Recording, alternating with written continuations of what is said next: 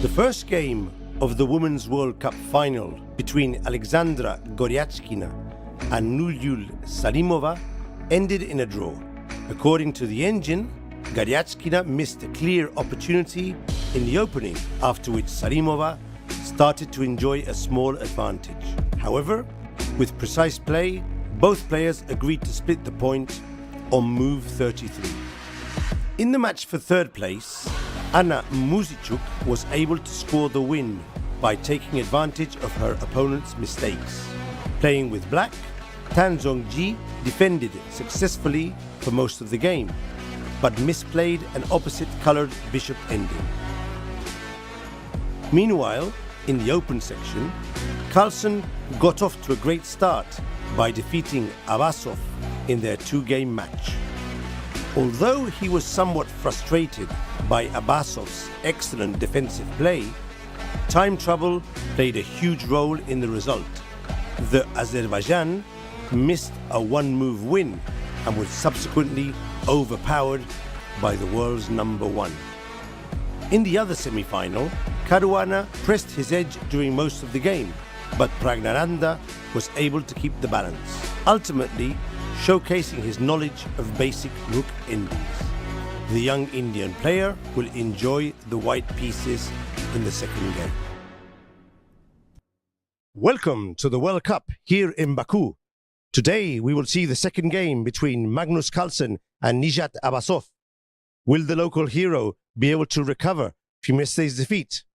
Also, we have the wonderful game between Goryachkina and Salimova. The first game was a draw. Who will win the second game and become the women's world champion? Stay tuned to the action on our YouTube channel.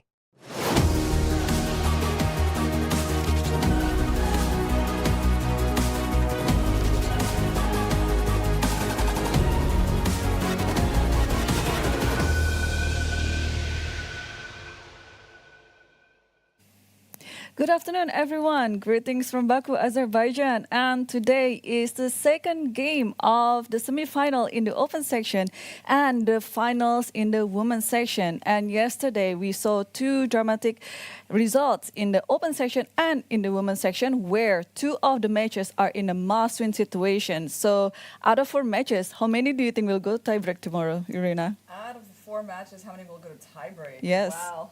I think it's definitely much more likely to predict that the ones that finished in draws could go to tiebreaks. I mean, so if I had to make like a really safe, not interesting guess, it would be 2. 2. Yeah. Well, I think 50-50 is always a good number, to predict. Yeah, I'm also predicting it's gonna be like 2 matches at least. I don't know whether those who have to make a comeback today will do so, but we will see, because Magnus Carlsen yesterday we saw it was another dramatic result for him. The game between him and Abasov Nijat, and we can see on the tournament table very soon. It was not very smooth win for Magnus Carlsen, but he managed to win in the end. And the game between Fabiano Caruana versus Praggnanandhaa, Fabiano was pressing all the way from the beginning, but Praggnanandhaa was very determined to defend the game and is awarded with a draw. Yes, and in the women's side, we had Anna Muzichuk winning in her match for 3rd place against Tan Zhongyi. Kind of a long end game where she managed to win in the bishops of opposite color, converting an extra pawn that she had. And there was also an exciting game between Nurgul Salimova and Alexandra Goryachkina, where Salimova began the opening by sacrificing 2 pawns. Right. And Goryachkina decided not to accept the second pawn. She got a worse position, but held a pretty easy draw as white. Yes, it was a crazy preparation by Salimova, I would say. Like, it was very courageous and brave, to sacrifice 2 pawns like that. But unfortunately for Goryachkina, she believed her opponent, and the game just fizzled out. Yeah. So today 2 comebacks are needed. Do you think those who need to make a comeback will be able to do so? Well, obviously Abasov's job against Magnus Carlsen is quite difficult. Well, he has nothing to lose, I would say, right? I mean, just in general in this in the semifinals match, so he might as well go for it. Looking at his games, he definitely seems to be a D4 player. He's relied on the London a lot in this tournament, actually, including in that important game against Vidit. So in a way, he's a little bit predictable, in his openings. So the question is kind of, well, he can also he doesn't have to go for a London system. He can go for like a regular, more classical setup with D4, C4. And then the question would be for Magnus, would he just go for the Nimzo, the most solid answer in his repertoire against D4, I think, or will he be trying to surprise Abasov somehow? Right. And yeah, totally. And on the screen, we see Anna Muzichuk is focusing on her game. And if she manages to at least get a draw today, she will be securing her spot on the candidates and also the third place in the Women's World Cup. And speaking of Abasov, yesterday I saw a report that there were about 800 chess fans gathering outside the venue. Oh, wow. Cheering for him. Wow. Imagine the number. Yeah. No, it was very difficult to actually get to the commentary room yesterday when I arrived because there were so many fans to walk through. So I could definitely feel that there's a lot of excitement. Okay, we see Prague arriving at the board. He's got the white pieces today. His openings are harder to predict than Abasov's. We've seen him use C4 in this tournament, but also D4. He went to a ready at some point. So yeah, really hard to know what he's going to go for, although I guess it's probably not going to be 1E4. Well, we'll see. We'll see. I think this is the most likely matchup that might go into a tiebreak tomorrow. Well, so you think we could see a decisive result in Geryachkina Salimova? That one, to be honest, the ones that drew yesterday, I think they will play the tiebreak tomorrow. So it would be Geryachkina Salimova and Pragnananda Caruana. Yeah, and Salimova versus Geryachkina, will also be a 1D4 opening. And I guess Geryachkina will go for one of the Queen's Gambit declined lines that have served her well in this tournament so far. She had a big win against Han with the Queen's Gambit decline, so that's what I'm expecting. I watched Salimova's interview from yesterday where she was asked about the C5 move, and she basically just said, she just thought that for white to take the second pawn on C5 was too dangerous. That she thought that black for sure had compensation, and she was very surprised to hear that it was let's say a +2 advantage for white. Wow. Yeah, interesting that both of the players they kind of believed that double pawn sack. Yeah, without any preparation, sometimes you're not sure about your own judgment, about your own calculation, and then you just go intuitively, not taking the second sacrifice. And on the screen, we see our world number one, Magnus Carlsen, will be playing with black pieces against Abasov. Yeah, I really liked Magnus's rapid game against Vincent Keimer in the Nimzo, where Vincent Keimer played the F3 Nimzo, and Magnus answered with this kind of unusual knight C6 move. Right. And he had some really awesome concepts there of pawn sacrifices, for compensation. So, I kind of feel like we could see a Nimzo from him, unless Abasov decides to go for a London system.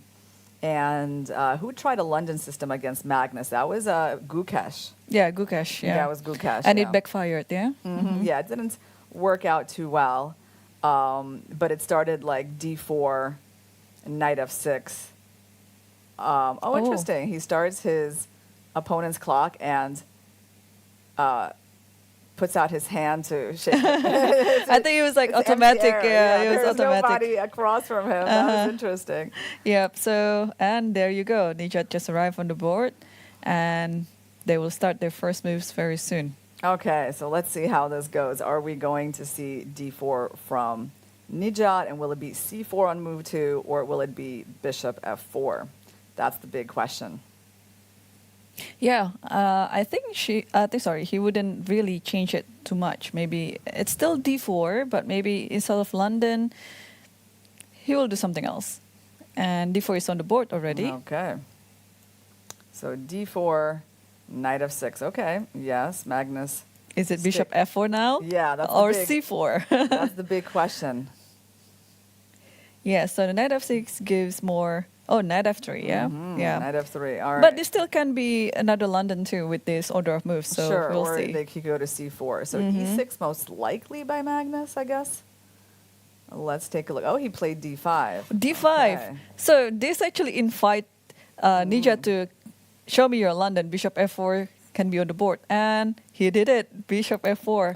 Okay. Interesting. Yeah, it's interesting that in this tournament, like with just the London system, Nijat has been going so far, but here we go, and we see. Do we see Bishop f5 by Magnus? It's asymmetrical. Yeah. And e3. Yeah, and I guess we're gonna see e6 here. E6, indeed. Yes, and there is this line.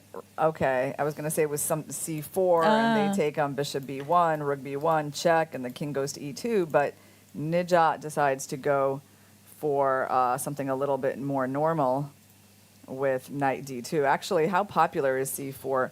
C4 in this position is played 25%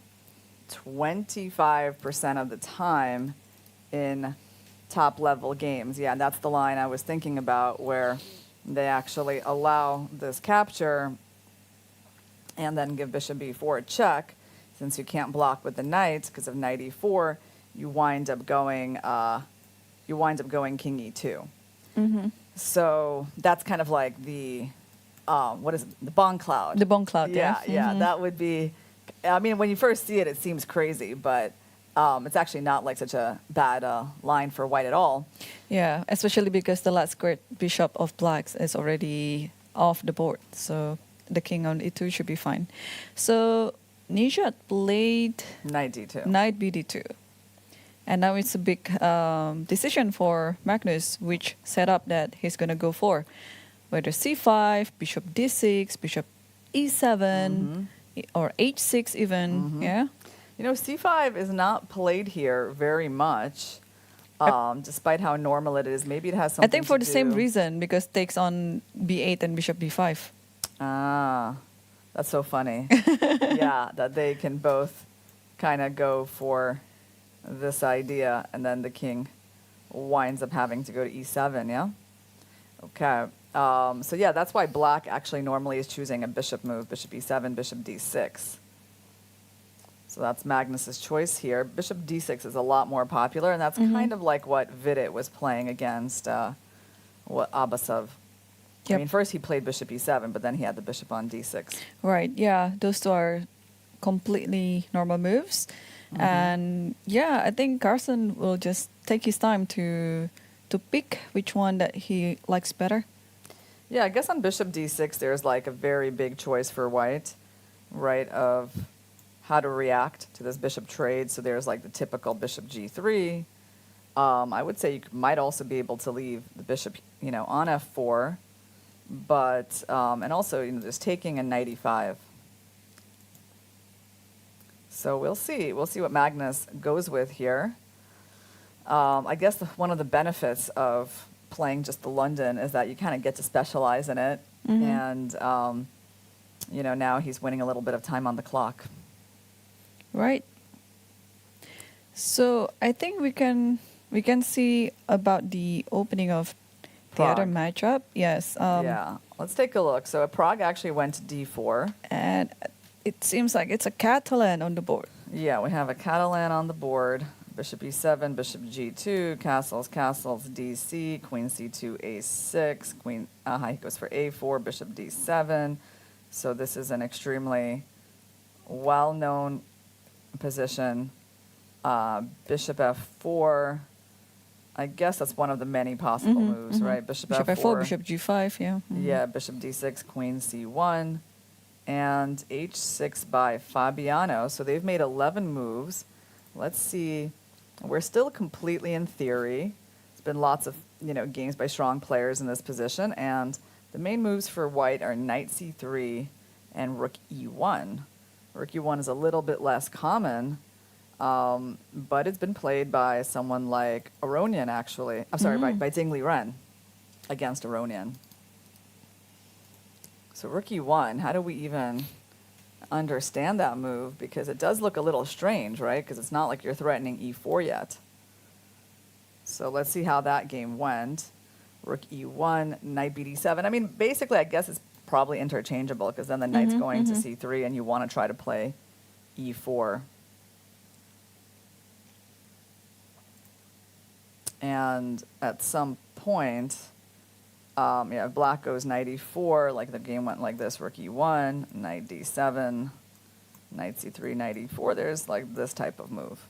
Wow. And actually the rook I can see is helpful here because it protects e2, right? Right. So perhaps in the event of, knight takes c3, that's actually what happened, you're able to make a capture on c6 without losing the e2 pawn. And the capture was with the bishop, but probably taking with the knight is also possible, actually. It looks like an interesting structure, right? Like, let's say you take, and I even was thinking I could just take, well, I don't know, with the queen or pawn? with the pawn? I think with the queen. You think with the queen? Yeah, I mean, it's quite weak.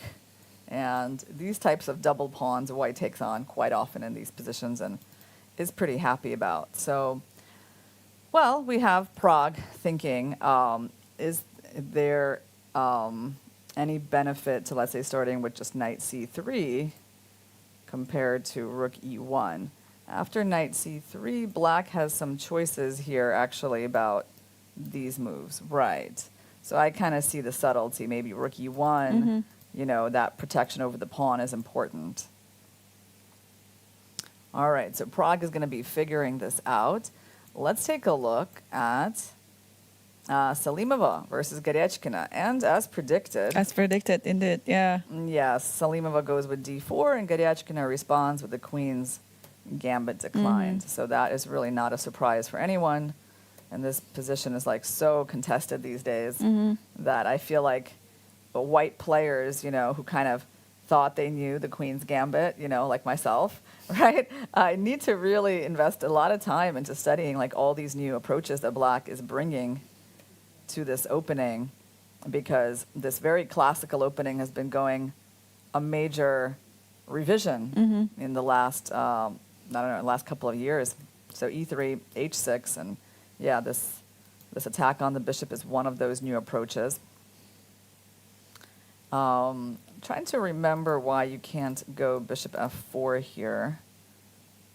It could be a move as well, because usually when they attack you, you basically have two choices. I remember. You know what it is? Bishop f5? Yeah, exactly. Yeah, that's it. Because if you move this way, because sometimes you want to do that to avoid like the trades here, but then the problem is they got you off the knight, and then they can just develop their bishop, which is important for them. So that's why the bishop still goes to h4, castles, bishop d3, rook e8, and now white needs to make a decision about a this knight, yeah. And it's funny because Nurgul played this position like yesterday, right? It was just actually slightly different because she played with the bishop g4 move. Let me just look up that game quickly. That was finals.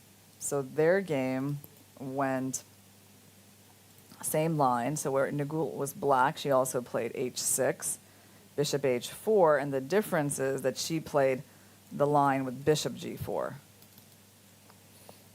Right. So these players are basically playing, the same opening against each other, just like slightly different lines. That game went like that.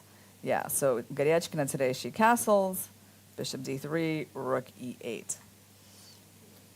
One thing that I find difficult on the white side of this is like, there's just so many move orders, right? It's like ultimately a very solid position for black, and there's so many move orders, it's like very hard to just like prepare with the computer, and it's more like, I think, about understanding the ideas.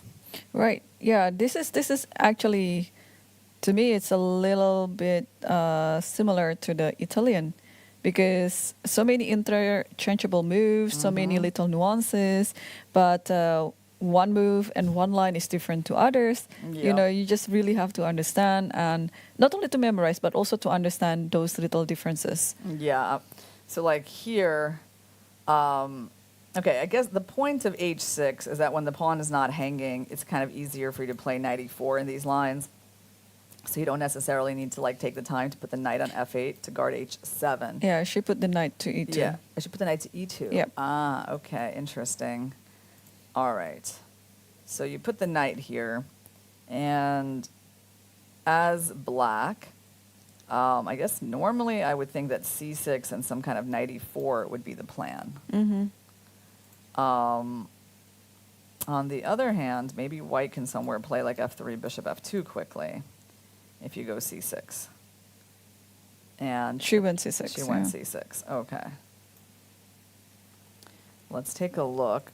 What's the most popular thing in this position?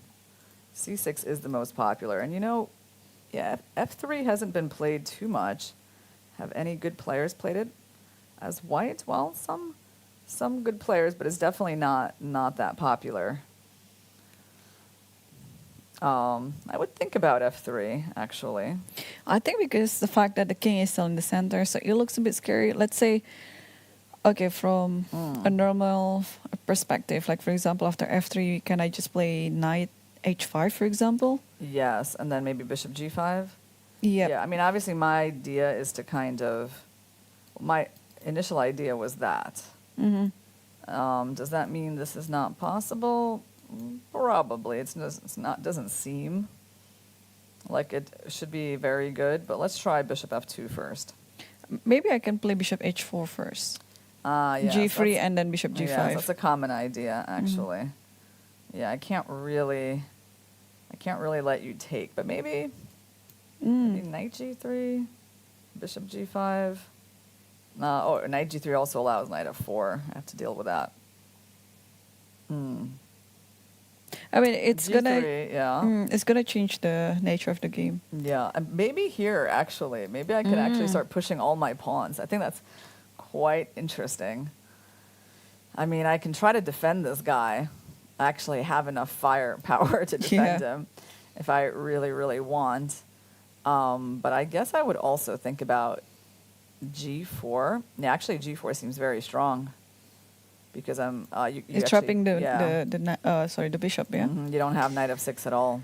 Yeah, and then you have h4 later. Yeah. Yeah.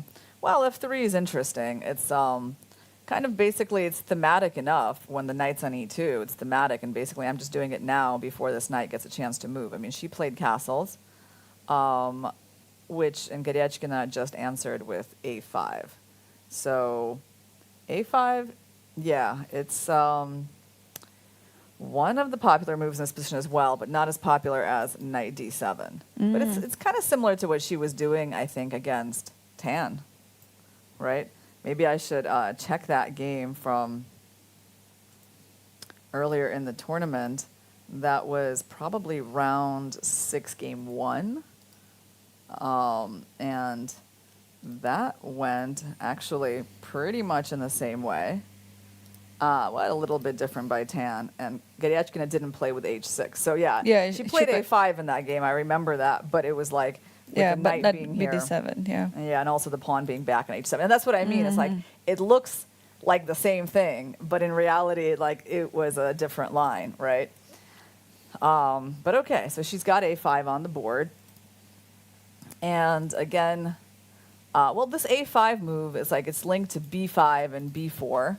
Which is like black's new approach to these kinds of positions. When white tries to go for this plan, black is kind of going over here to destabilize things. So not a shocking move. And, well, really white has to kind of go for f3, I think, in these positions, because what else is the knight doing on e2, right? It's all linked to the f3 plan. Right, yes. And, in fact, it is the most popular move in this position, f3. So I don't know. h3 I don't really understand. It's also played. I don't really know what that's about, like why you would need that pawn move. But okay, let's try f3. No, I think f3 should be played anyway, because usually if you play knight g2, you're preparing for long castle, which Salimova didn't do in this position, and she went for short castle. So f3, I think, should be the main move. Yes. So let's figure this out. So maybe let me try, for example, knight a6. Knight a6, yeah. All right, so knight a6. Usually I can't really play this move so early because there's going to be knight g4. And maybe that could be a little bit of a problem. Although, or maybe even, so if you have, let's calculate something. If you play knight takes e4, bishop e7, and knight c3, bishop d8, knight d1, even that could be possible, Yeah, right? that could be possible it too. It seems like actually this basic tactic seems to work, the discovery, because if we try to capture out, you're actually hitting my queen. Mm-hmm. And then in the end, black is going to be up a pawn. So that didn't work out too well for white, so we need to be very careful about that. So after knight a6, I need to prepare this kind of stuff. So normally we're going with like bishop f2, king h1, bishop and g1. Why don't I just start with that? Let's just try bishop f2. Okay. Bishop f2.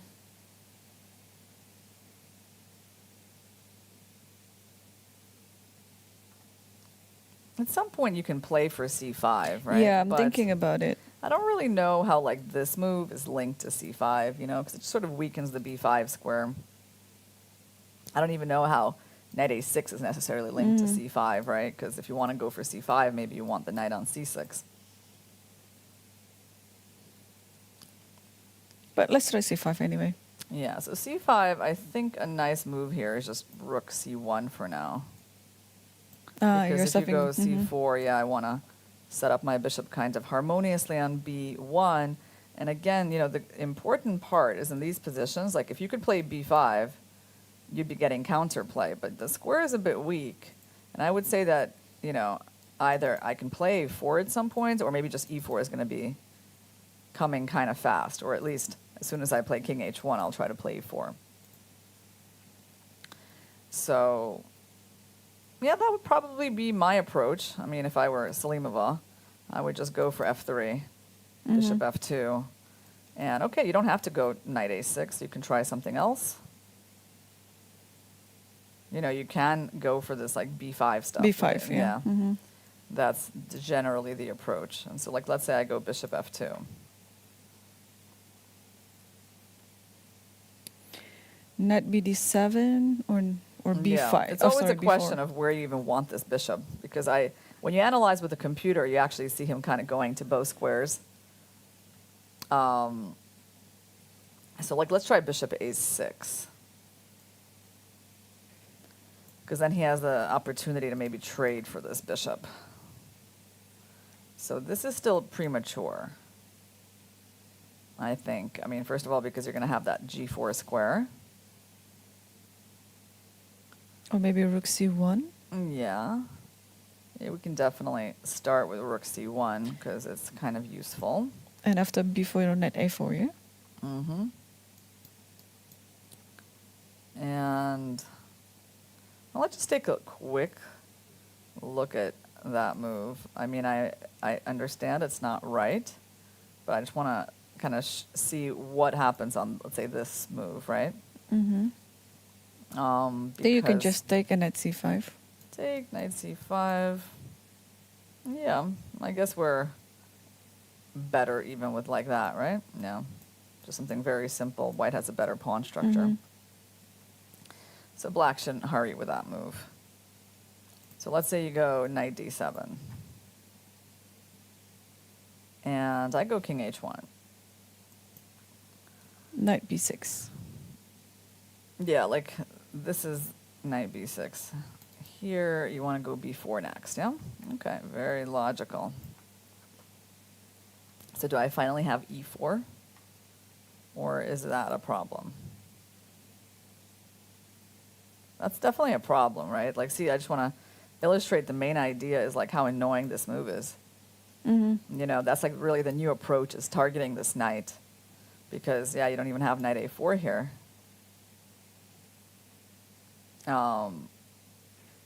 Okay, she goes for f3. Okay. f3 is on the board. Yeah, and now the question is, I think Goryachkina will go b5 because I think that's why she's going a5. Yeah. So I don't think it's going to take her too long. I think she kind of, has analyzed these positions and knows that that's the main idea. Here, like, for example, let's say you take, go queen d3, tempo. It's like, yeah, it's certainly an unusual approach by black, right? With the play on the queen side, because white normally tries to play on the queen side on these lines. Yeah, and with the light square bishop off the board, it's easier to handle, yeah, because that bishop could be dangerous when e4 is already played, and there might be some attack on f7 or h7. So now black is standing fine. It's very dynamic, though. It's actually like you have to, when you're black, you have to really be ready for these dynamic solutions. And she went for b5. Because, like, look at this move. It's not so obvious, right? But, like, you're sacrificing a pawn, planning to get it back. Your pieces are starting to get a lot of squares. This is weak, right? And again, it's all based on, like, actually the relatively passive knights that white has. And, like, suddenly somehow black has the harmony to make this work. Like, the queen is amazing from the corner. You don't have c6, right? You see, that's an example of, like, what black is going for. So they kind of kick the knight out from the center, and then they have their own central ideas. So that is quite interesting. And we might see some lines like that because f3, b5 is on the board. All right. Well, yeah, I mean, I'm not surprised Goryachkina is going for this. It kind of served her well in her match with Tan, and obviously she studied these positions, and I think they kind of suit her style. So I think it's totally reasonable for her to repeat that. And yeah, the main moves in this position, I think we've only seen 2 games, are either bishop f2 or king h1, and we have seen Matthias Bluebaum on the black side of this position twice. Interesting. Yep. So, yeah.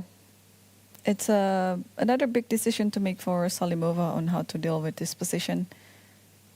Yeah, and by the way, let's just take a quick look at Prague versus Fabi, because actually he did play this more subtle move, rook e1, rather than knight c3. And then we got the trade on f3 by Fabi, and then a second trade. So he's actually going for this interesting position. I don't know, does he have any ideas that he wants to take this pawn? I mean, obviously we can take with the queen if we want to prevent that. And then we're probably playing some very solid position after c6, would be my guess. Maybe I'm wrong, but I mean, there is also knight c6, which is more active. Or maybe just knight bd7. You just allow this b7 to be taken, and then rook b8, bishop a6, rook b2, just some activity. But then you're still down a pawn, right? So probably not that one. But yeah, knight c6 played instantly by Fabi. Yeah, I guess c6 is a little too passive. Now that I think about it, you know what move like white's going to do after c6? Like a5? Yeah, I think immediately. Like, we're just going to go like that, fix these pawns and on the light squares, and claim some sort of positional advantage, right? So now, of course, Fabi doesn't want to deal with that, so he goes for the active move, attacking the pawn, trying to get to that square. And now things are getting kind of liquidated, right? Because most likely, you're going to have to play this move at some point. You mess up their pawn structure, but you give them the b file, and so many Catalan positions go down this way, and it always ends in a draw, right? Somehow. Yeah. So that is also why I was saying that this match will likely go to the tiebreak tomorrow, because also seeing the approach by Caruana on this opening, he just wants to have like an equal position straight from the opening and without any dynamic play. But I mean, it's always the case in the Catalan. Yeah, black doesn't have enough choices to make things a little bit better unless white is over push. Yeah, I mean, like, let's see. Like, so the pawn is under attack. You're threatening. Well, I suppose knight d4 is the immediate idea. I really don't think we have time for e3. But, I mean, I wouldn't discount this move completely, actually. maybe we can just. Oh. Yeah, Oh. maybe I would. Maybe I You would trapped the discount queen. it. I got my queen trap, guys. That was quite beautiful. Yeah. So I guess I would discount that move. You can't do that. Sorry, that's a mouse slip. And well, in that case, yeah, I'm not really inclined to do that because you have E5. E5. Right? Yeah, they should just take. Yeah, I think you don't have that many choices. I think you got to take. I mean, knight c3, I think, you will find some way to, like, grab this pawn.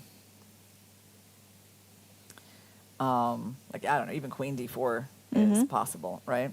So basically, I think that Prague is going to have to go into this, and we're going to be looking at this end game. What are Black's ideas here? Well, I think the main idea... Rook b8, is the main idea. Is the play on the c file, so... Basically, if you try developing your knight somewhere, that's what's going to happen. So you could try doing that. And then the question is, do we guard that pawn or not? Yeah, there's also an idea in this position that you play knight d5, and depends where the queen goes. And then, well, if queen d2, then I think I can just simply protect queen d7 or d6. And with the idea of knight b4 and then play a5, and then the knight is strongly cemented on b4. Yeah, it's interesting. The thing is, like, overall this pawn is weak, so maybe we don't mind this trade. But yeah, let's try that. Like, so knight d5, queen d2, and queen d6, right? So I guess the first thing I would think about here is knight c3. Or rook c5. Rook c5. Interesting. Why do you want to do that? Just to prevent a5 and also to prevent knight b4. If e5, there is e4, I guess. E4. Takes on d4, queen d4. Yes. Sorry. So rook c5, e5, e4, yeah? I have a feeling like after knight f6... It's hanging. c6 is hanging, right? Oh, but e4 is also hanging. Yeah, like... Or after e5, I can play knight c3. Or maybe not. I mean, okay, e5 is like an attempt. Maybe it's not the best. But here, yeah, here my idea was knight f6 and like on rook e5, like some kind of rook d8 was what I was thinking. You know, like something like that. And then we have some threats. Your pieces get a little bit stuck. But, you know, maybe on queen d6, even better than knight c3. Because, you know, you don't necessarily want those trades. Actually, maybe knight a3. I always forget about that possibility. And then, rook b8? Yeah, rook b8. Should we go knight c4, defending things? Defending this. Queen b4. Queen b4, and you kind of get your counterplay against this pawn. It's hard for my knight to move.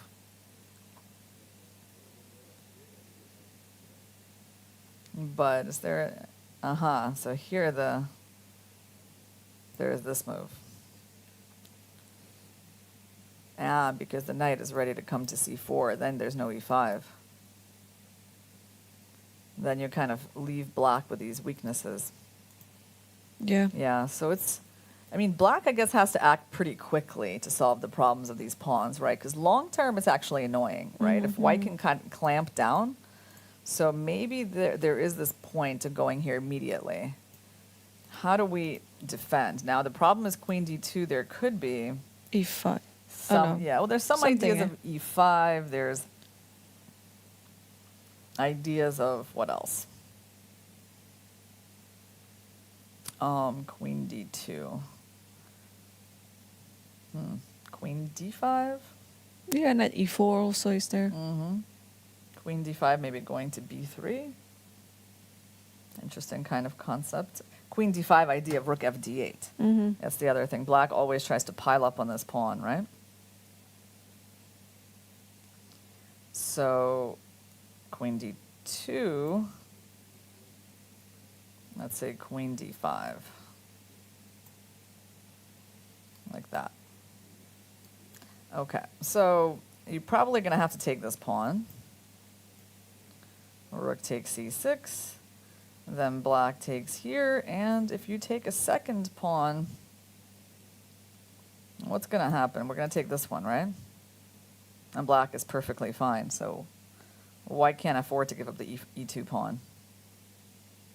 Or trying to trap the rook, maybe, by playing queen b8, queen b7.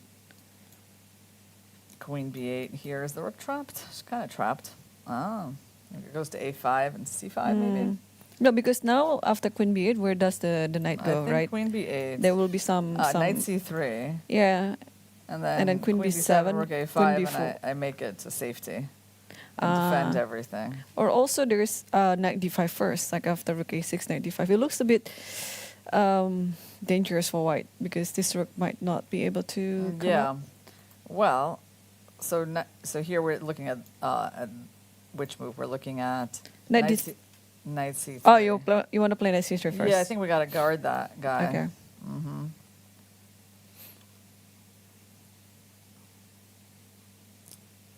And what can black do? Well, right now we're actually kind of threatening to take, right?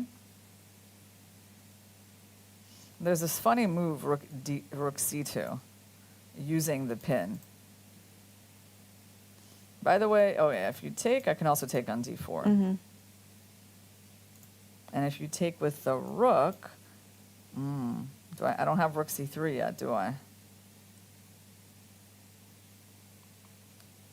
Maybe there's something, well, your queen is really tied down. There should be something interesting on rook c7 here. But what could it be? e5. e5. Queen takes. Queen takes. Rook e8. Rook e8. Queen c5. Kind of like surviving, right? So rook c7. I was here, here, here, and here. But maybe... Knight e4. Ah, there's this. That too, yeah. Yeah, and then we finally get that fork to win for black. So rook c2 is a clever little move. Yeah, I mean, basically, black is going to have to get quick counterplay on the b file. That's I think, what we're going to see in this game. And now back to Abasov versus Carlsen. So we were wondering what move Magnus would go for here.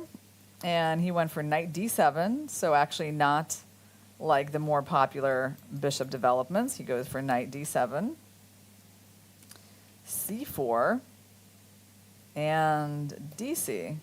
So it's quite different from a regular London, right? Because white just never puts the pawn on c3. And we get something that looks more like of a, I don't know, Queen's Gambit. Well, hard to even... Is it decline or accepted? Yeah, I think Queen's Gambit accepted, but, of course, it was some unusual features, like the bishop being out on f5, and, black has not played c5 yet. Black might be going for, e5 in this position, and actually, Nija plays knight e5. So, interesting move. Obviously, you don't really want to capture the knight, like you can't take it with the knight because of the fork. And if you take with the bishop, I mean, it's probably still quite problematic. Like, I don't think you want to actually change the pawn structure like that and give white the bishop pair and, like, the attack on your knight. Could be playable, but there might be some safer options first. So one problem is that you can never play c5 with your knight here, because there's that tactic. And you lose the pawn, but obviously you need to be able to play that move somewhere. So you could castle, but after castles you're kind of facing the same issues, right? There's no c5. I guess you could go queen e7, but also another thing that white wants to do is f3, e4, or even just queen e2 and e4, right? So let's say black plays a standard move like this. White plays a standard move, and I go queen e7, preparing some kind of c5, right? Now I'm thinking queen e2. I mean, there are some, like, really aggressive options like that, but I don't know. I don't know how scary that is. I mean, it's a very aggressive looking move, right? But I think black is still very solid here. So you can try queen e2. Like, I want to go that move. And c5, e4 would be actually good for white, just to show the line. Yeah, like you can't play this move because this is quite annoying, and you can't go there because I wind up taking and then forking you with the pawn. Yeah, so I don't think Carson will go into this. It's a bit too quiet for black. I think even before castling now, black has to do something. For example, I don't know, probably like knight d5, bishop g3. The problem with knight d5, bishop g3 is you immediately are having an issue with e4, right? Yeah. How do we deal with that? Well, there is this idea of like trading the knights, which I find it's thematic, you know, because you have less space as black, so you're trying to trade pieces, and you kind of know this plan is coming. So in general, the piece trade kind of makes sense. And then maybe you'll be in a better position to trade off that knight too.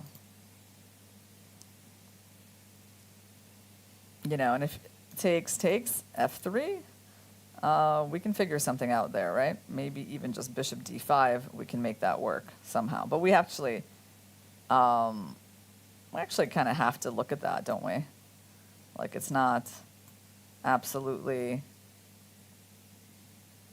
trivial.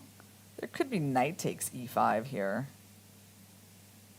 And then some kind of a bishop b4 even.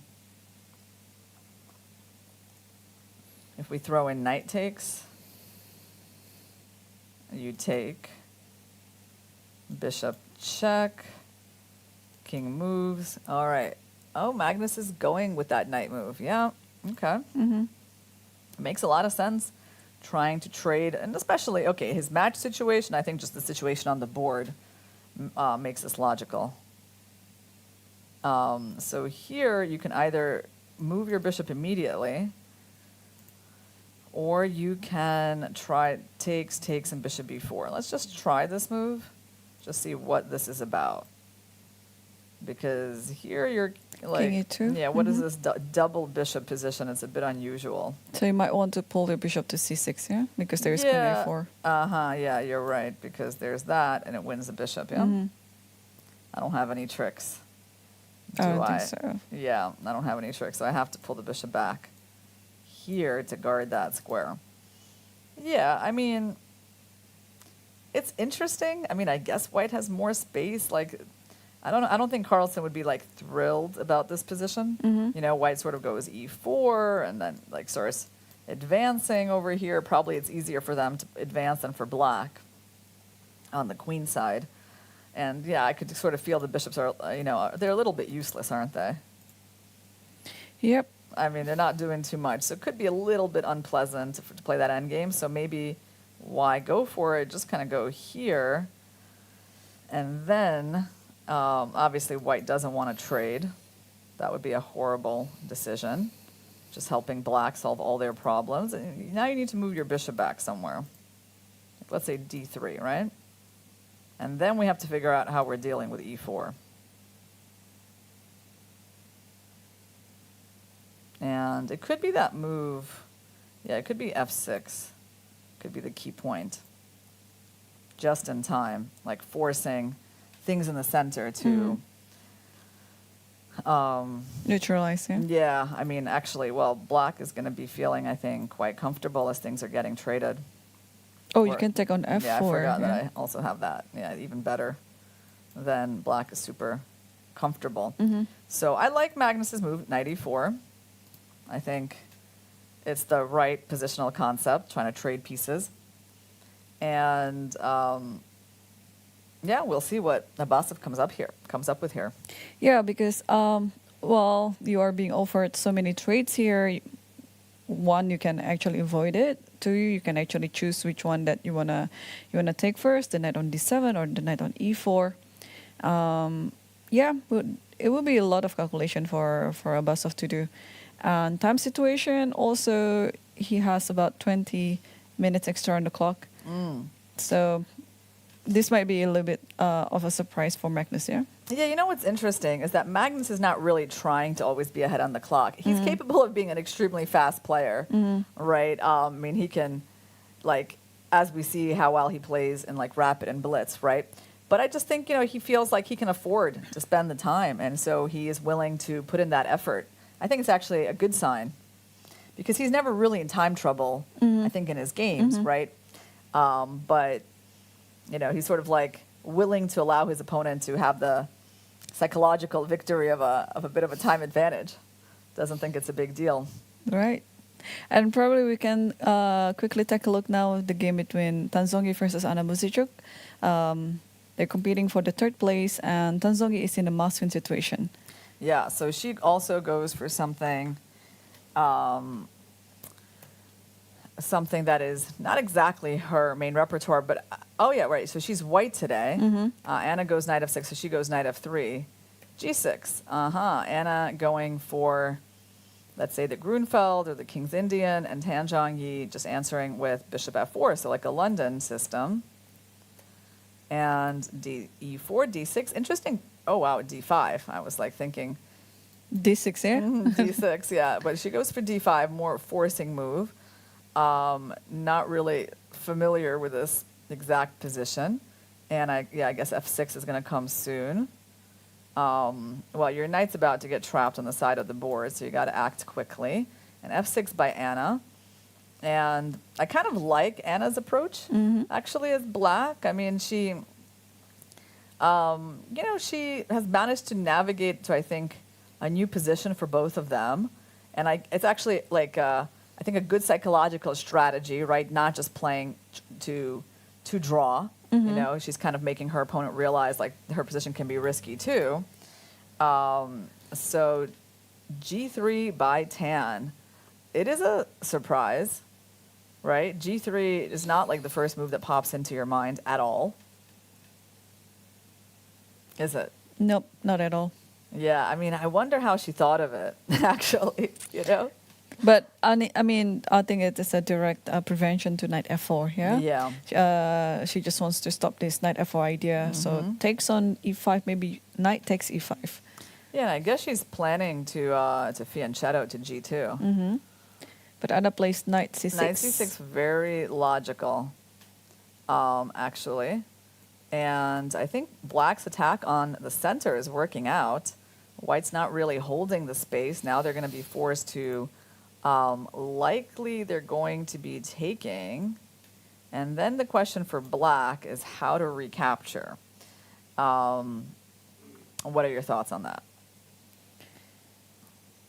Okay, so if ef, with the knight, I think it's okay. I don't like it with the bishop because I don't see any way with the bishop. Although, in hindsight, it should be okay. With the rook, even if it's, if it's forced. But I think the best is still with the knight. Yeah, I mean, that would be intuitively what I would think too. Just because the knight is like restricted now, right? I don't really see too many opportunities for him. I wouldn't say like none of the other captures aren't playable. Like even you might make the case that even EF to play F5 and F4 is kind of interesting. But still, I feel like knight F6. So let's see if the engine bar agrees with our thinking. Okay, so knight F6. Nope, it actually prefers E takes, yeah. It prefers, I guess, this plan. So I was thinking here, okay, bishop G2, and then are you going to go F5 immediately or not? Yes. So actually, this is quite a strong plan. I was thinking, you know what it is? I thought we had bishop here, but, there's rook E8. Because we're not even castled. So then we have a real problem because this move is just coming. So the knight is, instead of being passive, he's actually doing a great job supporting F4. Yes. I mean, the other captures are not terrible either. Like, it's not like this is some big advantage for white or anything. It's fine. We're going to try to play for, I guess, knight G4 next, right? Like if you go bishop G2, actually, well, then knight G4 is quite strong. So there is definitely a point here. You have to even spend another move not developing just to stop that.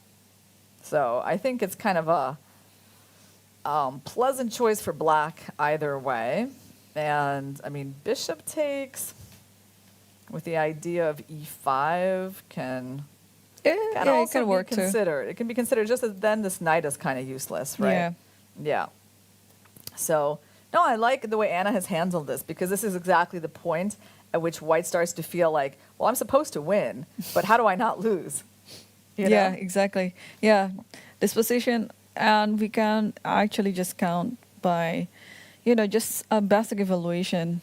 Black already had a few pieces out, and the king is already castled, and now it's already starting to attack in the center. So black is ahead of time compared to white. I mean, just to evaluate. Yeah. Oh, yeah. Like black is General. way better developed. Black is castled. White is not. No, I think Tan's opening play has not been the best, right?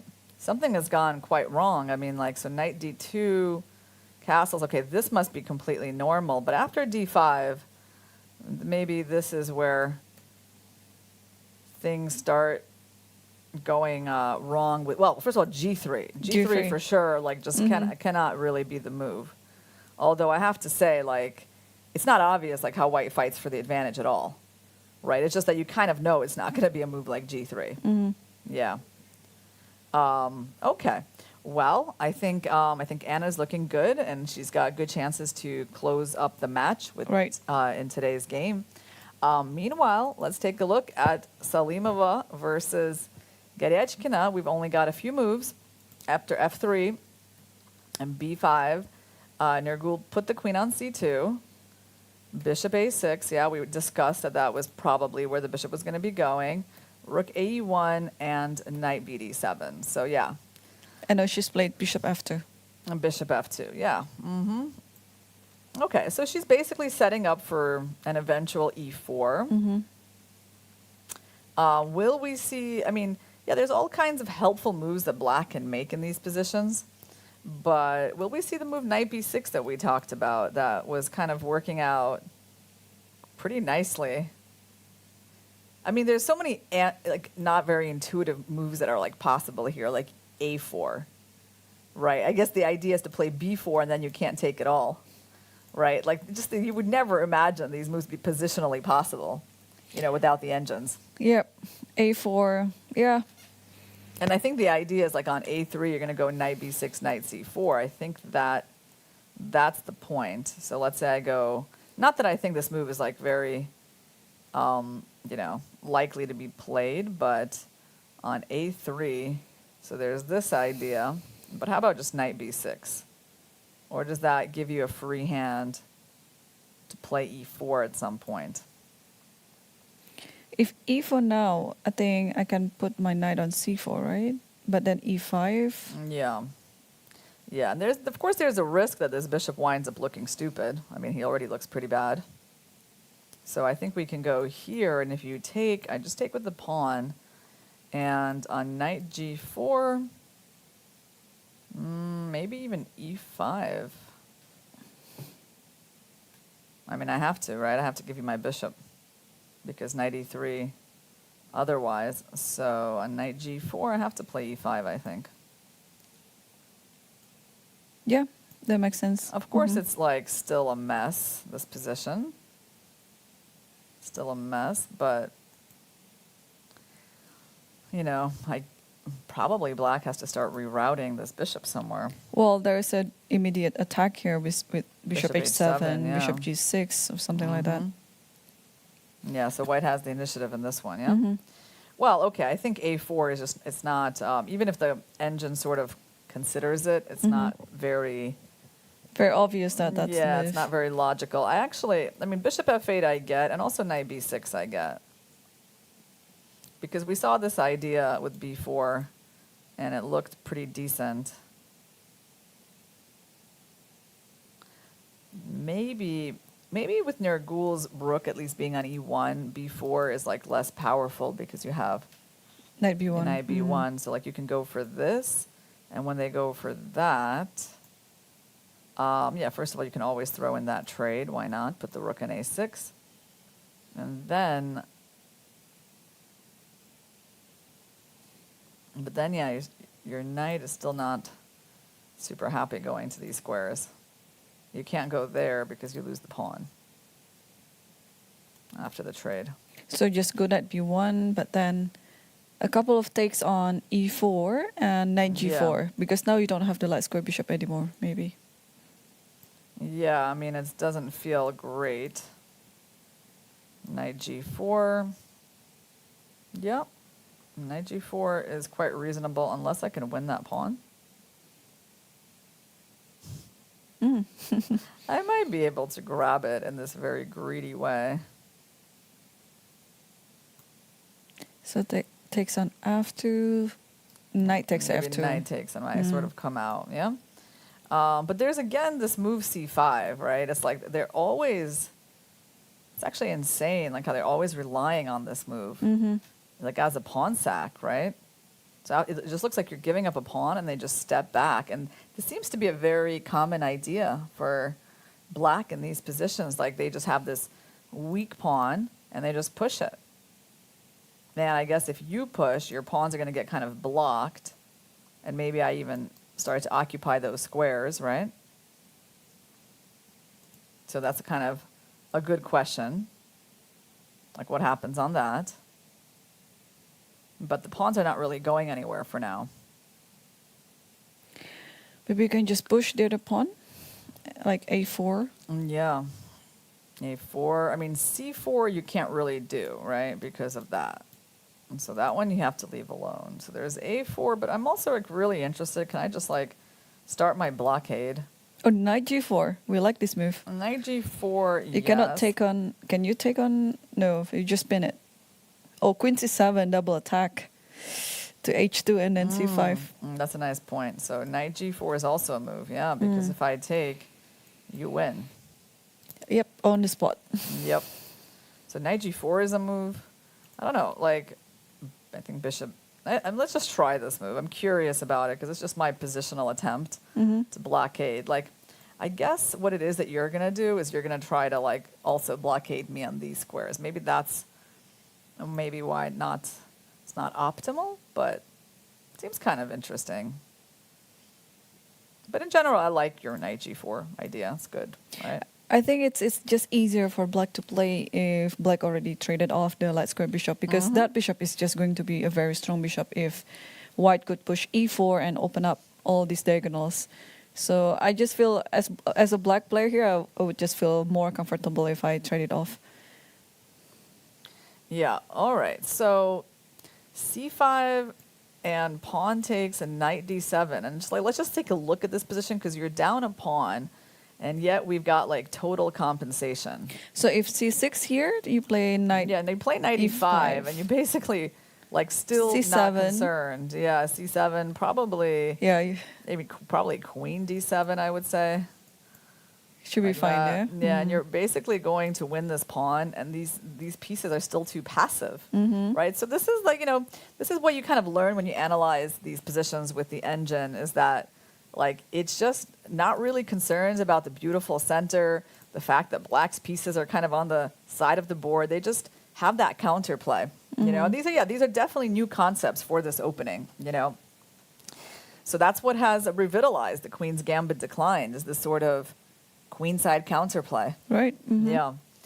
So if you guys are thinking about a new opening to learn, you could look into this because it combines like the classic with the modern. Yeah, because traditionally in the Queen's Gambit decline, you just want to play in the center. Yeah, decades ago, people are just playing on the center, trying to trade off the knight on e4. But now things have developed nicely, and the flank play on the queen side is currently on the trend.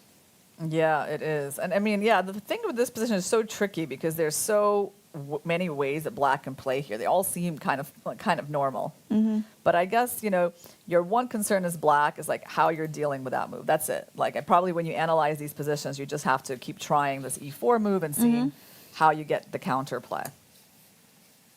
Yep. So, but yeah, I mean, it's definitely going to be an interesting game. It's unbalanced already. And meanwhile, do you know that Nijat Abasov, he is still thinking over Magnus's knight e4 move. And the time situation is catching up because he was up for like 20 minutes before. Yeah, I mean, it's a lot of calculation to do, a lot of evaluation as well, and it's not an easy position. Yeah, but definitely knight e4 was like a good choice by Magnus. Very solid move. It's going to give Abasov something to think about. So what do we have going on in our four boards? We have pretty solid openings, I think, for Magnus. Well, all of them are looking quite solid, except I would say the most promising position we have on the board right now is Anna Muzichuk with black against Tan Zhongyi. And that's not really good news for Tan, who needs to win, but I do like Anna's position there with the black pieces. So very solid, and also not looking like as if she was playing for a draw. Yeah, she's actually looking like playing for a win, which is much better. This is the right action. You know, you don't play just for a draw just because you need a draw. Yeah. So yeah, good for Anna, but we will also be expecting a comeback from Tan Zhongyi. Maybe the players here are getting tired a lot. You know, it's very exhausted, and we can see also lots of blunders and mistakes happening yesterday as well. Even our world number one is also not an exception. By the way, Agashkina did push that pawn to a4. Wow. We briefly took a look at that move, and I decided it really was the most anti-positional out of all the options. But there you go. It's on the board, guys. So chess, sometimes it's quite surprising, that you can do that, kind of playing with this backwards pawn on c6 and the bad-looking bishop on a6, and yet that's what we have here at these high levels. So we're going to take our first break, guys, and we're going to see you in a few minutes to see who is going to continue their journey here at the World Cup. Yeah, stay tuned.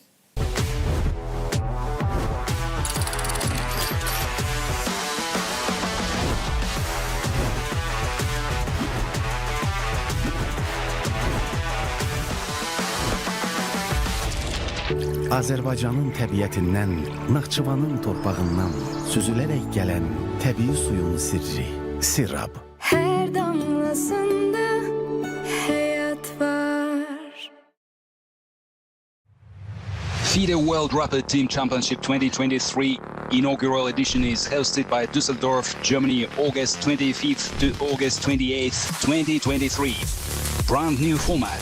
Star lineup featuring world champions Vishwanathan Anand, Vladimir Kramnik, Hu Yifan, Alexandra Kostyuk, world number 5 Jan Nepomniachtchi, world number 8 Wesley So, world number 10 Richard Rapport, and many others. Record prize fund of 250,000 euros. Don't miss it. Watch unique event visiting Rheinterrasse Düsseldorf or live on FIDE YouTube.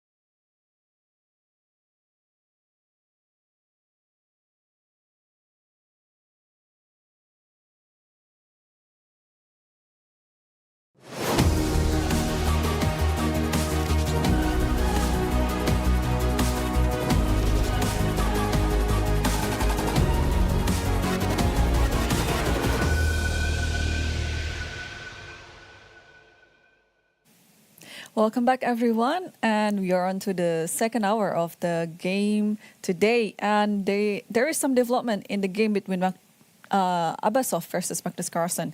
And let's quickly take a look what Nijat chose to play after knight e4. All right. Well, after knight e4, he had a long think, and he ultimately went for f3, forcing the knight to take and capturing back with the queen. And now it's Magnus's turn. Obviously, white would like to play e4 and shut this bishop out of the game. So I think the most logical thing for Magnus to look at, and by the way, even g4 can be an idea, I would say. Basically, these two pawn pushes and this bishop being the main target. So Magnus's most logical try is the move f6, trying to force the issue with this knight and get some piece trades. And now, fortunately, I guess on e4, there's pawn takes and you hit the bishop. So there's really no time for white to do that. And white, I mean, I doubt that retreating is a great option, although you can take a look at it. I wouldn't say that, like knight d3 is an impossible move to play for white. Because, in fact, maybe Abasov will go for something like that because he'll look at this position. And queen d7. Yeah, and we'll think, well, it's too many pieces are getting traded and I need to win today.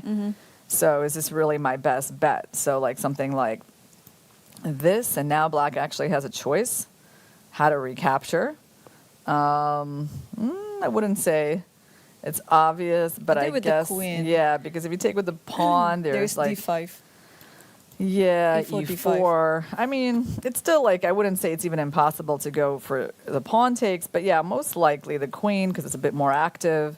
Maybe you will actually castle queen side, play for e5. Let's say white castles, and then black has to decide a direction, and we might see opposite sides castling like we saw yesterday, with black going queen side, hiding their king on b8 and overall having a quite solid position. Yesterday they castled the same way, by the way. Did they castle the same It was way? the Sicilian Rosalimo, remember? Right, wait, I remember. Oh yeah, they castled the same way. But it was such a sharp game that it felt like it was opposite sides castling. I was so confident in saying that. Because I remember, we were looking at that g4, g5 attack. But yeah, ultimately you're right. Black wound up castling the same way as white. By the way, f6 did happen. And Magnus, after the trade on d7, Magnus recaptured with the queen. So we're actually kind of going down this line. Now, I mean, white's got to do something about this bishop because black definitely does want to take and double those pawns, I think. I guess that can still be thought about because e6 would be a little bit weak. I guess it's not crazy to look at a move like castles. You can probably do that, but then still... Takes, and even long castle here, posing a very dangerous attack on pawn on d4. Yeah, so Abasov probably needs to take... I mean, of course, I don't envy him because things are really getting simplified now, and it's not ideal for like a must-win situation. Like I feel like outplaying Magnus from like this kind of technical position is not really your best bet. But, that's what happens when you play the London, right? I mean, it's kind of a narrowish opening, and these kinds of simplifications can happen. So queen d6, let's say castles, and what does white have? I mean, maybe white can, try some sort of, build up on the queen side files. Or b4, but then... Yeah, the problem is this move is coming. Yeah, the e5 is the... Oh, but there's queen a5. Yeah, but not after b4, right? So you can't go there quite yet. So maybe, well, you can move your queen. It's one option. Or move the rook, to the c file. Move the rook to c1. Okay, let's just take a look at this and try to figure out, like, how much of an idea is this move, or is it premature? It feels like you could even do it. Because on queen a5, there's king b8. Is that really such a big deal? Let's take a look. If queen a5, just king b8. I mean, it's feeling pretty solid for black, but there is some kind of funny move like that, unexpectedly. This bishop is actually coming under an attack. And black might have to, lose the pawn on e5, giving white, double pawns there, but still white's up a pawn. So maybe Magnus is not gonna, maybe he's not gonna want to play into it, but like something like this. How bad would this be for black? The pawns are doubled after all. It looks okay. It looks playable, right, for black. Like, let me try queen d2. Looks very... one of these moves, yeah.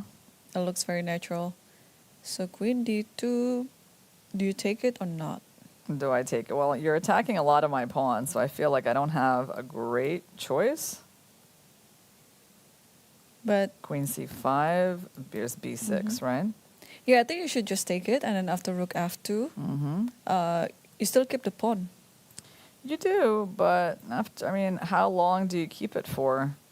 Is what I want to know, because here I just take and go rook e8.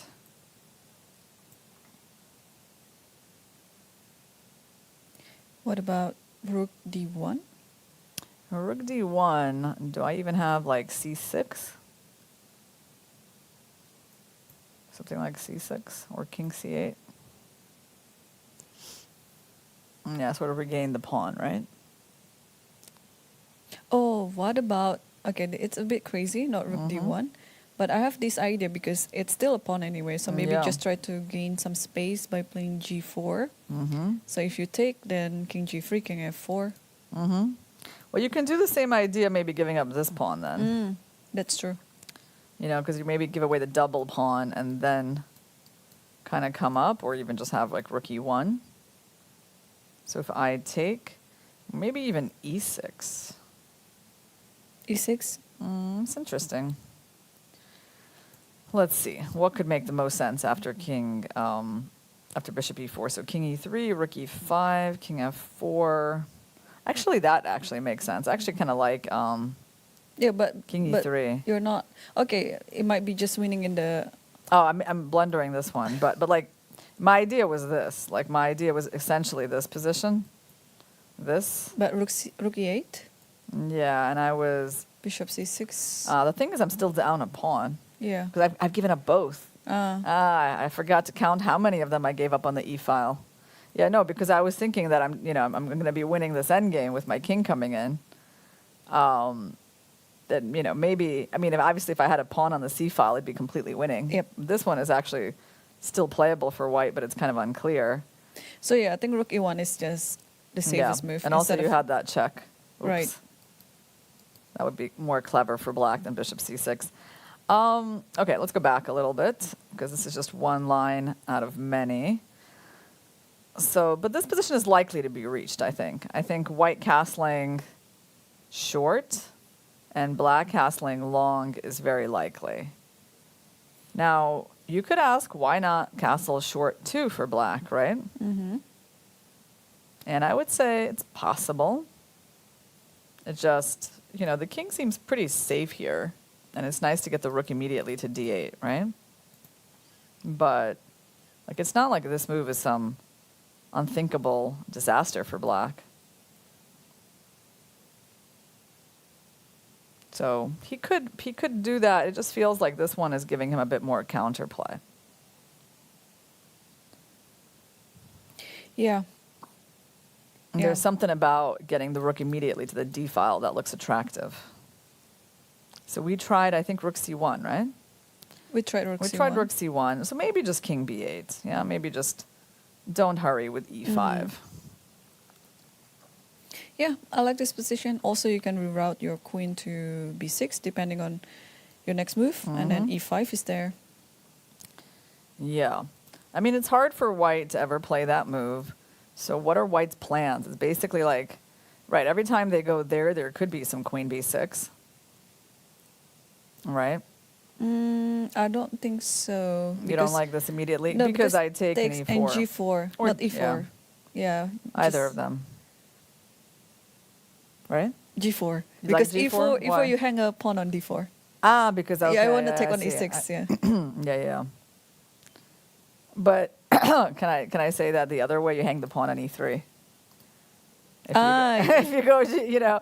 But I have d5, right? Maybe like that. Okay, so queen b6, yeah, probably a blunder. Yeah, I was thinking here, here, here, and there's rook e8, but you do have d5. Yeah. And after c6, just play e4. Yeah, and you kind of hold your extra pawn. So, okay, that's a little bit of a blunder for black, queen b6. So we already kind of saw this idea running into f4, right? So that's the one that we checked. So can you play bishop g6 just to, you know, be very safe? Yeah, I think you can. And then I was thinking, I mean, is there a chance for us to go rook c3? Like that? I mean, but at some point you're probably going to use that idea, right? Mm-hmm. Or should you go e5?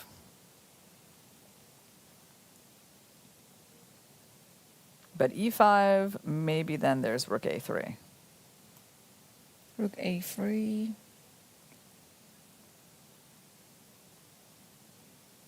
a6. Yeah, a6 looks like, I don't know, it feels a little dangerous, but maybe. b4, b5.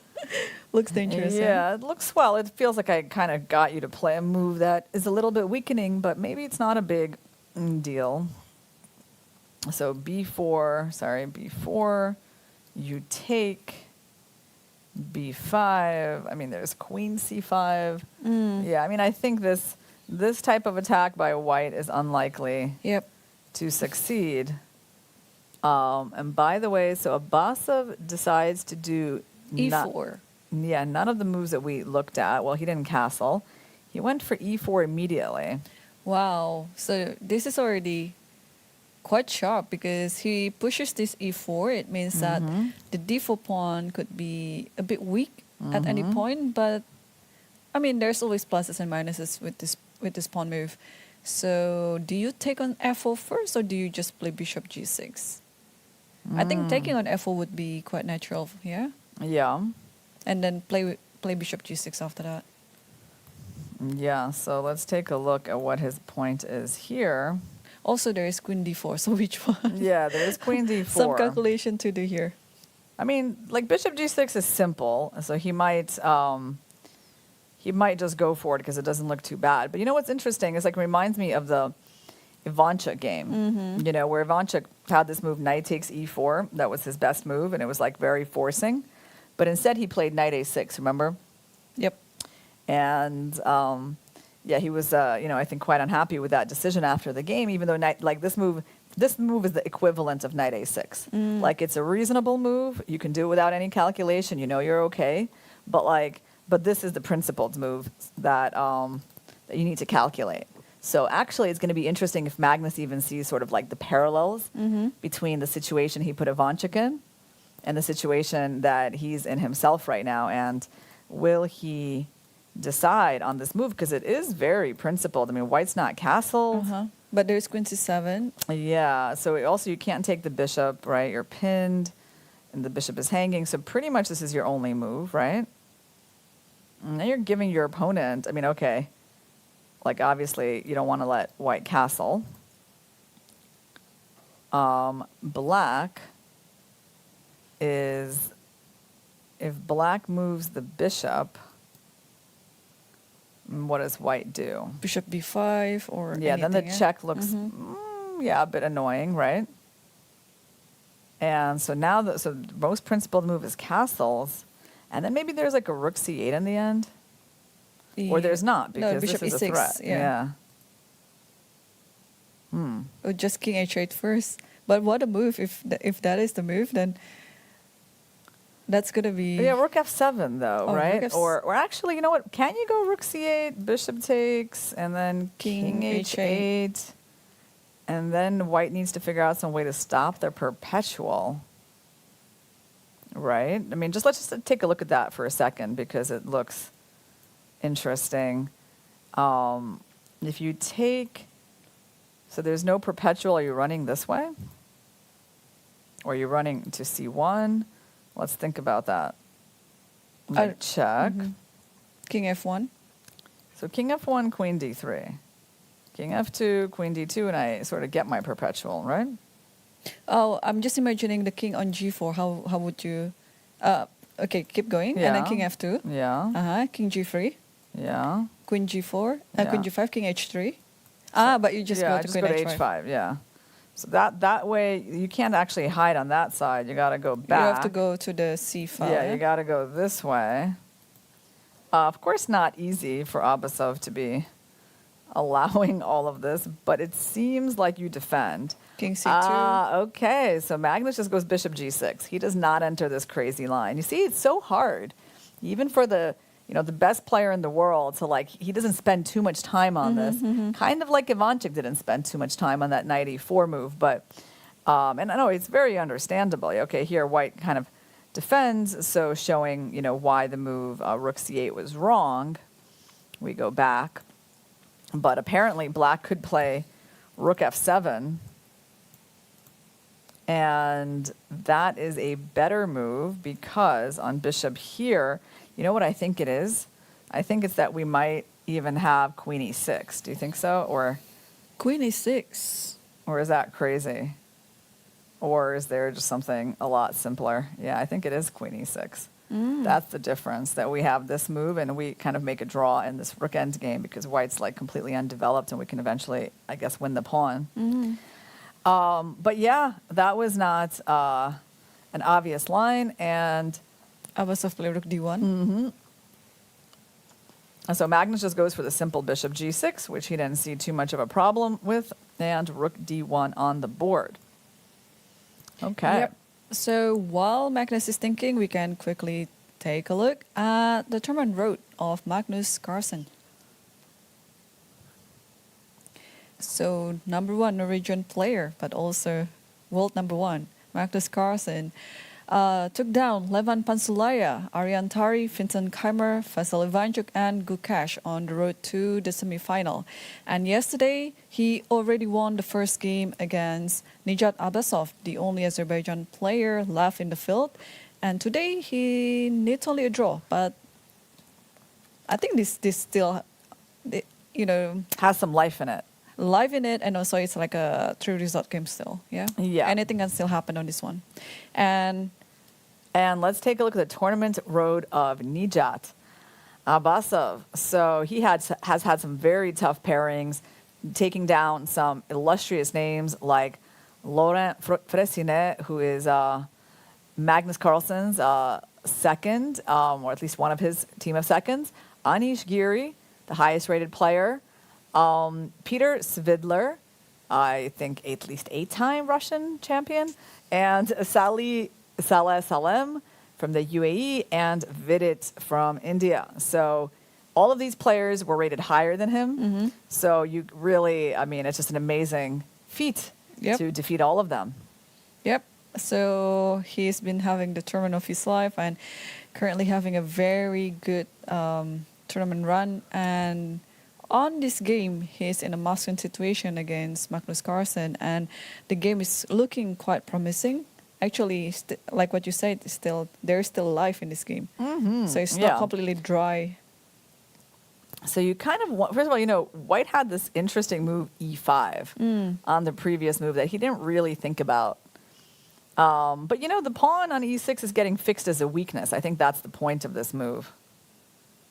So he could have at least considered it, because I think if pawn takes, probably, I don't know, is it bishop takes? Probably bishop takes, actually. But pawn takes also looks pretty, actually maybe pawn takes. Yeah, pawn takes like that. Getting the tempo. And, even the queen trade could be very problematic because of that pawn. Right. Right, so if you move your bishop, maybe he missed that opportunity. Oh, you can castle actually, yeah? Yeah, you can actually castle as well. Why not? And then give them a check on g5 and barge in with your rook to d7. Yeah. So Nijat could have played this move, and Magnus would not have been able to take. He would have had to move, but then you can say, well, I've gained something. I've kind of avoided the piece trades, and I fixed your weakness on e6, and then I can castle, or just go rook d1, right, and then castle. So he had that interesting option, but he went for rook d1 immediately. Might be somewhat of a missed opportunity. And now Magnus is thinking. So I guess Well, let's just look at the most obvious move. Like if he takes and castles queenside. And then the question for me, is there still the move e5 by white? Like, is that just like a good positional move that we want to include? Or do we need to go for castles straight away? I think the problem with this is that we don't really have time for it, right? There's probably queen c6. Yeah, queen c6, attacking this bishop. And where does the bishop goes? B3. Yeah, where the bishop goes to b3, I think. But then now I think you can you take on e5? Okay, take on Yeah, e5, queen take e5. on e5, queen e5, and well, then the pawn is weak. And then we get to castle, right? So you probably don't want to. Okay, no need to hurry, yeah? Yeah. Yeah, you can actually play rook f8 maybe. Then I castle, you know. I feel like white's kind of getting somewhere with this position. I mean, at least it's nice to have a target like that. So I think he needs to consider that that's an issue. Yep.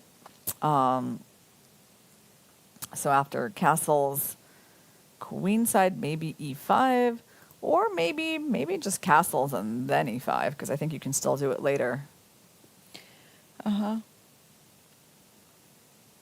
Yeah, I was thinking if e5 is a possibility, but I think you give up too many pieces for that, yeah? For black, yeah? For black, You're wondering if black, like if I castle, then e5? Yeah, then I'll give you the two rooks. Yeah, like, so basically I don't think black can play this move because we are going to be better even if you get the two rooks. Yeah, too many pieces. Yeah. White has won like a really important pawn, and his queen and bishop here are superior to the two rooks and bishop. So Magnus made a move. He traded on f4. So queen f4 has queen to be f4 played. is going to be played. And then the question is Magnus going to castle queenside? Is he going to castle kingside? It's an interesting judgment to see, you know, where he thinks his king is the best placed. Also, maybe bishop f7. Bishop f7 is also interesting. Yeah, threatening maybe. e5. Yeah, oh, he did. There he goes right away. Yes. Now, is that move a threat? Not yet, right? Not yet, because we just take. But it's certainly a potential threat. Yep, it's also a waiting move, yeah? Like, maybe after this, Magnus is thinking to just to do the short castle. Because now e6 is kind of stabilized. So castle, and put the rook on the center, like rook d8, rook e8. Yeah. I think it should be fine. So you're thinking, like, okay, but here, like, let's say I still go with my e5. Okay. I mean, the engine might not have a problem playing this move, but I feel like a human will. I'd be kind of surprised if Magnus goes for this position with that passive bishop, but I mean, maybe that's what you kind of have to do, because it's not like this position is a lot of fun, and white can actually take both ways, I think, and be better. You know, advantages both ways. So, well, I mean, Najat has something to work with here. It's not a dead draw just because 3 sets of minor pieces have come off. And so, yeah, like, how do we understand this move? So if white castles, you think just the idea is to castle that way? Yep. And what about castling this way, though? Then we start having this idea.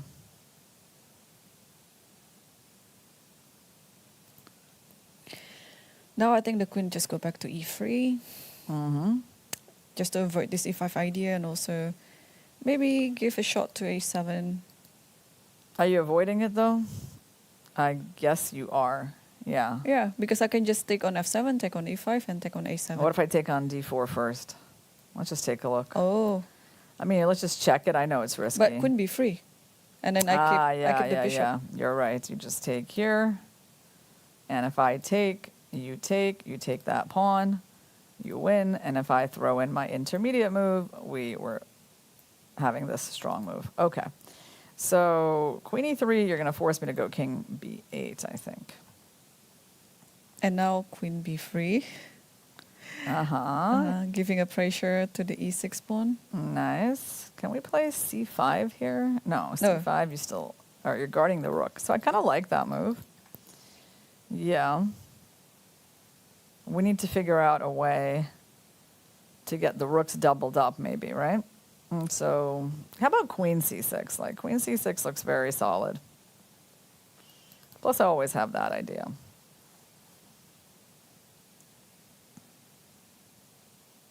I mean, black's only problem is the pawn and like the fact that he's forced to defend it rather passively. Maybe I want to go a6, rook d7, and rook d8. That would be my counterplay. Right. I mean, I still feel like overall, like Magnus in this kind of position should be quite comfortable. But he has to be careful here because it's just way easier to play with white pieces. With white, yeah. Yep. Yeah, it'll be interesting to ask him if he even really considered taking that pawn on d4, yeah? Okay. Well, we'll circle back to this game a little bit later. Let's go to Prague versus FIDE. And how has this gone? We looked at it a while ago. There's been a lot of events. So Prague decided not to go for that trade that we spent a lot of time looking at. He went for knight a3, but actually kind of allowing that pawn to get captured, which was surprising, right? So it seems like the pawn could have gotten captured like this, but it's not such a trivial line. Because right now white takes 2. And if rook b8... Probably just rook a d1. But then there's knight e2, and then there's bishop e2. Bishop e2. Yeah. So if you take this pawn, he didn't probably like this move.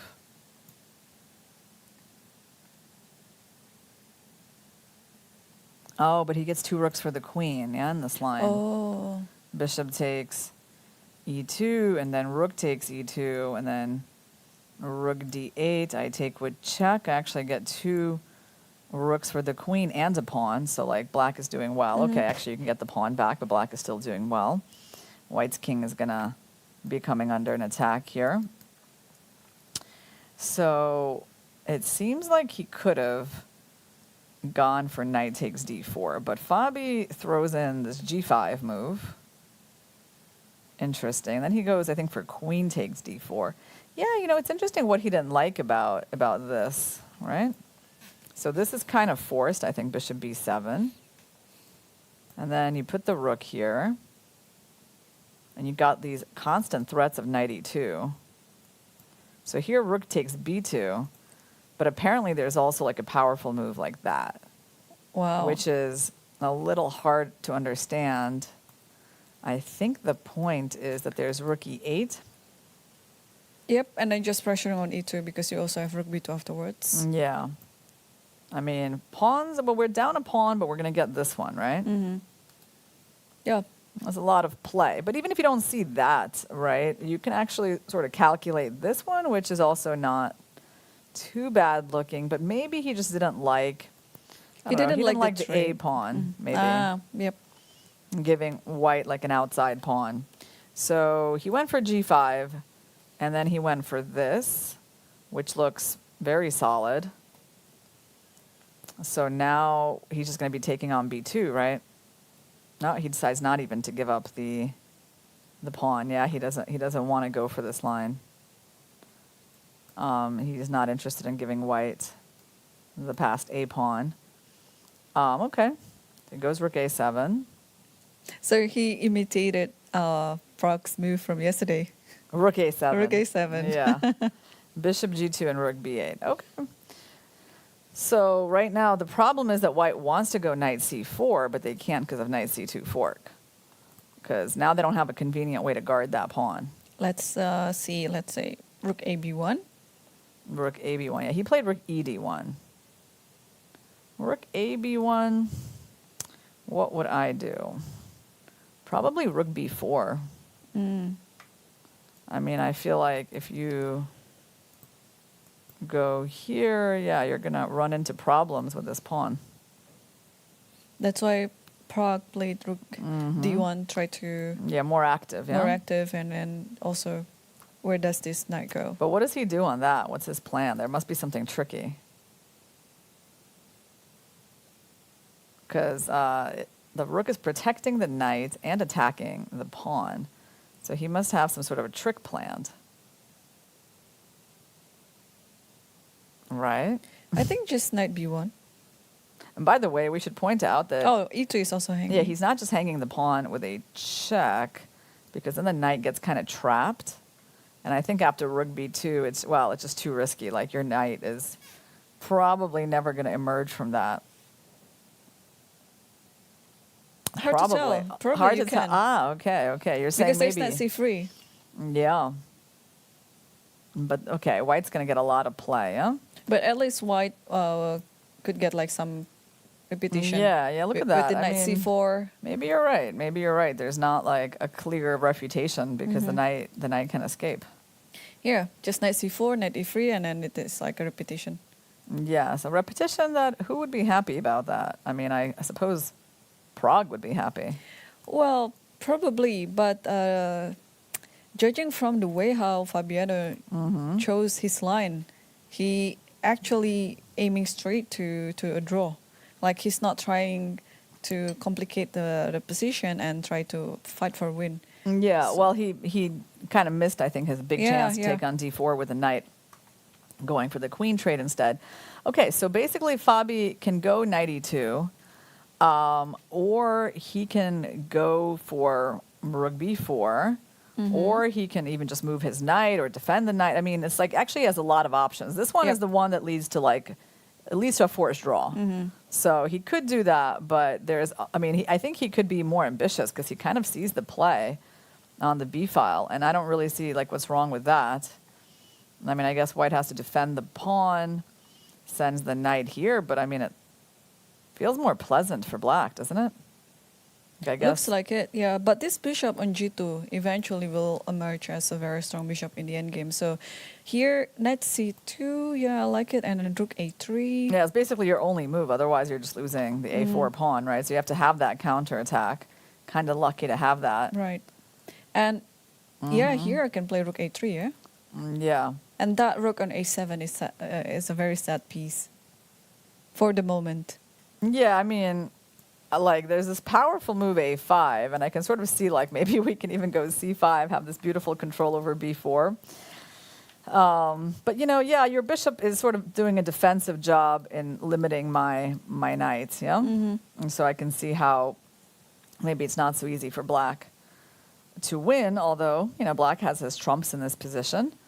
Yeah, it's interesting to see how Fabi will approach it. Let's take a look at his tournament road.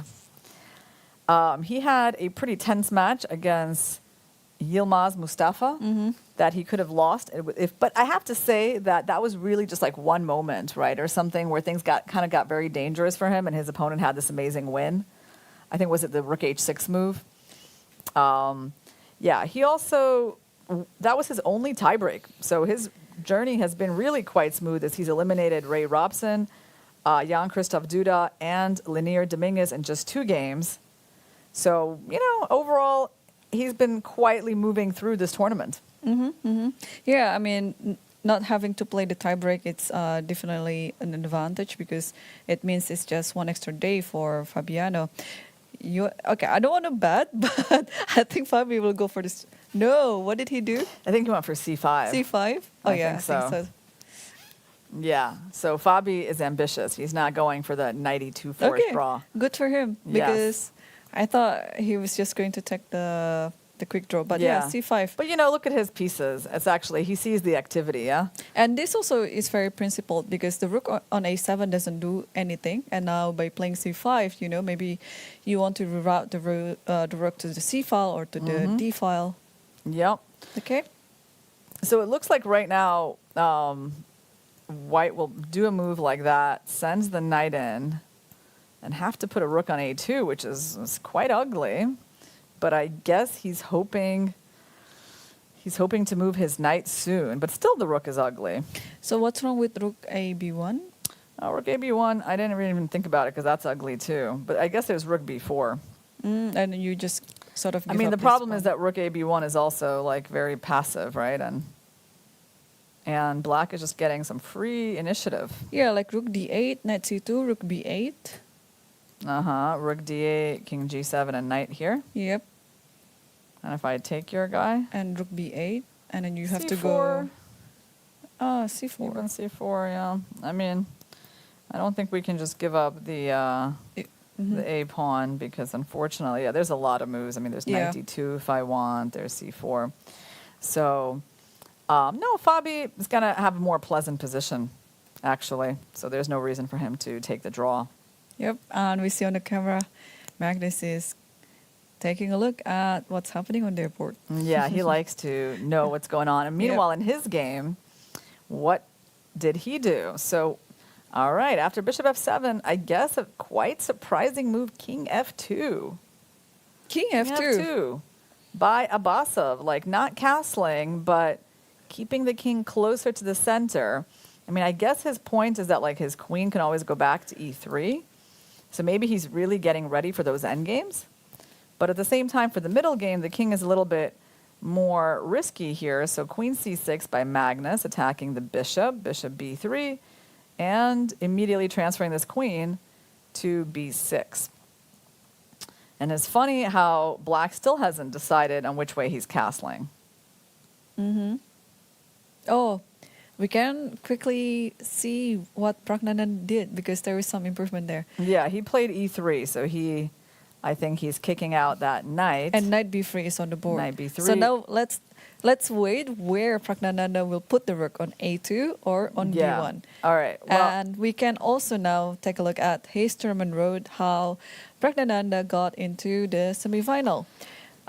We saw a very epic battle, a dramatic tiebreak between him versus Arjun Erigaisi on the previous round, and also probably his highlight of his run here in the tournament is beating Hikaru Nakamura in the tiebreak. So, well, he played two big tiebreaks, yeah. yeah. Hikaru Nakamura and Arjun Erigaisi. Yeah, and he had a harder time against his friend Arjun than he did against Hikaru because Hikaru mixed up an opening line with white and just lost a piece and was not able to manage a comeback with black. So his tiebreak against Hikaru actually went quite smoothly in the best possible way. But against Arjun, it was definitely a lot more dramatic with them trading wins all the way down to the 3-minute portion. So, yeah, Prague here slightly worse. And certainly, you know, this Catalan did not really work out in a great way for him. He's also like 20 minutes down on the clock. But we're expecting him to go rook a2. And I don't know, it really does feel so ugly, doesn't it, for white? Like you get your rook trapped. There's so many moves here. Like even I can try to improve this rook and trade it because this is the only good rook you have. Right. And then what are you what are you doing with this poor rook on a2? The knight has to move, yeah? Maybe I can, if I attack your pawn, because if you move it, at least I have knight b5, but you're probably, yeah, okay. I mean, I think this is a reasonable move. Attacking the pawn. If you go rook b6, well, at least I get a tempo to improve my pieces a bit. And then I can go rook a3, and then my position starts to look decent, right? Here, and then rook up, and we're holding things together. And if you go here, well, you're kind of don't really want to play that move, do you? I mean, if I go knight here... Or bishop b5 first, yeah? Yeah. Bishop b5, knight c4. Or either way, like also... Yeah, knight okay, c4 knight really. c4 actually doesn't really attack anything because it's guarded, right? So what's the right way for us to organize our pieces? Maybe bishop b5, knight e5. It's still worse, yeah? Or maybe we go here and we take this knight. And knight c4. Yeah, and if you attack me... Okay, am I going to get my draw? Because it still looks so unpleasant. No. I mean, it's just not easy. And no one looks at this position and thinks like, oh, I have a draw here. Because this is coming and your pawn is a problem or even if you just play on the king side, play g4, knight f3, not to do anything on the queen side. Yeah. And then improve your king. Yeah, that's also I completely agree. Like, I mean, I think actually the engine bar is not helpful here. No. You know, it just looks very unpleasant for white. So I don't know if he can really go for this. But yeah, no, I like rook d7 because this is the principle of, you know, trading your bad pieces for your opponent's good pieces. And this rook is certainly a good piece for white. So the more of those you trade and the more you kind of highlight the passive rook on a2. So I think Fabiano is going to make him really suffer in this game. Yep. Yeah. So it's almost similar story like yesterday on their game as well. So Fabi has a slightly better position, but it would be depending on how he grinds it till the end. Yeah, but I mean, his time advantage is nice, and I feel like it's also psychologically depressing.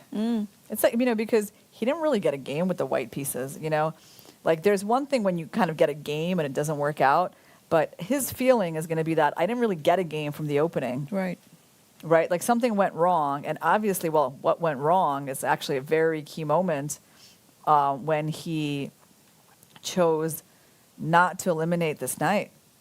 Right? He spent a while on this move. Let's check to see how long he spent on the decision to play knight a3 instead. Okay, so knight a3, he spent actually 25 minutes. 25 minutes. Yeah, no, I remember he was thinking for a while here. 25 minutes is an eternity. And then he still made the wrong move, right? Think about that. I mean, so he could have gotten rid of this knight and just kind of play this technical position where he really doesn't risk anything after rook c1, right? But he wanted more. You know, he wanted more complexity, but what he got was a worse position. And I think there must have been a lot of things that he overlooked here or misjudged because black had like multiple ways, you know, to play involving this capture. And he played rook ab1. Rook ab1, yeah. So, yeah, it certainly didn't work out for him. And I guess for Fabi, this move was just basically like a free improvement. That's what it is, right? It's not that, you know, it's not that you can't necessarily capture on d4, like let's say like that, but it's more like why not throw in that pawn move? It's helpful for the end game, and then you go for this. So I understand this is not like a weakness when you're in the end game. It's actually quite helpful. And right now he has his rook on b1. So you're suggesting rook b4 in this position? Yeah, rook b4 because it looked like there was a problem guarding this pawn. Oh, look at that again. You know, this is another observation. Yeah. After Pragnana moves rook ab1, he kind of like looking like outside the stage, maybe looking for where is Fabiano, right? And then as soon as Fabiano sitting down, Pragnananda went out of the board. I see. So that little gesture, actually, I like it a lot. Yeah. Okay. So I guess the point is that with this move, he kind of hopes that one day his rook can be improved. So how does he deal with the attack here? He could go rook d3. For now, I can't take. And after, well, should we try to go rook here or, yeah, you don't have c4 because of knight takes. Because you still have rook d8 anyway. Because I was thinking you also still have like knight c5, but the rook is not necessarily going to c3, just rook d8 check. Yeah, if you try that intermediate move, there's rook d8 and white stays up a pawn. So maybe rook b1 is a good choice because on this move you can actually double the rooks, right? I still can't win the pawn. So actually that does look very logical. But then there's a tricky move, knight c1.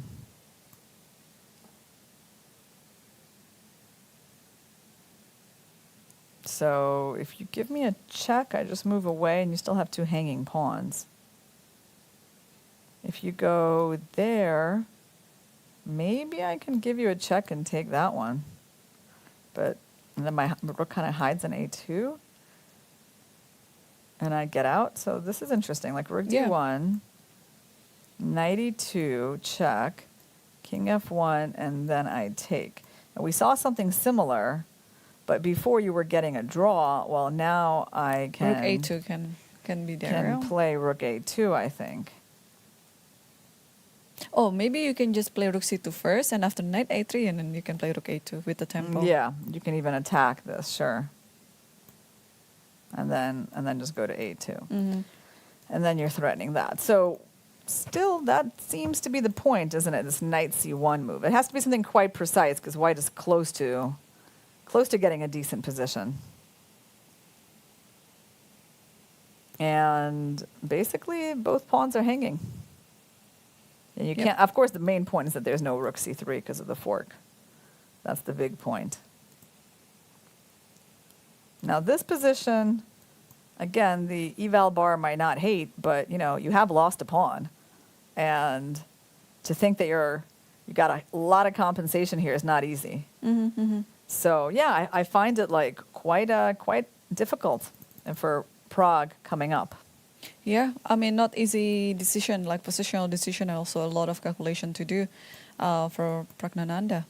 All right, but we got some exciting stuff going on in our women's boards. So Tan versus Anna. So Anna, by the way, did recapture with the e-pawn correctly.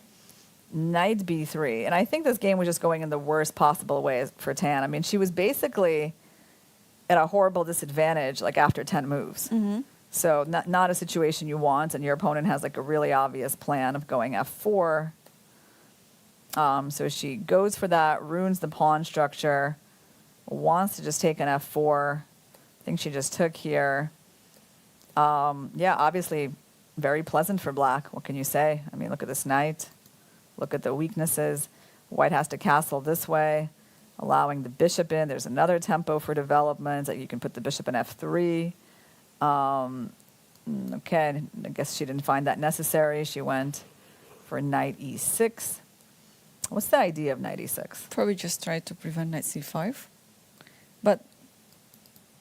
Or c5 itself, yeah? That's so nice. I think so. I think black is actually preparing that. Okay, powerful So idea. Rook g1. Bishop f5. Okay, and Tan tries to block the diagonal, but look at that. Now her king is a bit weak. And Anna plays, I think, a5. Nice move.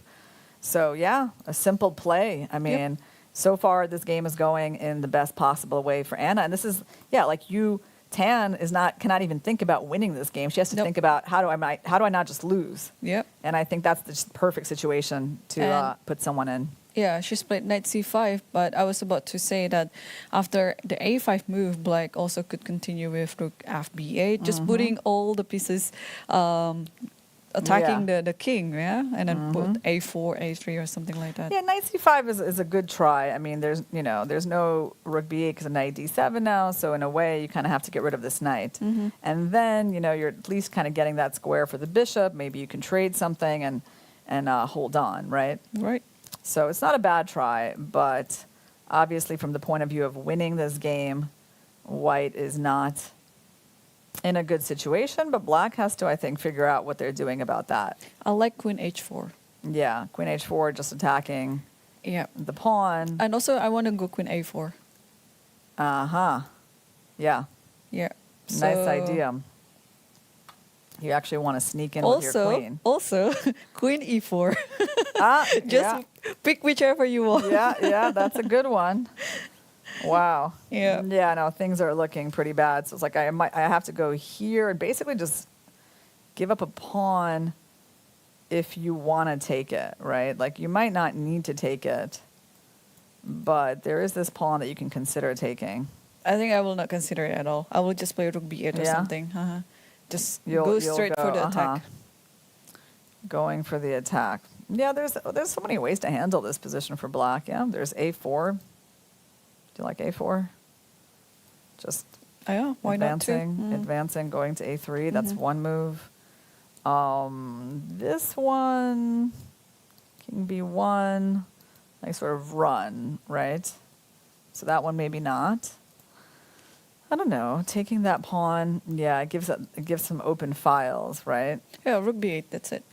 Rook And a so b8. you like that. I mean, I don't think this is terrible, but I would agree with you that it's not like the most incisive, you know? Okay. Did she take it? Yeah, she did. And will Yeah. we see queen h4 on the board? I think we will. I think we will, yeah. So let's wait and It's see. not the most difficult Yeah. move, but you know she'll probably have to think a little bit about that. But it is very natural once you see it. Yeah, it's just, you know, you just want to anticipate this bishop d4, and Yeah. queen h4 is looking natural already. No, Tan somehow, is got outplayed in this game for sure, because she just didn't even manage to create a game as white. You know, when you're immediately worse from the opening as white, it's not a great sign. Meanwhile, let's take a look at our game for the whole title. Nurgul Salimova versus Garyachkina, and we have had some major transformations on the board. Garyachkina seems to have a nice position. And they just traded the queens. Okay, the queens just came off the board. And what is going on in this position? So white never managed to play e4. Black managed to get a lot of space on the queen side. Black has total control over d4. White's knight is doing nothing. The bishop is passive. Yeah, I can see why this is very pleasant for black. Yep. Yeah, and yeah, Garyachkina looks more comfortable today than yesterday's, I would say. Oh, yeah. Yep. Let's take a look at how this happened. So Garyachkina played this move a4. King here and queen a5. So she wants to go b4 somewhere.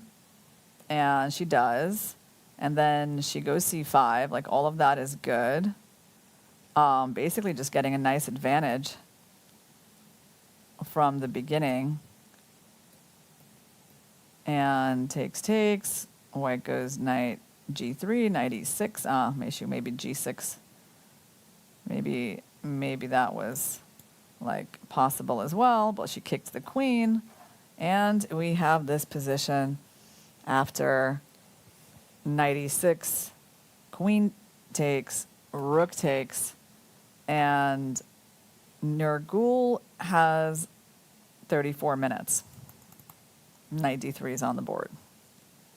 Knight d3 is on the board. And I think Garyachkina will preserve the bishop, yeah? Do you think she'll go like bishop f8 or bishop d6?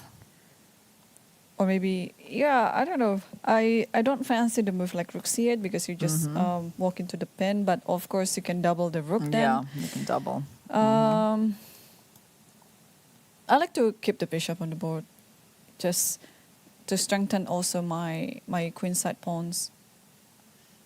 Yeah, so if you go bishop f8, I go rook c1, right? Yeah, that's the drawback of that move. Bishop f8 and rook c1. And I guess somewhere in this endgame there could be ideas of like black sacrificing the bishop on a3. I mean, it still feels solid enough for a Nurgul. Also, the bishop can switch to g7 and then attacking on good point. b2. Yeah, I mean, I guess this knight is doing a very good defensive job, and attacking things as well. Still doesn't look so bad for white. No, it's I just mean, okay. she's going to transfer the knight back. Then what's she going to do with that knight? I don't know. Because that move I'm not so sure about. Because that changes the structure, and then her bishop is not doing much. Maybe here and like, I don't know. I don't know what she's doing with this F4? bishop either. Knight f4. And then what? Like take with the e-pawn? Try to put a bishop on d4? Yeah, it's harder for white to play. But it's definitely not a substantial disadvantage for white yet. Yep. And meanwhile, we can now take a look on the screen the info of the both players, Salimova and Garyachkina. All right. So Garyachkina is one of the top-rated female players in the world. Her current rank is number 3. And Salimova is in the top 50. All right, and the rest disappeared so fast, guys, that unfortunately I'm not that fast of a reader, so I can't make up the rest of the statistics. I can tell you some more about them. I mean, Garyachkina has been rated over 2,600. Yep, and clearly the rating favorite. But Salimova has been having a very great tournament run here in the World Cup, beating lots of top players, and not an easy contender for Garyachkina. So they drew the game yesterday, and on today's game, even though Black is looking comfortable, but anything can still happen. White can still defend well, and maybe this game will also end to another draw, and they will have to play the tiebreak tomorrow. Yeah, Garyachkina, she's 24 years old, already super accomplished, and Nurgul is 20 years old. Yeah, and of course, she is recently, improved, I think, a lot, working with her coach Nijat Abbasov. Yep. So let's see. Well, Garyachkina is a GM. Nurgul is an IM. Probably will get her GM title sometime soon. And Garyachkina's best finish in the World Cup was her loss last World Cup to Alexandra Kostenyuk. So she finished second. She was the runner-up. She qualified here through just being the finalist of the World Cup. Yeah, being a finalist of the World Cup. And she has a 1.5 to half score against Nurgul, who qualified through the Continentals in 2022 and reached the round of 32 as her previous best result. Right. And Rook B8 on the board. Rook B8 on the board. So Garyachkina decided to Rook C8 on the board. Rook C8. Rook C8. So this was the move that we talked about before. And then if Rook C1, then just double up the rook on the C file. I think that's her plan. It's to go Rook C6, although I guess there's some attacks, but you can move away from them, yeah? Let's take... Yep, so I think while the players are thinking, we can take our next break, but don't go anywhere, because during the break, we will show you the interview of Magnus Carlsen from yesterday's game.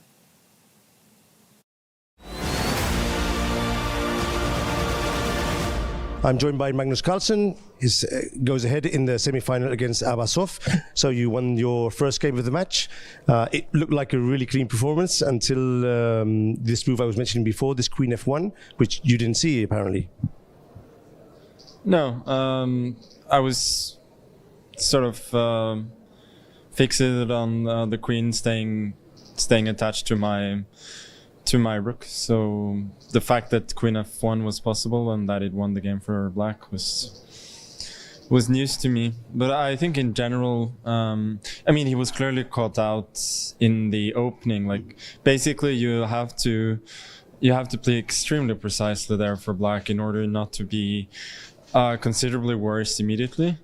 But he started to fight really, really well. I thought he was finding a lot of resources, and I started to get pretty nervous, I would say, because there were so many pitfalls,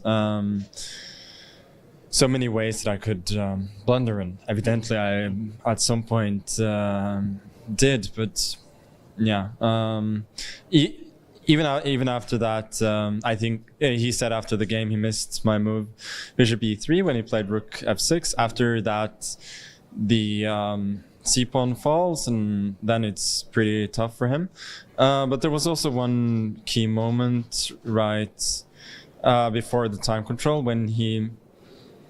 when I played this move Rook H4, I saw like immediately after I made the move that Bishop A7 would have won on the spot. Then what he does, Bishop G4 allows Bishop A7 still, but it doesn't really have anything better. Then the key was Queen G7 and Bishop D4, Queen G5. And I didn't think I had anything better than this. So I was just thinking, let's when we get here, let's play this position. But I wasn't sure at all. I thought I had at least a draw, but I didn't know. I was so thrilled though when I came back and saw that he played Queen F6, because then I knew that I was winning. So tell us about this opening idea, Rook G1 and G4. Was this something special for today, or did you have it prepared for some earlier game? As you mentioned the other day, you used something you had from an earlier match? No, it was for today, but it's recommended by modern engines, so it's not some revolutionary concept in that sense. But yeah, also, Peter was working on this the last couple of days, and obviously Gelfand played the Rosalima with the E6 back in the World Championship match in 2012. So, he already had quite a bit of knowledge of these lines and structures. So that was very helpful. But still, it was a very difficult game. Okay. Thanks for coming, and good luck tomorrow.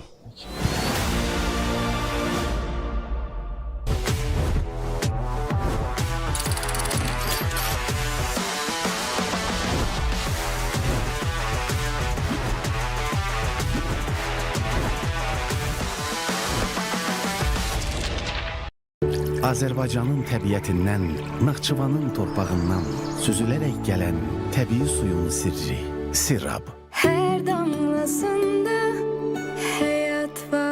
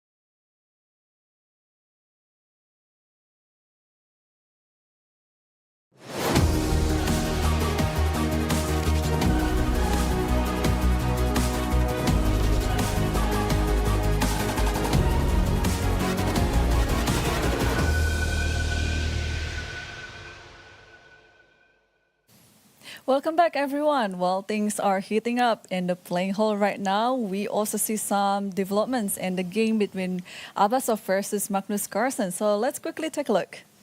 All right, so Abbasov decided to put his king on f2 instead of castling. And then he brought the queen back to guard that diagonal. Magnus finally clarified the situation with his king, because we've been wondering all along, where is this king going to go? Is it going to go king side? Is it going to go queen side? And he went queen side after rook d2, rook d7. He doubled up the rooks. Yeah, I think that's the right plan. Pressure this pawn and keep white tied down to it. Bishop c4, and then he went with c5. Okay, quite a forcing move. Obviously, white can't really take, because after the trade on d2, he'll eventually lose that pawn and maybe the bishop as well. Yep. So he goes d5. And now Magnus made a trade. Yeah, you don't want to go something like that, because then white gets to keep their powerful pawn, and they have a lot more space, and then these pieces are not doing much. So of course he made the trade on d5 and played the move king b8. So quite solid for black. It's actually very hard to see how white makes progress with this amount of pressure on that pawn. Yeah, now that I see this position, I'm thinking this should be an easy game for black. I mean, with maybe even some possibilities to win if things go wrong for white. Right. Because this pawn is the only weakness on the board. And obviously every time there's a check, there's an easy block. And that's what I mean, something like this happens. Let's say you wind up in this position. You don't really have any active possibilities. This pawn is weak. They might go a6. Obviously, they'll try to go b5. You'll go a4. Their king will come out. Maybe their king one day will come to d6. I mean, I definitely don't see black having any trouble here at all. Because, yeah, white is just, something has gone quite wrong, actually, because white's space advantage has turned into just that one remaining pawn. And it's completely stuck and not really going anywhere. Yeah, so all the hopes is currently pinned down to that pawn, but unfortunately, I think I must agree with you that I don't see a way of improving that pawn, even though it's the only passer in this position. But yeah, almost no improvement, and white has to be very careful not to lose that pawn in the endgame later. Yeah, can we just go back for a second? I mean, like, I think the big decisions, they definitely started coming with, first of all, king f2, which was, keeping his king a little bit more open. And also, I really wonder why he wasn't interested in this kind of e5 move. Because at least when you have this structure, like there's something more to play for, right? Like I'm not saying white's better. I'm just saying that, well, this would be better than what he got ultimately in this game for sure. Keeping that pawn on a light square, and if he manages to ever provoke that move, I mean, great. You just play that position. It's double-edged, right? Right. I mean, yeah, it would have been interesting. So, like, king f2, I mean, I feel like that's a move that probably was kind of surprising to Magnus. And then, maybe again he has that chance. Right? Like, why not try to play against that bishop a bit? It's just a basic rule, right? Pawns belong on the opposite color of the bishop that you have, right? So then he goes queen e3. And, okay, now, I mean, you can still go there, but you're kind of like, why'd you put the queen here, right? I guess question is, like, if you go e5, could there still be castles queen side? Or, no, we just take an f6, right? Yeah, because the queen is better here. It actually attacks the pawn and defends d4. So, yeah, like a e5 really poses a direct question, like, what are you doing with this pawn? Yeah.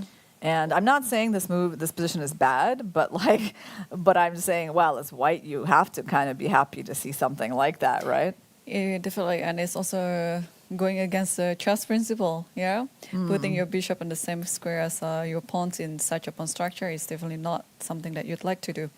And maybe he thought this wasn't like such a big deal because maybe in the long run, black can play c6, and he thought like the backwards pawn, would be a problem, right? Like I could sort of, I mean, it's a double-edged position, right? That's why I'm not like, even though the bishop is ugly, right? It's not so simple to say that white's like significantly better here because of this backwards pawn. I know they're making a lot of moves now, but I have a feeling it's not going anywhere exciting. So maybe we can just wait a second till we see the current position. Like queen e3, let's say castles, and yeah, I just kind of want to go rook d8, maybe even c6. Like, how does white build up play here, actually? It's not easy to, you can't just, open up your own king like that. yeah, probably h4, h5, rook h4. But then, h4, h5, they go h6. I mean, yeah, it's still balanced, I still feel like maybe here we can work with this a bit more than what he got, because ultimately, so he stepped back, and then he never ever pushed this pawn. It was quite the opposite. He was busy defending his d pawn. Is it too late to push now? I mean, it's maybe not as good as it was before, but it was still a chance. But he went bishop c4 just into c5, and then that's it. Things are like clarifying over here. You gotta go there, and all the trades are happening, and this is just exactly what you don't want. So the current position on the board is with him having played a3, queen d6 by Magnus, attacking that pawn. Yeah, Magnus is already sort of taking over the initiative. Yep, Oh, h5 wow. is on the board and ready to attack the king side. Yeah, this pawn is not going anywhere. And they relatively play faster now. They do, right? Like, as if all of this is very obvious. What did he play? I think something with b4. Yeah, b4 is. Oh, wow. Okay, that's interesting. So what does he want? A takes, he just wants to take with the... Pawn. And I You don't think pawn? Yeah. Even though there's a pin, right? Even though there's a pin, he still think he wants to take with the pawn. He might Yeah. want to take with the queen. if rook c8, then the queen just moves. Or if you take You know, with there's the also queen, a check, maybe. Then, well, That's unpleasant. yeah. Well, first of all, b4 threatens nothing. Let's just say that, right? Because I mean, if you take, I take. So it's not like some big threat, Right. right? So he can just afford to avoid it, afford to ignore it. There's no threat of b5 really. So what are Magnus's options? He can continue with h4. And then I guess like white will trade and go queen d4 would be my guess. So let's try that. h4 takes. Maybe and, take on g3 first? you can. Does it change anything? It doesn't change much, right? You can. You can take here for sure and then throw that in. And then I think we're going to be going for this. You can't really take the pawn because rook a2 is too dangerous. But you have some pleasant choices. I mean, this one I guess is the... And rook d6. Yeah, that one is the safest. That one is the safest. But, you know, of course, Magnus might also want to be more ambitious. He might be Put back feeling, to d6. feeling unmerciful today. Yeah, just play queen d6 and we have rook h8 maybe. Well, this pawn is still a problem, yeah? Well, yeah, Najat's, so kind of provoking Magnus a bit here, yeah? I would say. So h4 is one obvious move. What else is an obvious move? I mean, pawn takes, you're saying you're going to take with a pawn, yeah? Okay. Because if taking with the queen, I can Yeah. just stay, right? I don't need to do anything. Well, taking with the queen, you know, might be the best mathematically, but in his situation, he's probably going to be going for this. But yeah, look at that. I mean, he's still very uncomfortable here, you know? Yeah. What Black do is we- just very comfortable, I guess. Yeah. Because, I mean, white has, like, no threats at all, right? I mean, let's try to make some threats for white. But, you know... Okay, you want to maybe go to on the the A file? the A file, and then just try to Yeah, attack like, this. you're going to go on the A file, and I'm going to take on G3, of course. And then And rook I H8. will think about it, yeah. Rook H8 looks pretty attractive. Oh, there's also Queen B6, Rook E3, which looks really nice. So Queen Yep. B6 and like Rook E3. I mean, that's what I mean. It does feel like he's kind of playing with fire here. Yeah, the position looks really loose. Like the king is very exposed, and Yeah. and Magnus played h4, Yep, so he ignores this b4. yep. Yeah, very logical. Yeah, I mean, there were some moves the computer was suggesting here like that, which we didn't really get to, but it was a little too computer-like, right? So h4 is very natural. So Magnus, so I think the question is he going to win this game or not? That's the question. I don't really think it's a question of him losing. I feel like how ambitious is he going to be for those rating points and just to kind of make a nice statement winning 2-0. Yeah, that would be interesting to know because he only needs a draw, but the position is looking promising for him. Yeah. And now after b takes c5, queen takes c5 maybe is going to happen. Yeah. And only black can win this position. But he hasn't taken yet, or has he? He hasn't taken. He hasn't taken on... What else could it be? Oh, yeah. Oh, maybe taking on he's G3, taken on yeah. G3, right. He can throw that in. He probably will throw that in. I don't know why. Why wouldn't he? But yeah, he has 27 minutes to get to the time control. It's still plenty. And should I make my bet on a Magnus win today? Oh, yeah. Sure. So you're going to bet that Magnus will win? Yeah. Yeah. I think so too. You think I mean, so? Yeah? no, the position is promising. That's Oh. why. All right, let's take a look. Actually, we got Garyashkina, Salimova. What is going on? So Black played Rook C8. We played Rook C1. The Rooks doubled. The Knights are coming back. And Knight E8 and Rook FD1. So, well, I would say Salimova is kind of bringing her pieces to the left-hand side of the board in the right direction. Yes, and I also need to mention that out of all the 4 matches today, this is the most, I think, the one that at stakes Significant. is very significant. Because this is the final match. this is the final. So the winner of this match is going to be the winner of the World championship. Cup. Yeah, World Cup winner. the World Cup winner. So, and yesterday they drew the game, and now the position is looking very balanced for both white and black. And now I think we can pull out the players' info that we promised before between Salimova and Goryachkina. Yeah, the famous Garyashkina stare, again, we see it.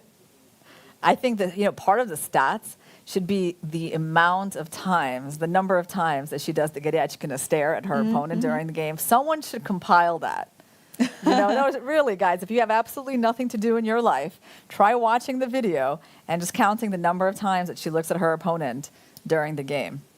And compare it to some other players, and I think we're going to see, we're going to get some interesting stats on that one. Right. So wait, you promised the stats, Irene. Where are they? It's They're coming. supposed to come out like a genie from a bottle, right? He can't just say, hey, I don't feel like coming out, But meanwhile, after knight d6, what do we expect from white? There's actually knight e5. There's some kind of a very sharp line actually coming up that Nurgul could try, because it seems to win a pawn for her, right? And I think is she going for it? Yeah, she is. So she is going for this, and there must be maybe some tactics here. But there's nothing yet with the back rank, right? There's nothing crazy like that, first of all, because I can just take and protect my rook. So I wonder what is Garyachkina's point. So she has to go like knight f5, attacking this pawn. And the pawn is pinned. You can't really guard it that easily. So that could be her clever idea. Yeah, how to guard this pawn? Knight g4? Knight g4. h5, knight f6, king g7. Yeah. I mean, h5 looks very natural here, yeah? Oh, but knight f6, knight h5. So it depends on where the king moves. There's this... okay. You're saying on this. Does it matter? Yeah, it probably does matter, right?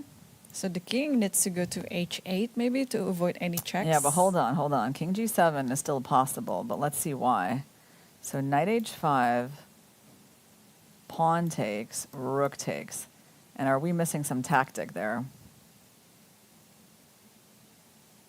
There is something incredible happening. I don't see it yet.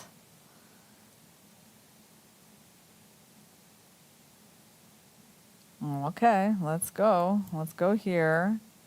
Knight takes. And it's as basic as this. Okay. Wow. That's tricky. I think the idea is just rook c2.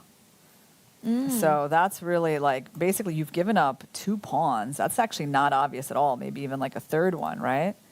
But the idea is that there's a lot of, like, these pieces are terrible. And your pawns, yeah? Yeah. A4 and b4 is And also... you're basically invading. Right. Wow, that's not an obvious idea by Garyachkina. I don't know if, you can really see, this kind of position so far. Yeah.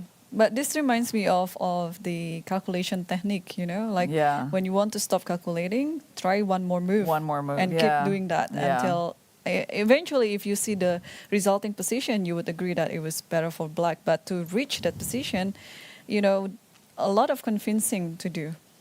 Yeah, well, so she hasn't yet taken the pawn on d5, so she's trying to figure out is there something I'm missing, and she doesn't have to take it yet. I mean, yeah, it's actually quite risky to take that pawn. She could try something like knight g4, threatening to take it with a knight, and also threatening this pawn. And then I have to maybe go king g7. And then on rook d5, maybe h5 again. Like if you take, or even knight f5, I could like hold off with that move because you're quite pinned up, yeah? Mm-hmm. Yeah, there's a problem with harmony here for white for sure. She went knight g4. Yep. And finally, we have the stats that I already promised before. And yeah, Nurgul Salimova is currently Bulgarian number 2 after Antoaneta Stevanova.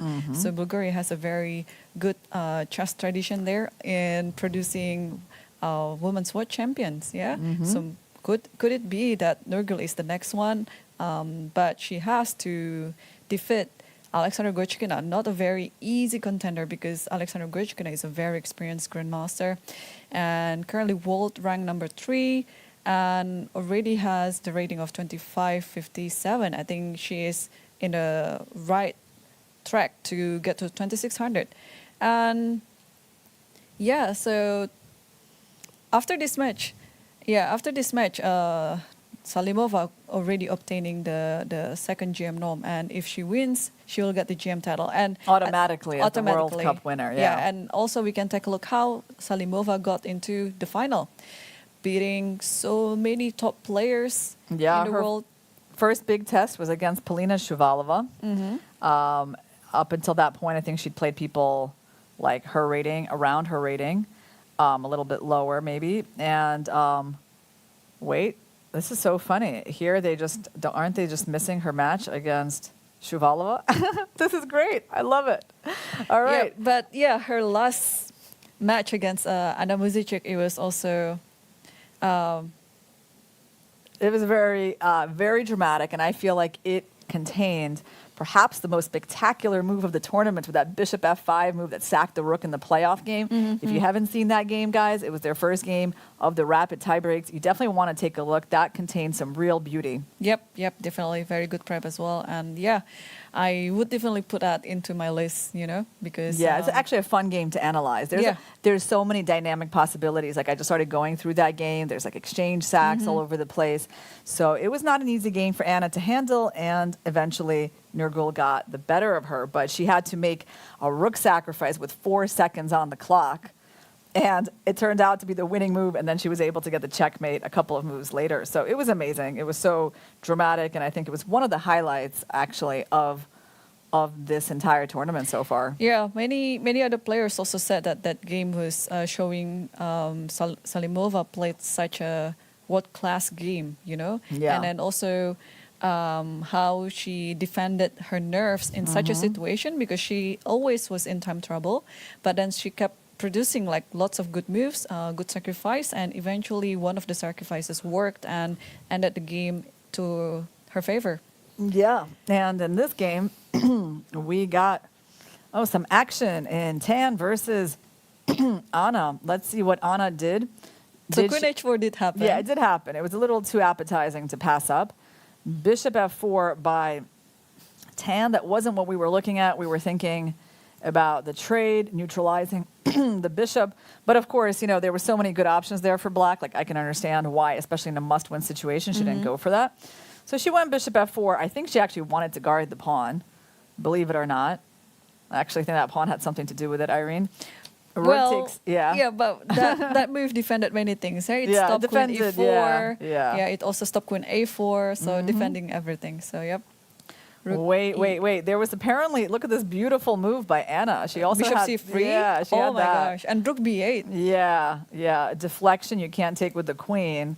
And then there's rook b8, and you're threatening rook b1, and maybe this attack is unstoppable because there is no bishop d3 again. So you have to move the queen then to... You have to move the queen. And then rook b1, king d2. Is there some win here, or is it maybe this pawn is going to hang Even if you want to draw, you can just keep doing this. Yes, yes. Actually, for Anna, it wouldn't have been a bad result at all, but there's perhaps even some better Something way bigger, that she can play. I'm trying to understand bishop e2. What's the issue with that? Nothing. Just Is takes. it just takes, and you think bishop g4 is that? And then rook e8 first, and then rook f1, rook e1, and then bishop g4. That could be it. Oh, look at this! Look at this. Oh, move. maybe because there's bishop e3. Oh, wow! But rook b8. Yeah. Man. Okay, not easy. Not Yeah, easy. not easy to see. But this will definitely go onto many social media. Like try to play this, you know, Yeah. like this type of puzzle or diagram. Black to moves and wins. Black to move. Well, bishop c3. For some reason, she didn't go for it. You know, yeah. Actually, I don't know why. Because you're right. Like if you see the perpetual, then you're just gonna do it, right? Like maybe you'll look for the win if you get there, but once you see the draw and you need to draw to win the match, you just go for that. But she went for rook a8, which is also very natural.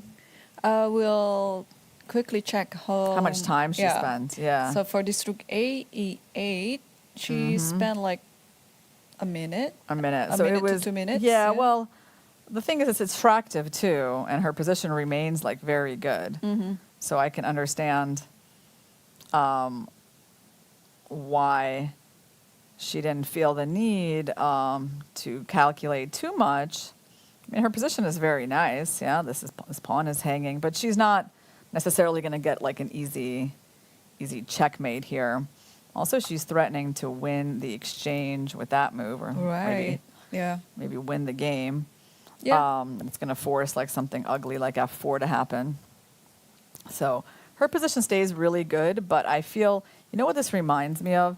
This reminds me of like the Magnus's move bishop a7, which he missed yesterday. It's a little similar, right? Like a bishop sack for a pawn and kind of like a short calculation to make sure that it's good. Yeah. Right. I feel like she could have found that. It would have been a bit simpler. But okay. I mean, it would be interesting to hear the interview later. Maybe she saw it but just rejected the idea of playing too risky, or I mean she already had like the dream position, so she maybe just didn't want to risk it, and maybe she saw it. I believe she saw it. Let's go see what happens in Magnus's game. So after b4, h4 takes, queen d4, right? So white basically they're just heading for the end game. Now we already know that black has no problems here, so the only question is he trying to win or not? But bishop e8 on the board, and yeah, well, I mean, I feel like Nijat might hold this position just because, Magnus is in the situation where he just needs a draw. Maybe he doesn't want anything stressful, and obviously he's under no stress right now. Right. Yeah. But I think if black wants to push this for win, You can try. you can try, right? Because, Yeah. I mean, white's pawn structure is worse, yeah. And right now this pawn is hanging. How do you guard it? And if you go here, I guess you have to try that. So we go here. And you have to trade one of the Yeah, you one of trade the one of the rooks. rooks. And now I can come out with king c7, though. and put the king on d6, bishop d7, and your rook is kind of free. Yeah, I mean, I would feel uncomfortable as white, but maybe there's like some idea of rook e6. Maybe. Just in time. So we can try this, though. Maybe like going here and then here. And then you have to basically have this right now. And bishop f7. And then your king is still getting to d6, right? Because if I check, you just go up, and Right. I don't really have all that much. So yeah, like now white has to start really going active. trying to get that rook into the game and liquidating things, which is a good idea. Yeah, g5. There's no way for us to stop that idea? If we go back a couple of moves. So you go rook e3. Yeah, I don't really have time for g5, yeah? I don't have time for that stuff. No. So I think I went this way. Now you have a big threat of winning my bishop. So bishop f7. So I had to move, and then you go here, and you should be able to make your draw with some careful play. I mean, you still have to do some work. Like even this position, it's not like completely obvious draw. That should be enough. Yeah, rook e8, just straight the rooks and. Yeah. No, I mean, like, it's not, white still has to do, I think, a little bit of work, but maybe we can't really make progress so easily, but I don't know. White doesn't have many ideas here either. Yep. So, I mean, yeah, Nijat has still to be careful here because otherwise things could go wrong with him, and black might be just winning this endgame. Yeah, I guess I'm feeling like now that I see that the queens have come off the board, I'm thinking maybe like a draw is more likely than a Magnus win. It's just he's so close to just finishing out this match, getting a free day tomorrow. Getting a free day, yeah. That's important. And getting into the final. Like, I guess he's not going to really want to stress himself too much to try to win this position. Meanwhile, let's see what else is going an interesting way. Well, Garyachkina has just played knight to e8, guarding the f6 square. Okay, she's giving up that pawn. And knight e8 does look a little bit passive. So what happens after knight h6? King g7, King knight g7, g4 back. and knight back. And okay, white's up a pawn. Is that such a bad thing? Maybe f5. Knight e5 and f4. Maybe that's her idea. But yeah, I can see Garyachkina's point here. But it's sharp. It's a very sharp endgame, right? This is not one of those. This is not like the Magnus endgame. Let's put it like that. Like, this one is very tactical. I guess knight f6 would be a nice move because you get the knight off the back of the board.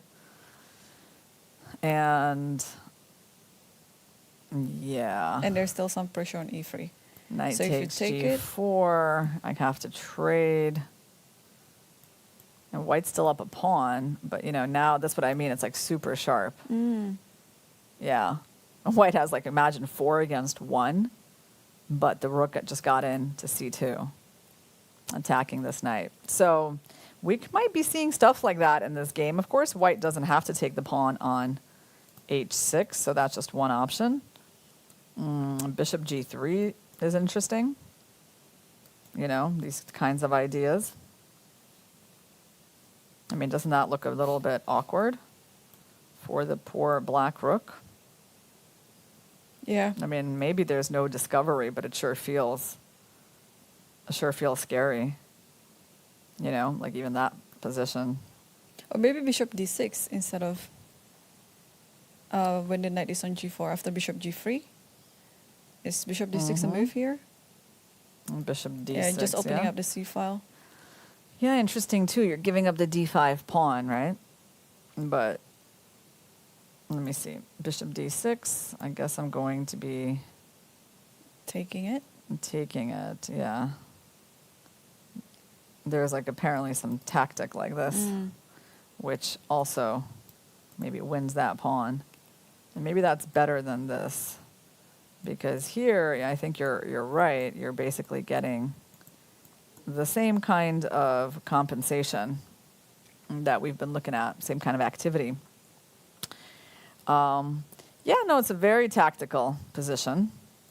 It's funny because, this kind of isolated pawn endgame, it's not supposed to be so sharp. This one actually is. This one really is very sharp. Well, 2 pawns are currently hanging right now, and white has the option to take either of them or not. So yeah, for sure, already 3 candidate moves, and they look like very normal moves. Yeah. Rook d5, knight h6, bishop g3, Rook d5, I guess the bishop just moves away, yeah? Somewhere, maybe even to e7. Or to f8, maybe, just to guard this h6 maybe pawn. guard the pawn, yeah. Yeah. So we have to kind of go back. But now there's this move, and your rook is trying to come to c2 anyway. Right. So yeah, many good candidate moves for Salimova. It's hard to even know, like, who do you feel has the easier playing? Like, it's hard for me to judge exactly, like, who has the easier decisions to make in this position. Like, in a way, it's black, because, you know, the sort of idea of going to c2 is always available, and she can kind of always go for that, right? Yeah, I do feel like it's easier for white to let things spin out of control. At the same time, you know, white is the one who has like all these pawns they can take, all these attacking moves. The knight on e8 is kind of passive, right? So, but still, if I had to make a guess about, which direction this game is going to go, I would say that, like, I see a lot of opportunities for things to get out of control for white. Yep, and also judging from the time situation, I mean, they're not in time trouble, but to make 10 moves for the next 20 minutes for each of them, you know, in such a position like this, a very dynamic, sharp, and tactical position, it's going to be hard, because at some point you might require to think much longer. Yeah. Well, yeah, it's so sharp, you know, because, like, all these pawns are hanging, and yet these pawns are very powerful. Yeah. All right. Well, what do we have going on in the big game between Prague and FIDE? We last saw it a long time ago when rook AB1 was played. FIDE did go for rook B4, rook D3, and he went for rook C7 instead of, we were looking at the rook trade. He went for this one, bishop F1. I think he was trying to play C4, but did he ever play C4? Okay, no, not yet. What's going on here? Why can't this pawn get captured? Because of the knight. Okay, got it. Just making sure. Okay, now the knight went back. Knight C2, rook B7 on the board. So right now this pawn is hanging. White's gotta defend it. So what are the options? If you go F3, sometimes black can play like G4 and break up those pawns. What other ideas does black have? C4, probably not so much, right? But even that sometimes. I like this knight A5. I think it could be it. The next move could be knight A5. Knight A5, yeah? Yeah. So like if F3... Right, so there is G4. Good positional move, right? And then there's also this. And both of them look pretty good for black. So Prague has to be very careful here. Also, there is another idea that after F3, I was just trying to make sense of this rook B7 is to prepare knight D7 and probably going to E5. Ah, nice idea. And then you're forced to play F4, but then after a few tradings, you can come back to F6 maybe. Yeah, bishop G2, played by Prague. So he wants to go E5. And on knight D7... E5. There's still E5. Yeah, so not knight D7 now. But E5, you can play knight takes E5.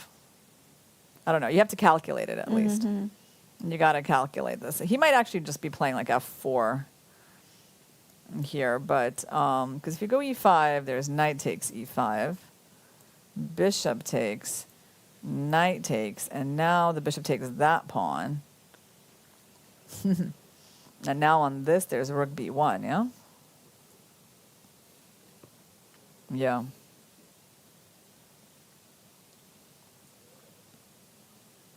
So you might play C4, yeah? C4, oh wow, Nice. it's super sharp, but I mean, it's like the same idea though, and everything's just getting liquidated. So this is a draw, right? Oh, actually, wait, black still has the slightly maybe better pawn, but no, I mean, That should be a draw. should be a draw. You still have some ideas. You know? Like I wouldn't say, like obviously I would play a few more moves here as black. Knight d4, I like knight e3 better, just knight e3. more principled. You think so? Yeah. But then your knight is restricted. What if I go g4? Rook b5. King f6. I mean, I want to go h5 and set up my mating net. Yeah, I mean, I understand you can play this. You know, you can maybe go king g2, h3, or so on. Yeah, but of course they would play that out. So, what other options does Prague have? Does Fabi have other than knight d7? Is there any point to this move? Or I think this allows e5 and knight d4. what do you mean? Like you want to play instead of e5 here? c4. Oh, Instead of c4. e5. Yeah, e5 and then put the knight on d4. that's a good one. That's a simple one, right? It's a simple approach. Block the bishop and then just go there. So I agree Yeah. that it's actually quite likely that he's going to want to go for that. You just have to calculate there's knight e3, but after knight d4, I don't see anything else. Yeah, if you go After knight f5, you here, can just ignore. here, and looks like a nice positional advantage for black, right? Yeah. All right, by the way, let's see what's going on in Magnus's game. So this all happened. Bishop b3, rook c3, trade one pair of rooks, bring out the king, rook e3.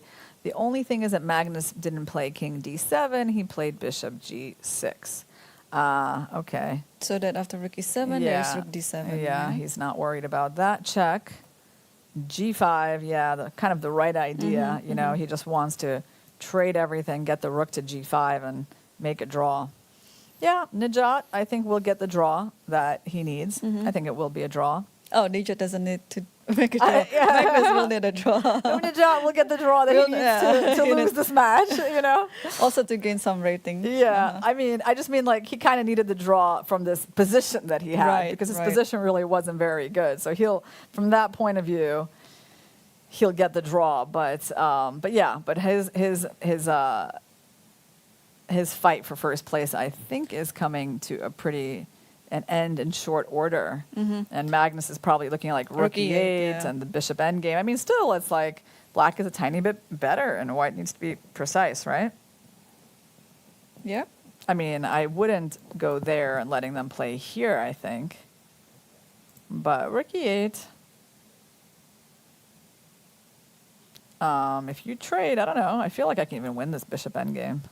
And king moves. Okay, take on f6 first. You know, he already won a bishop endgame like this against Ivanchuk.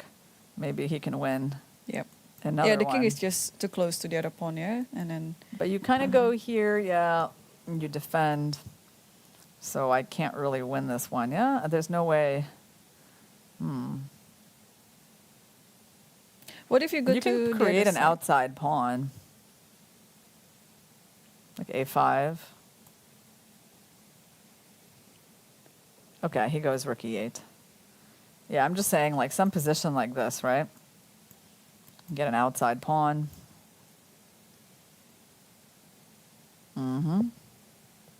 Okay, they're seeing a trade on f6.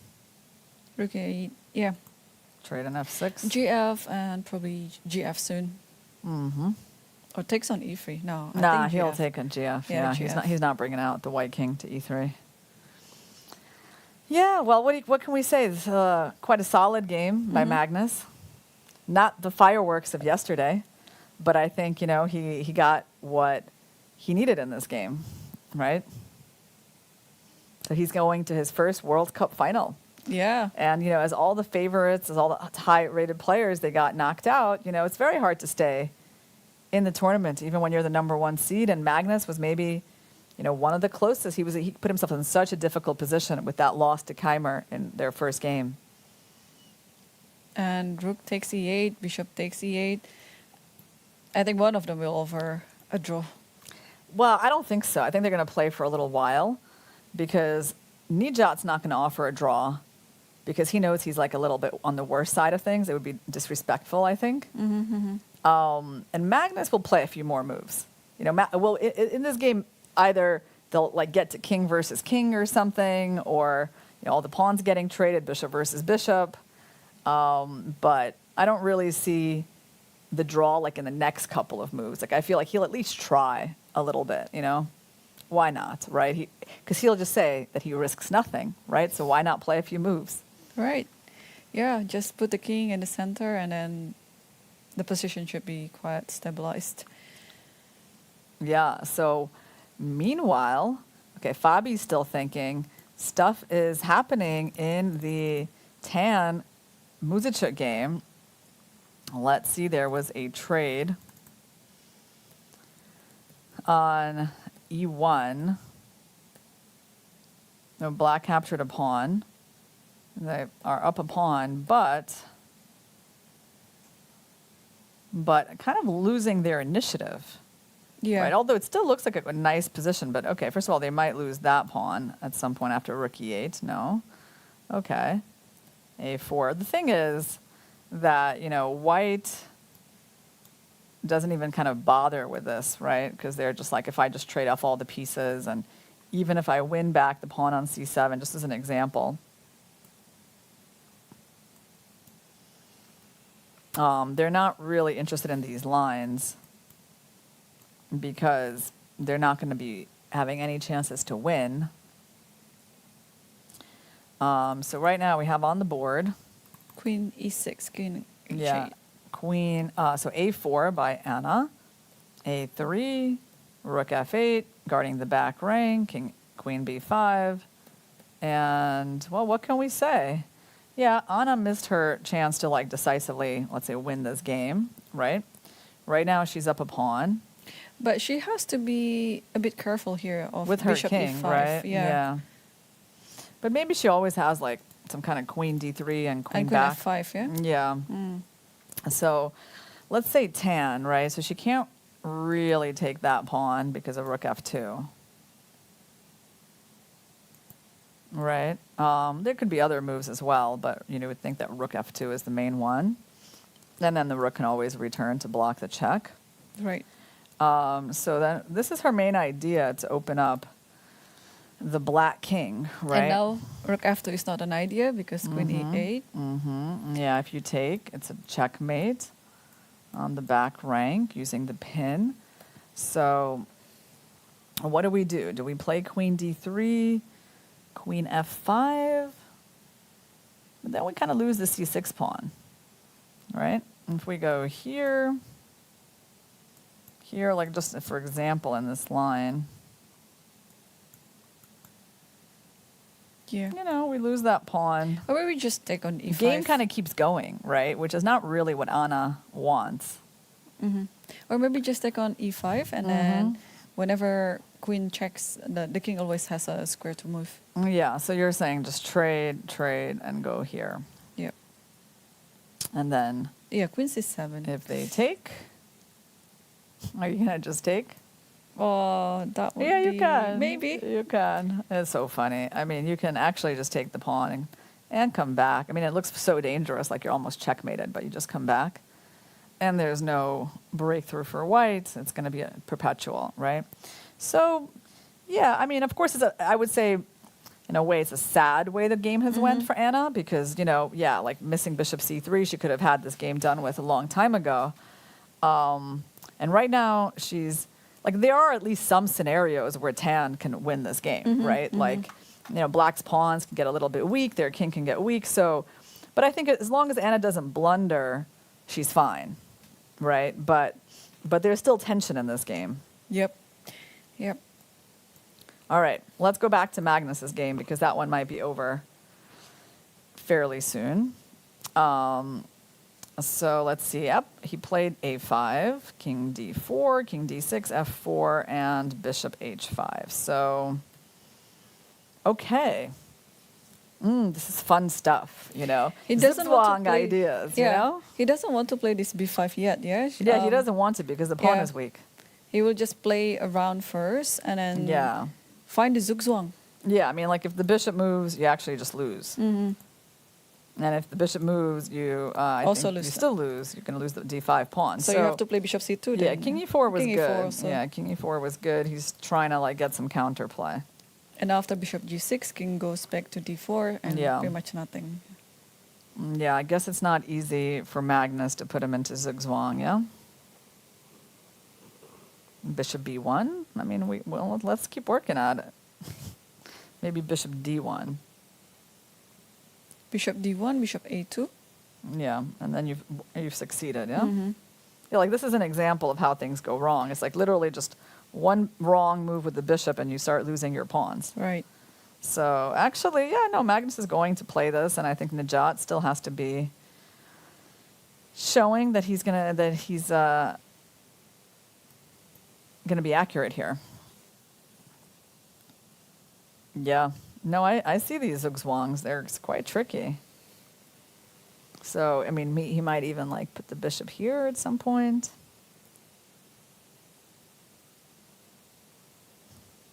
Yeah. Yeah, it's You can still try, yeah, of interesting. course. Yeah. Only black can try to win this Mm-hmm. and find the zugzwang. Like, also, I just realized, like, one of our ideas could even be to put the king here next. That's possible. Yeah, I mean, it's a possibility. Let's say you go back to d4, right? It's sort of the Bishop obvious f5. move. And I look, think. we actually found a zugzwang position. Look at it. Oh, it is already zugzwang now, yeah? This is zugzwang. Like, you're just one move away with a really natural king move from zugzwang. Because now you can't go there because of that. You can't go this way because you lose the pawn. You can't go there because, again, bishop d1, and then bishop comes here to win the pawn. And the king also And the cannot king move. can't go there because of that. So this is zugzwang. So like, it's actually, he's got to be precise. I think it'd be kind of hilarious if Magnus wins another bishop endgame due to the, better bishop and the outside pass pawn concept. So now I think white has to play bishop c2 to avoid this zugzwang, like bishop c2. Bishop c2, yeah. But you see how Nijat is like stopping to think. He actually kind of He has to, realizes, right? that like, look, this isn't so simple. But bishop c2, we can try bishop h3, yeah?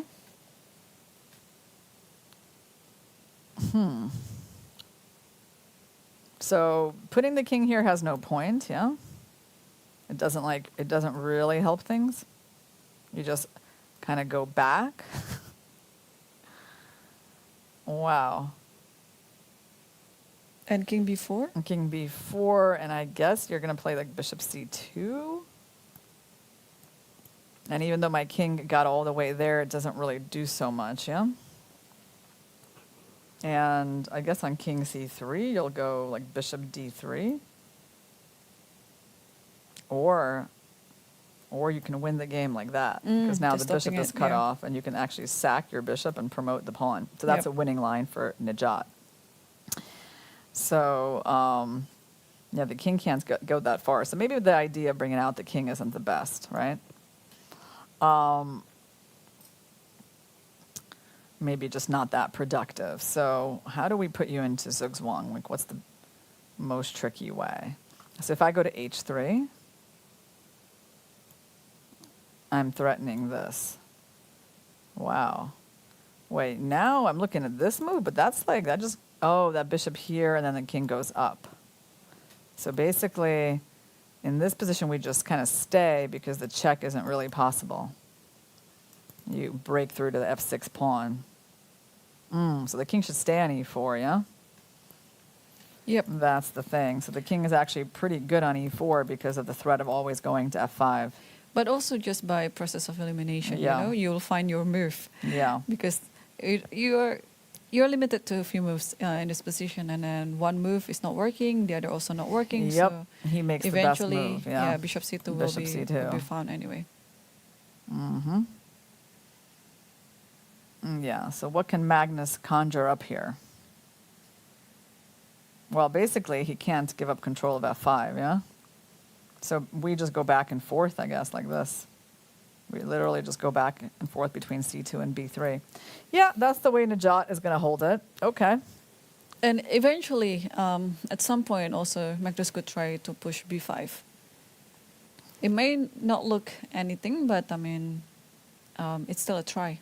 Yeah, but how does he even try it? Like, you After mean like bishop D7? Yeah. Yeah. So the king is good on e4 then. So Yeah, you're- so like here, and then I just keep going back. But the thing is, like, you can't even really do that move because again, the king breaks through. Yeah, I don't really see any chances anymore for white. But he played went king king c5. c5. Yeah, king c5, and now just back to b3. Oh, he does it instantly. Yeah. Okay. I think we're going to see repetition. What do you think? Or Magnus will try a bit more. Well, yeah, he has to be a little bit careful to like not let that pawn promote, right? Like if he goes too far with the king, if he can make this move because f5 is not dangerous yet because you just go back. But I don't know if he's gonna even risk that. Yeah, you can go back and you're still winning, but the problem is like you kind of know that you're not going anywhere. You know, what's the point of having the king on b4? Yeah, and you have to go back to c5 now before it's too late. Yeah, I mean, I guess you could like hang around here. Like that. It's like, again, it's actually almost zugzwang, isn't it? But maybe you just go here, and unfortunately I don't have any tricks like that because they're all bad for me. Yeah, doesn't look like black's making progress. All right, shall we go to the sharp game that could decide the Women's World Cup winner? We got Salimova versus Garyachkina. I mean, it's crazy to think that one game like this, right? I mean, she actually took the pawn. So she attacked the rook first on g3, like that, or bishop g3, and then she took the pawn. King went somewhere, the knight went back. Here. So she's threatening rook c2, right? Maybe bishop e1, yeah. And b3. And now apparently we have a really big advantage because probably we can take and just land something on c3 and close up rook c2. Wow. And look at the eval bar. Salimova is currently better in this position. Yeah. And Yeah, she is. it's crazy to think she might be, you know, like she could Yeah. emerge as the winner She could. of this Women's World Cup. I mean, right now, Garyachkina is down a pawn, and I think you can just put something on c3, like the bishop. Maybe even the knight is not so bad, but then your bishop stays a bit passive. Yeah, so we prefer the bishop there, and then maybe in the long run, you know, the knight can come to d4. Is it useful to throw in some check on b4 first and then put the bishop on c3 afterwards, or just no difference That's a good at all? question. It's a good question. I mean, I think you can, if you want, throw in bishop b4 and then go bishop c3, right? It's kind of hard to say if the check is going to come in handy or not. But yeah, bishop c3, it's always nice to keep a check in reserve, right? Like you might need it later somewhere. Like, for example, you need it now because like there's no rook a6 because bishop b4 wins the rook. Right. That's a nice detail. Yeah, good point. Yeah. So look at this. We might have a surprise winner, right? Wow. I mean, this would be quite the Cinderella story because, well, obviously she's been tested by some strong opponents, but Garyachkina was definitely having a very convincing tournament, and it would be certainly a bit of a surprise. Yeah. But I think she's got the chance to end the game in this, to end the match in this game, and she went bishop b4 check. Yeah, she went bishop b4, and I think she will put it back to c3. Yeah. So almost no other moves there apart from king g8 to reply to this bishop b4. Magnus is meanwhile still trying. Prague was allowed to push his pawn to e5, so somehow Fabi did not block that bishop. But I think this game is the most dramatic. And it'll be quite a nice story. And to get your GM title all in one tournament. Yeah, so what we're a being run. asked. Yeah, we're being asked what we think about Salimova. Like we didn't know much about her before. What we think about her after this tournament. I mean, I think her games have made a very good impression. I think her calculation has generally been quite good. I mean, she's had her shaky moments like everyone, right? Of course, in her match with Polina, where she lost with an extra piece. But she's had some very, very memorable moments as well, like a very nice tie-break match against Anna Muzychuk. And if she manages to win this game against Goryachkina, I mean, yeah, I will not think that it's really due to luck, It's just, she's just playing good chess. Yep, definitely. I mean, there's some luck too in a few of her games, yeah. But eventually, it's also coming down to her chess skill. It's also very superior, So, wow, a GM title in just one tournament, it's going to be quite an achievement, like personal achievement, and also for the history achievement as well. Like, do you ever know anyone who had such a run before? I mean, like, let's say an unknown player having such a success, like a relatively unknown player. No.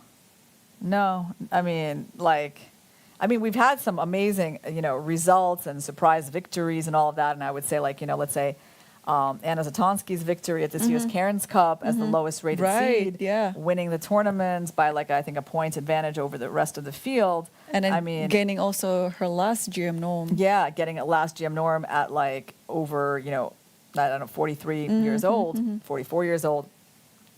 I mean, that's certainly a very inspiring story. Yeah. Or we have, Melik Hachian, winning the U.S. Senior Championship this year as well, over opponents that, were generally, let's say, a lot more well-known than him throughout their careers. So, of course, there are, amazing stories like that.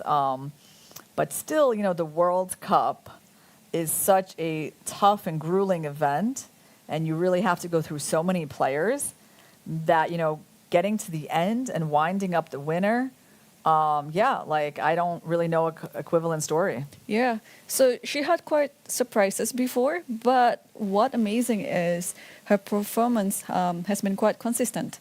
So usually when you scored such an upset or some surprises, you kind of stop at some point. But her performance is consistent till the end. Even now, the last classical game between her versus Goryachkina, is also showing that she is very capable, and she is entitled to have such a title, like Women's World Cup winner. Yeah, I mean, I would say her demeanor at the board, she looks actually quite relaxed for the situation. Right? She doesn't look too nervous, or she's if you look at sometimes you see the other players, you see the effort, on their faces, right? With Salimova, okay, she's looking like, okay, I got everything under control. I'm up a pawn now. I don't really see any threats. Probably want to go rook a1 if you give me the chance. Get the rook to the a file. So, yeah. I mean, that is, I think, nice if you can be... Either she's extremely tired and just, can't take it anymore, or she just manages to be quite relaxed in, the most important game in her life. Yep. Wow. Let's take a look at Tan versus Anna. Is Anna going to get that draw that she needs to win the match? This could be the final day that we're seeing the ladies play. Yeah. We have to point that out, guys. So if you that there's not a whole lot of the women's play still left, where we might see a Women's World Cup champion, and also this match may also be over. Let's see what the situation is. It's 4 against 4. And probably this rook is going to move here, and white is very tied down to that pawn, so it's kind of hard for white to make progress. So, yeah, I do think Anna will get her draw. Meanwhile, what do we have going on in Prague versus Caruana? So Caruana played knight g4. We didn't really consider that move.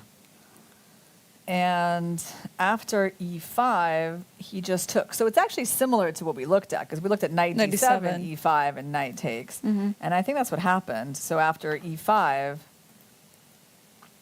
knight takes, bishop takes b7. So they're actually going into that line where everything got traded. Yes. Yeah, so maybe that wasn't the best idea for Caruana. Maybe he really should have played this idea of e5 just blocking the bishop, because knight g4, now it's a very forcing line. And bishop b7 already, and then knight d3, bishop a6, and knight, and I what is it like? Can you go knight b2?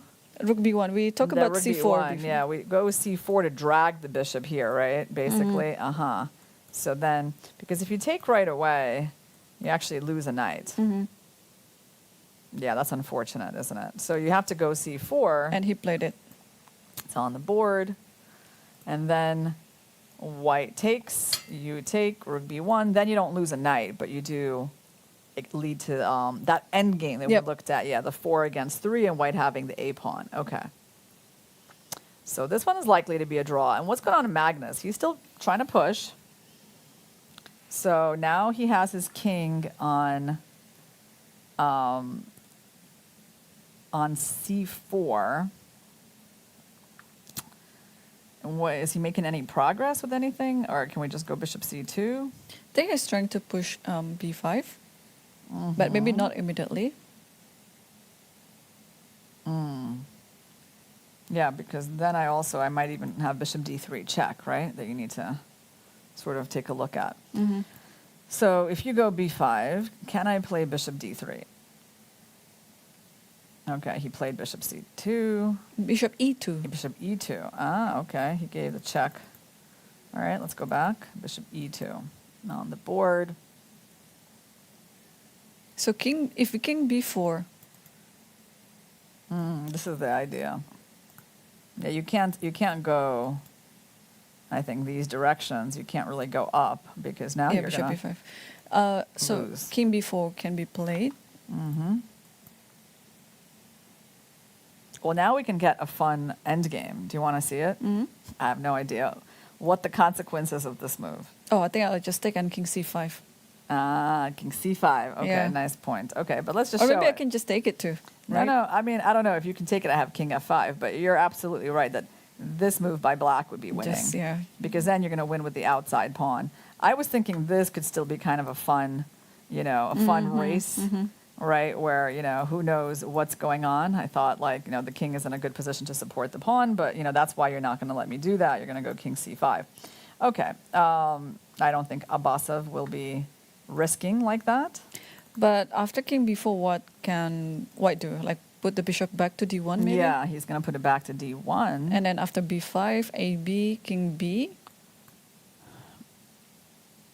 Because, yeah, you can't really go for that because the pawn promotes. So here, yeah, just take. King takes.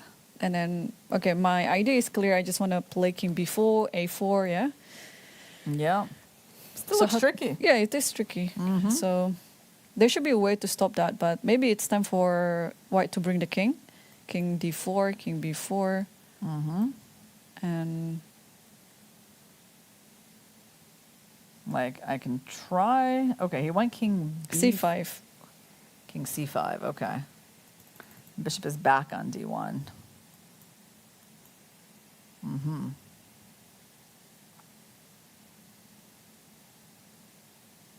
Yeah, maybe now it's time to push b5. Oh, b6. Yeah, b6. I was thinking, like, he might just, exhaust all his resources, I mean, but there's not really any zugzwang. Like, I think we can do either of these moves, right? It doesn't really even matter.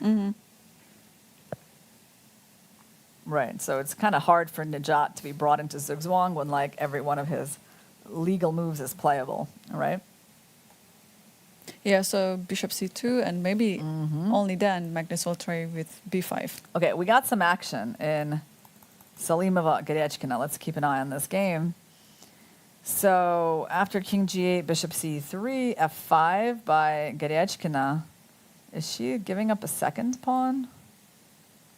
Wow. Okay, no, but there's pressure on e3, but there was a trade. And the thing is, like, it's very solid for white now. Right? It's like white has a really nice centralization. She's got a powerful knight. She's threatening that. I mean, I guess black has to guard this pawn somehow, but it's not that easy, right? You can't use your king.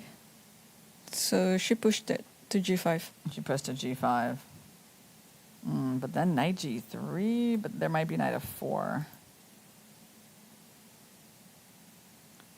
Knight g3. There's also maybe knight g7. Well, what else can white do? Okay, A this pawn trade? became weak. I think a trade along the 7th rank. Possible. But the thing is, like, her rooks are better than these rooks.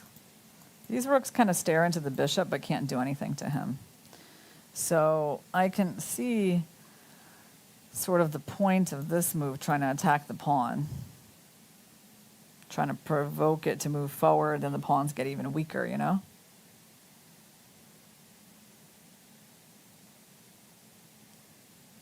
Because, you know, if you go rook d7, you trade a pair of rooks, your back rank might become a little weak. You know, if you go here, and I trade with you, and then maybe rook a8 even.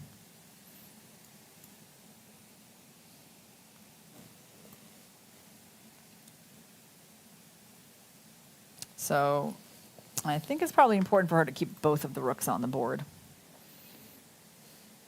So a move maybe like h3 is also even possible, or g3, just to get the back rank quite safely. Or even g4.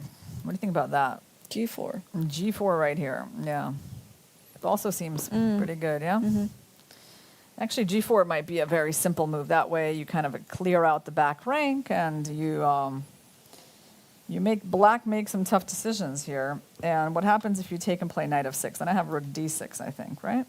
Oh yeah, also knight f6 doesn't really bother me. Oh, you can take with the knight. It's better because then you'll have you're hitting on the bishop and also some check on h6 maybe. Yes, yes, a lot of traps, right? I can even play for checkmate now. Yeah. Yeah. All right. Well, g4 would be an interesting move by Nurgul. She's got a lot of time to figure it out. She's only got a couple of moves left to make. So what do you think? You think she's going to win this game? I think so. I think so too. Yeah. I don't, no, this is not like Goryachkina's forte. Yep. She's gotten herself outplayed, actually.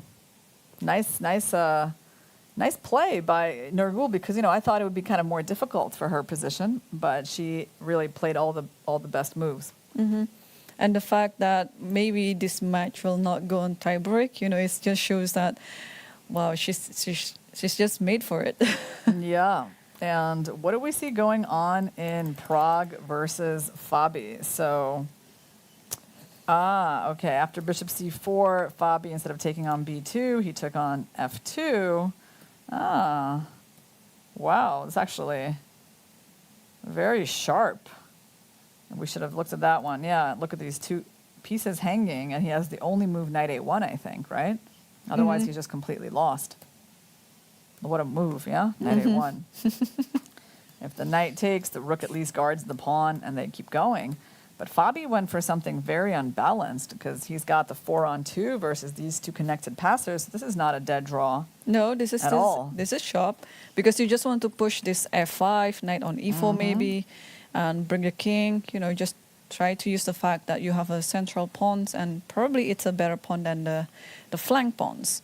So, yeah, this is going to be sharp.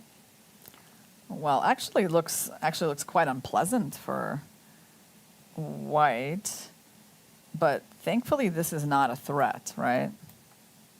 So that's why we need to go here. We need to try to get rid of the rook. If we get rid of the rook and we get a rook trade, we actually win as white, right? So then black has to not allow that. But if you go e5, maybe there is some kind of rook d5. And knight b3, it's a check. Yeah, I see that. Maybe, is there some tricky rook b5 there? You know, there's something amazing, like in this line. Like, let's say you go here, and let's say I go here. I mean, it's one of my moves. Now, if you take, do I have that b5. move? Well, you might not be taking my knight, though. That's the thing. Oh, you can take the knight c2 is there. Yeah, right, you can take like that, and then you get a fork. That's cool. Because what we were doing was, like, we were thinking, like, if rook takes, pawn takes, and if you take the knight, I actually... I think you're on time, yeah? Check on c2, and then you get to b8 on time. You go here, and then then you b4. go here, and then you still make it on time. Okay, so the idea didn't work at all for white, but it was kind of an interesting one. So then we have to like bother the knight, provoking you to take so we can have rook b1. Oh wow, and then you still have knight a1. You still have that. This fork is always present. But surprisingly, if you take on a1, the default bar shows this is still equal, yeah? Yeah, well, this is very surprising, yeah? It's like an extra pawn for black. Right. And 2 connected passers. I'm not sure how Prague is supposed to be making these decisions. It's like, it feels like a little bit like Gukesh's endgame against Magnus, where it's like, okay, the eval bar was showing it's a draw, but like in reality, you're facing 2 connected pass pawns. It looks very scary. You know, maybe like this, and I guess you can blockade these pawns, yeah? So then it looks less scary. Yeah. Once you see that you have g4 and the pawns can't move, then as a white, I think you feel just fine. So instead of playing e5, Fabi plays f5. Yeah, that's the other interesting move here. So basically, hold on, let me just try to understand. So why can't you just take? Like, why couldn't he have gone in for this line? It's still this. And even here, even without the bad move of pawn e5, the engine is still considering it as a draw. Yeah, because I think you cannot make any progress with the pawns, yeah? Yeah, I guess because the rook is in too bad of a position. If the rook is the other way around, well, and then there's that would also have been this. better. There's also the fact that we're like going directly for the rook, and it becomes a race. So yeah, all right, that's why he didn't go for that. So f5 on the board, and he just wants to go, I think, king f6. So also what do we maybe do? f4. Why not, right? Just move Yeah, f4. push the pawn. So yeah, rook d4 seems like a good try. I mean, Fabi, you know, it's actually amazing that this is so sharp, right? Because anything can still happen in this endgame. I like rook b6 better. Or maybe it falls. There's Yeah, a5, it's yeah? a5. There's something like that. I mean, it's actually, you know, when you see this coming, do we even know who's playing for a win? I don't know.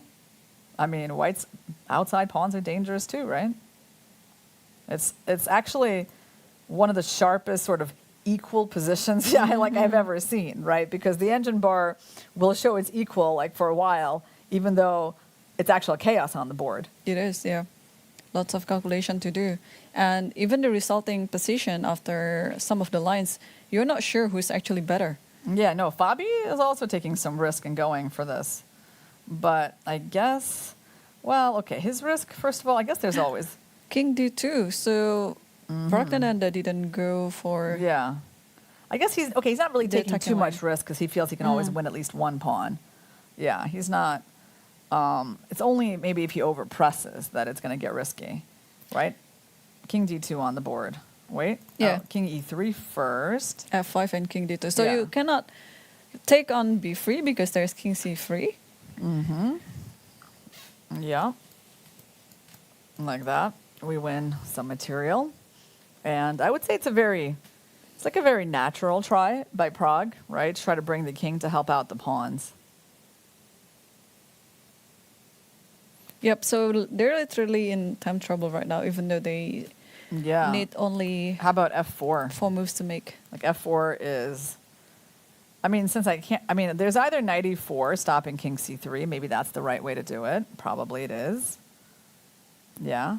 Oh, or f4. Yeah, f4. I mean, that's like, you know, given that I can't really calculate anything in this position, right? Like I would say f4 is a pretty reasonable move that you can do without Yeah, it's very practical. much calculation. Yeah. So king c3, then where will the rook go? To e4 Where will or the to rook go? the Yeah. back rank? Intuitively, it's rook b7. Really? Intuitively, I guess. Because I think the rook has to keep an eye over the pawns. Because after rook e4, then I might play some move like a5 even. Yeah, I mean, I would say, like, I'll tell you, like, my intuition isn't telling me anything after king c3. Like, I would not be surprised if it's rook e4. I would not be surprised if it's rook b7. Like, I literally have no idea. But now we're going to see. Fabi went with the rook b8 back. And, yeah, like, let's see. Is this a bad move? Yep. It is a bad move because there are going to be, well, some ideas of that. It's still complicated. But I think Fabi agreed with you. Keep the rook on the b file.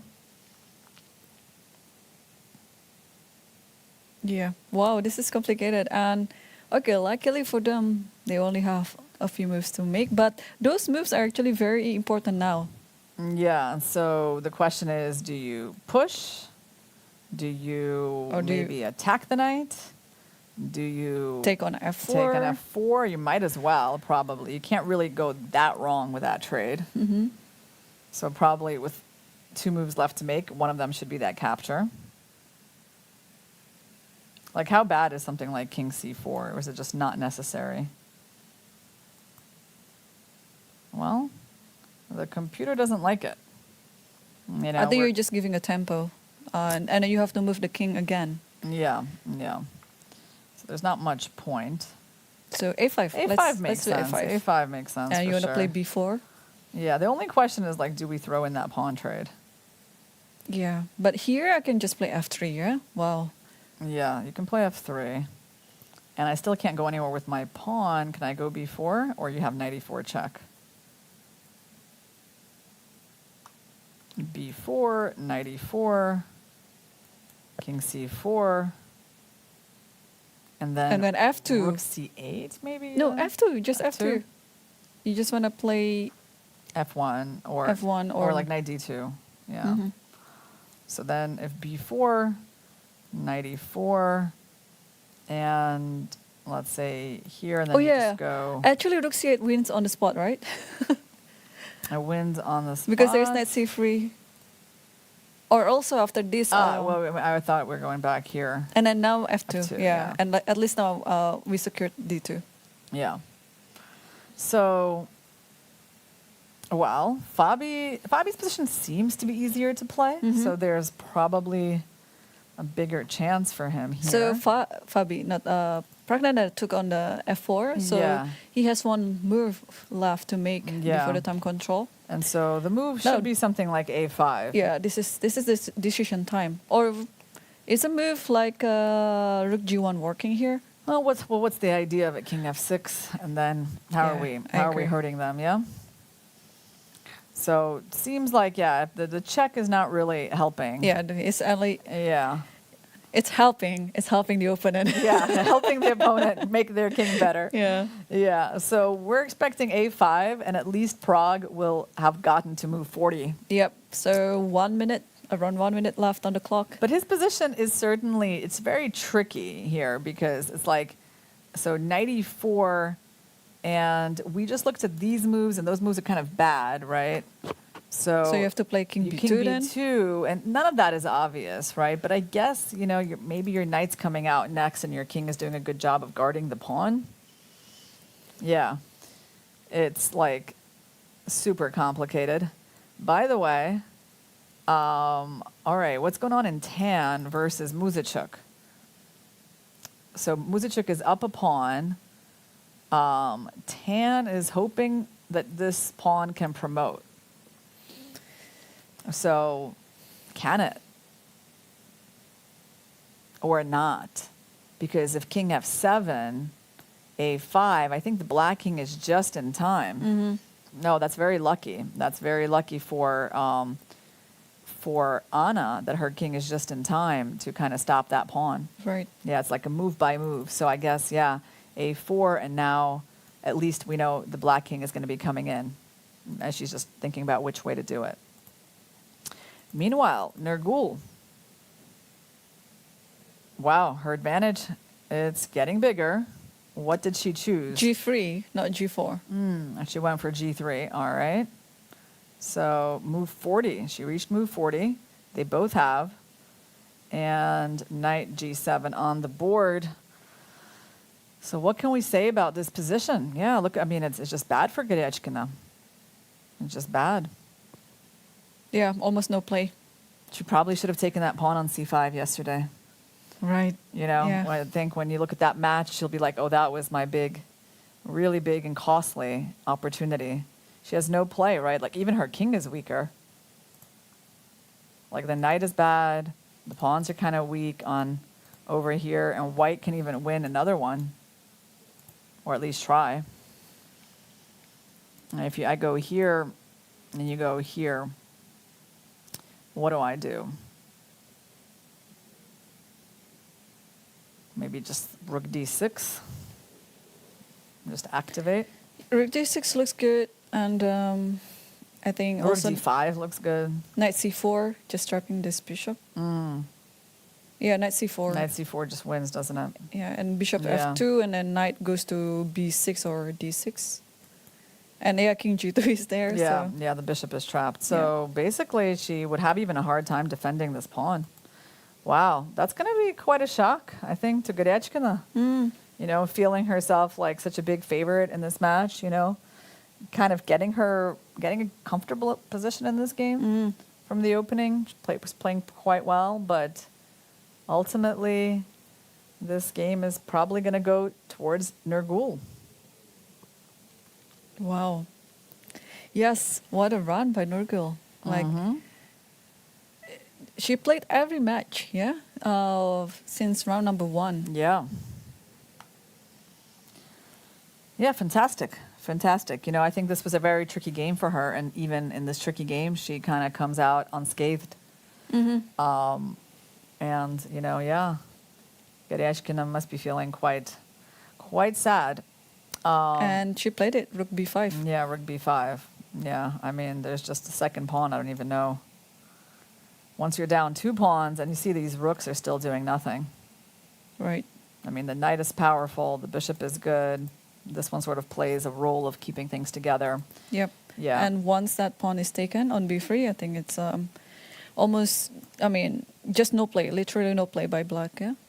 2 pawns down, and then the positions of the pieces are also, white is pretty good. Like the knight on e5 is just so strong. Yeah. All right. And let's take a look. Prague, with his 40th move, played a5. So that's good news for him. The position remains balanced, even though it's still very sharp. And by the way, something has changed in Magnus's game. The white d pawn has actually pushed forward. Look at that. Wow. There's like a really, really crazy sharp line here. You know that that's just insane. So like Nijat finally, somehow Magnus moved his king too far, and Nijat just played d6. I think he's just taking the risk, yeah? Well, I don't know. I feel like Magnus missed this idea, because you know what the idea is? The idea is this crazy move like here. I mean, it doesn't win, but like the idea, the fact that he even allowed it is like still, you know, it's kind of significant, right? Because like if you take, Just f5. yeah, we already saw that idea as one, like pretty much the only scenario where black loses, right? So you can't take it. If you go there, I mean, you might be just losing. I think you probably are. Just by d7. If I play d7, or actually, you know, it's somehow throwing in the check is better than immediate d7. That's definitely something. Without the engine, it wouldn't really be possible to know. But like, okay, let's say we do throw in the check, I don't know, king c3. What's the difference? Or king b4, because after d7 you want to take and then Yeah, well, play apparently a4. here we're not even pushing. That's the point. We're actually going this way. That's the point of the check. But there's Wow. no, yeah, okay. Magnus seems a little concerned. Yeah, did Magnus miss this? Oh, For man. sure, yeah? Oh, yeah, he did, and he's unhappy. I can just feel that. I mean, okay, he's not lost, but now he just has to kind of, Very extra careful. yeah, you see how unhappy he is? Oh, man, he's unhappy. Can we just show that what's happened after anything? So what after bishop g4, what should black do in that position? Right. So bishop g4 is incredible. It's an incredible idea, isn't it? Yeah, it's very easy to miss. I mean, it's not a common idea at all. The idea of just giving up the bishop to then block off the opponent's bishop is not obvious. So somehow, okay, but he has this check. I think he's still got everything under control. So yeah, king I don't has think to it's go that to big of a e3? deal. Or no, Yeah. king f5 Well, is king also f5, I was thinking we have king king c5 or king Yeah, king d5 even. Yeah, I was thinking about that. Okay, man is so sharp. So you can even go here or here, yeah? They're So both if king possible. f5, if king c5, king e6, that's what I don't like. Yeah, well here you have to calculate this. Bishop You have to f3. actually calculate this this end game, which I think is fortunately okay for black. Yeah, 'cause b5 he and makes- it's a pawn race. Yeah, it's a pawn. It's a pawn race that is okay for Magnus. Like after Oh. that, but yeah, there's also something crazy about this, isn't there? Wow, It's king because d6. It's because this is the queening square. No, I think it's because the king cannot go to the other side. That's the difference. Wait, so if I go b6, And now a4. a4, b7, king c7. King c7. Oops. King c7. Oh, I keep dropping the king on the wrong square. King c7. And yeah, we're just ahead in the race, right? Or Yeah, can we just show that if you take on b6, like, on b5 like on b5. instead of So Oh, yeah. AB, Yeah. king B, and I think it's king goes Oh, it's to this one. Oh, you're okay. King f7, a4, here, here. No, there's no point of playing king F7. You're gonna go. Maybe just king g7, a4, f5, a3, f7, a3. Sorry, f6, a2, f7. Yeah, we just go here. Yeah, king g7. Uh-huh. Yeah, we just use the fact that And then just king g8. Yeah, and then that this is a bishop's pawn, so we always have stalemate ideas by going into the corner and giving up that pawn. So, all right.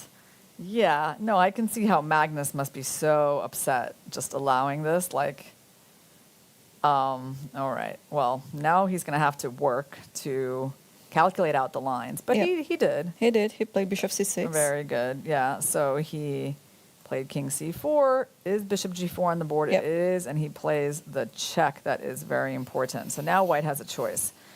So we just looked at this one, right? And this one, it seems like we go king d5, we make a draw. Because we either get that pawn or we go in for this. This endgame black at least has this b5 move. And the other option for Najat is going king e3. But then the king is farther from the f pawn. So maybe Uh-huh. it's time for you to play b5 and some pawn race, or just take on Wow. a4. But like, he really has to be like, I mean, now Magnus is forced to go into this stuff. And then d7, yeah? And d7, and obviously white's risking nothing, I think. b5. Actually, who knows? Maybe white still risks something, but black probably risks more. No, Mm-hmm.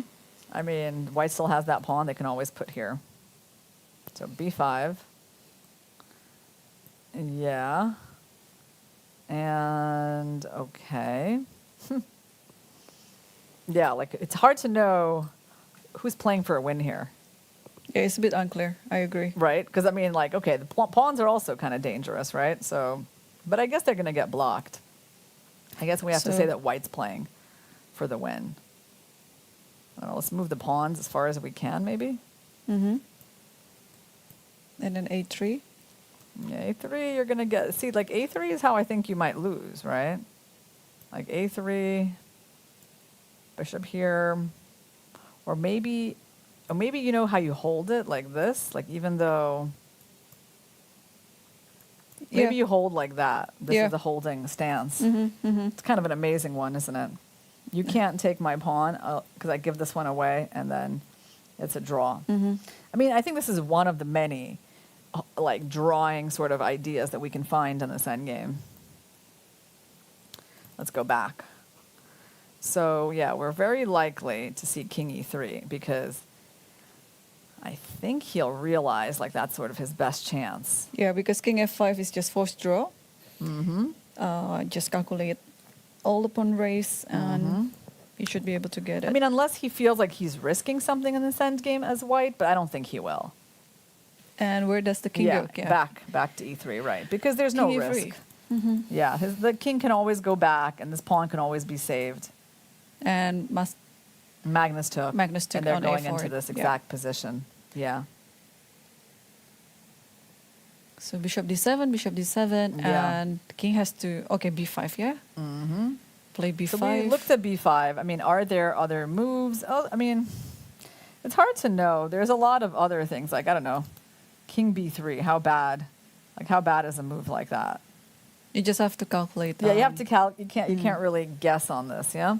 So I would kind of agree that b5 is intuitively correct. You just sort of do it. But are there other ways to play like this? You know, and just trying to run with the a pawn? It could be.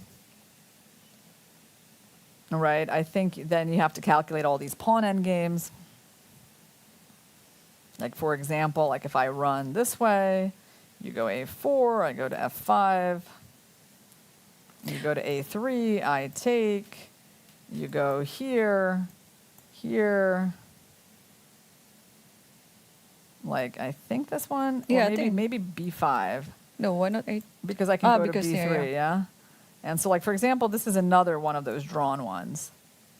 This is another one of those drawn ones that Magnus queens first, and it's a draw.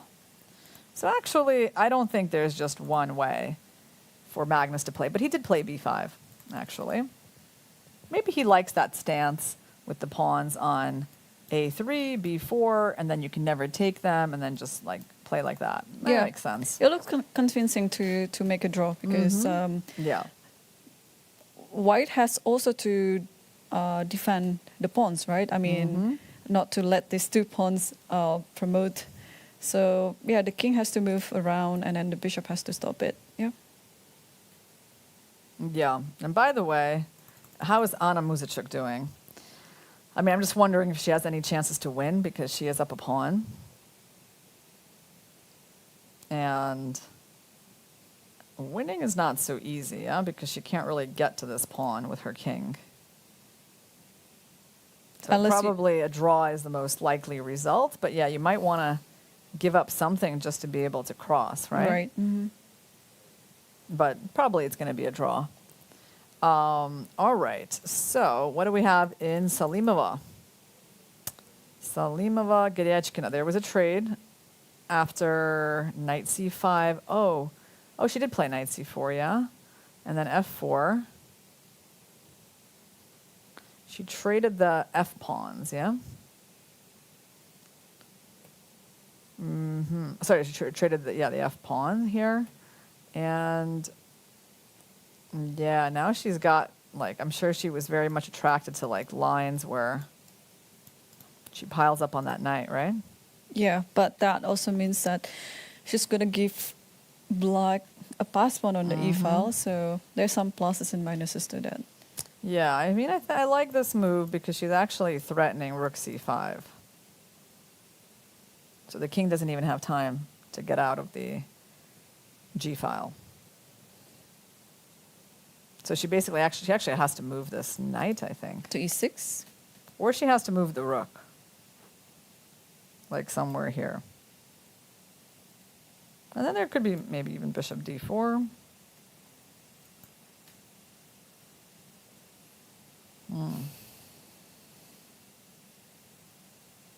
Yeah, I mean, I agree that it looks a bit unclear, yeah, with the pawn on e3 being slightly annoying. Yeah. So what else can we do apart from taking the bishop on e3? There should be some other moves. What about the move like? Can you just go back? I was thinking of rook b6, but there is knight a4, so you cannot do that. I just want to put my rook to the other side of the board.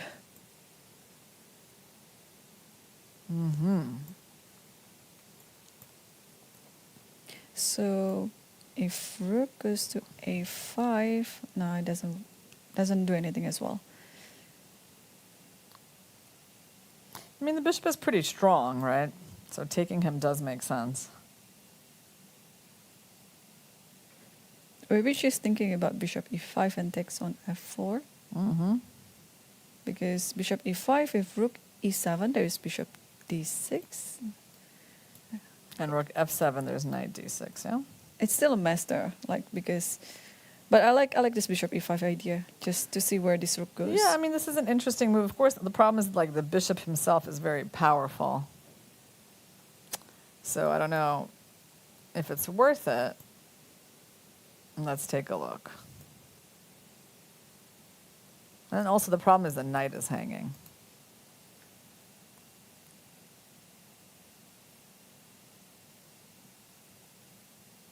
I mean, I feel like most likely she'll take the bishop.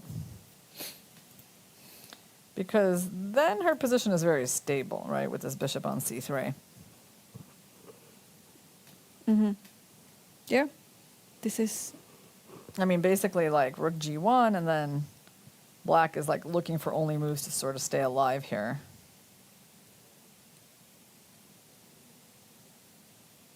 And I'm thinking one of these.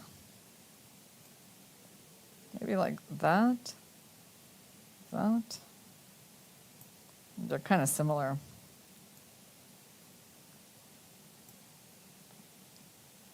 And at d4? Knight d4. What does it threaten? You want to go knight f5? Or you want to just take the pawn? Okay, so it's a little tricky. Ah, this knight a4. Man, this position is still so tricky. Yeah, it's still tricky. Like, I mean, she's definitely going to have to put in some work to finish this off. Meanwhile, so Nijat is thinking against Magnus after b5. I mean, Magnus doesn't seem pleased, but he doesn't seem like too concerned either. I think Right. he knows that despite that miss, like he's still doing fine. So the pawns are marching. I mean, I don't think White's king can like really afford to go this way. You can sort of do a lot, right? But I just push. Yeah, let's try take this. a look. Because there is bishop e6 whenever you Yeah, hit but h2. we basically already looked at something like this, right? We already saw that this is one of the ways, like, which like this one ends in a draw. I think with the king going to, oops, whoa. No, it's a check because that. Oh, it's always yeah. It's king g7, a2, f6. No. So that's wrong. Because you cannot move after f6. Yeah. Okay, f6 with Yeah, this is- queen. But the thing is, You can go to king f8, it's fine.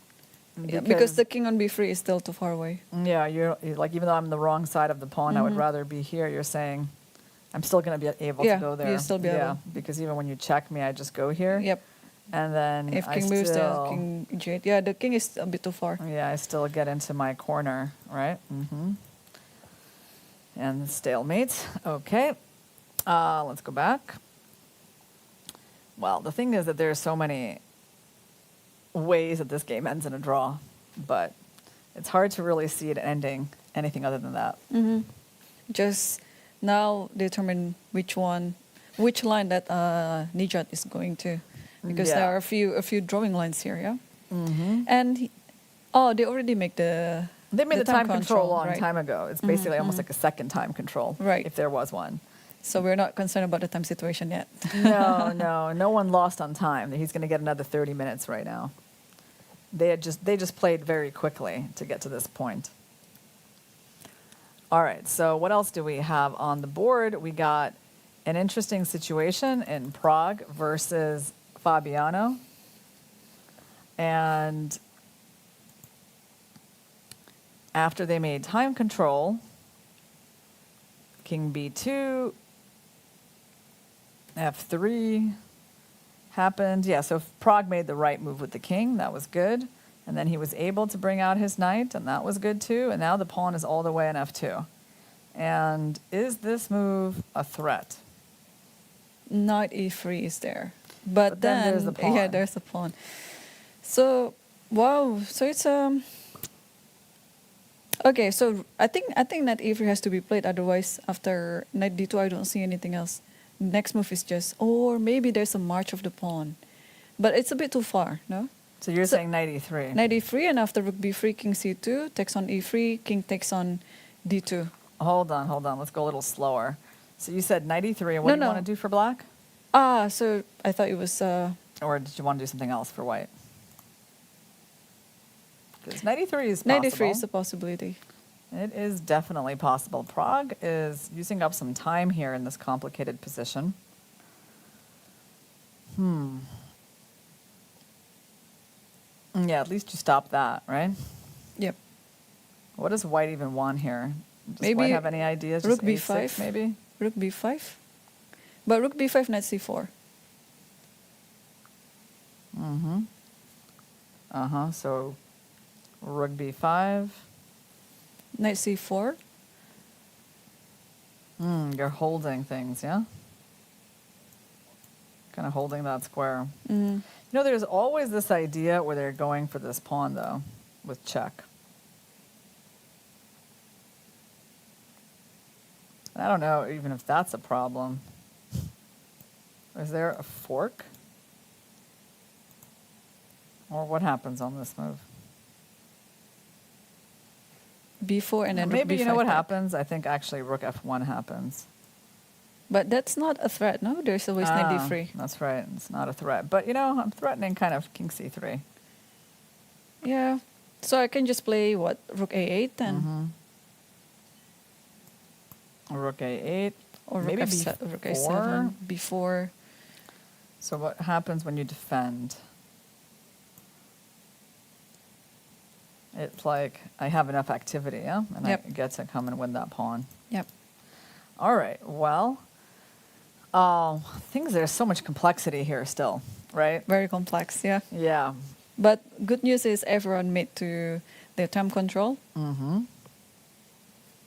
And I think, guys, we can take a little break before we come back to see how these endgames wrap up. So we are looking at a probable draw between Nijat Abbasov and Magnus Carlsen, with Magnus advancing. And a very complex game between Pragnananda and Fabiano Caruana. And possibly a new World Cup winner if Nurgul Salimova can figure out how to nurse her extra pawn advantage against Goryachkina. Yes, and also for the third position, it's looking great for Anna Muzichuk to secure it, because the second game looks like almost ended with a draw. And that means Anna Muzichuk that will one get is the third already, spot. it's looking like it's just going to be a draw. That's Okay. it. Yeah. All right, we'll take a short break and stay tuned. We'll be back after this.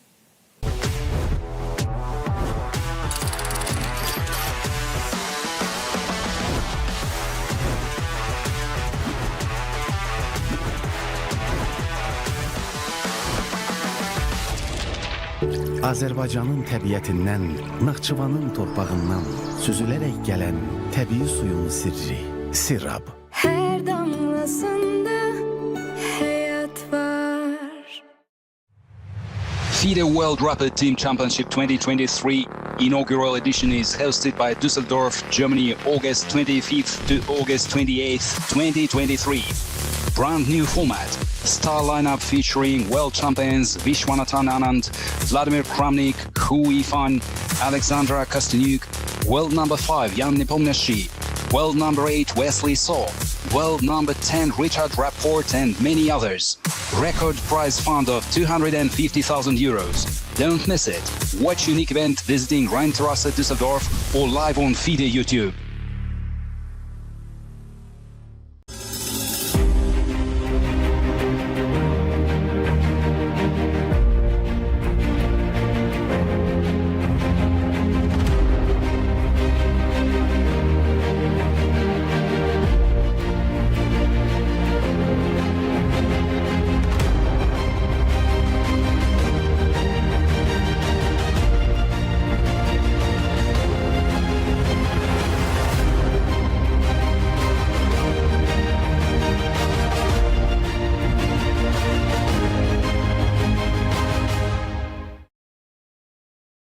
The first game of the Women's World Cup final between Alexandra Goryachkina and Nurgul Salimova ended in a draw.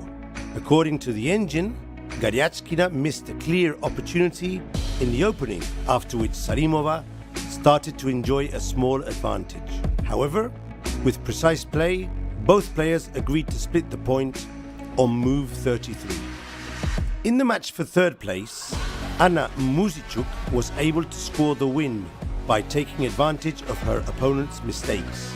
Playing with black, Tan Zhongji defended successfully for most of the game, but misplayed an opposite-colored bishop ending. Meanwhile, in the open section, Carlsen got off to a great start by defeating Abasov in their two-game match.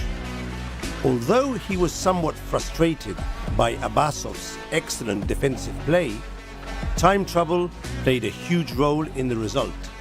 The Azerbaijan missed a one-move win and was subsequently overpowered by the world's number one. In the other semi-final, Caruana pressed his edge during most of the game, but Pragnananda was able to keep the balance, ultimately showcasing his knowledge of basic rook endings. The young Indian player will enjoy the white pieces in the second game.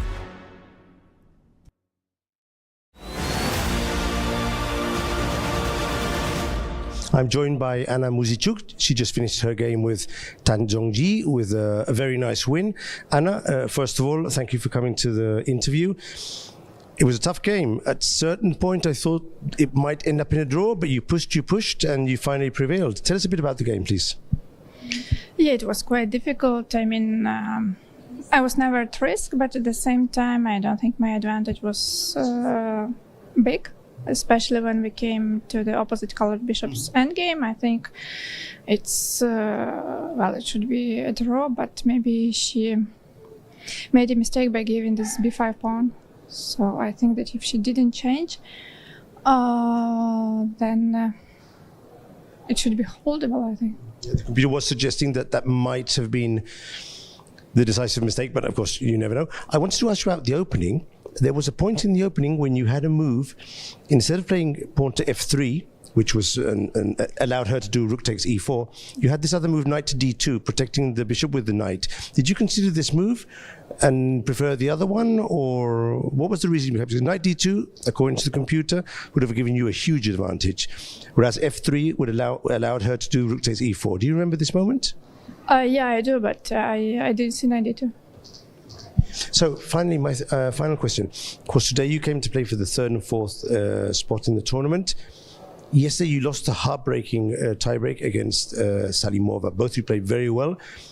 It was never clear who was going to advance. How were you able to sleep well and approach today's game after losing out a very important match yesterday? Actually, it was not yesterday. Sorry, the day before yesterday. You're right, I'm sorry. And yesterday was the rest day, so I think it helped. Can you tell us a bit about how psychologically you were able to prepare the new situation and leave back the loss? Yeah, it was a long, difficult and painful match for me, but I still knew that I have to play one more, and I just prepared for this one. Okay. Thank you very much. Thanks.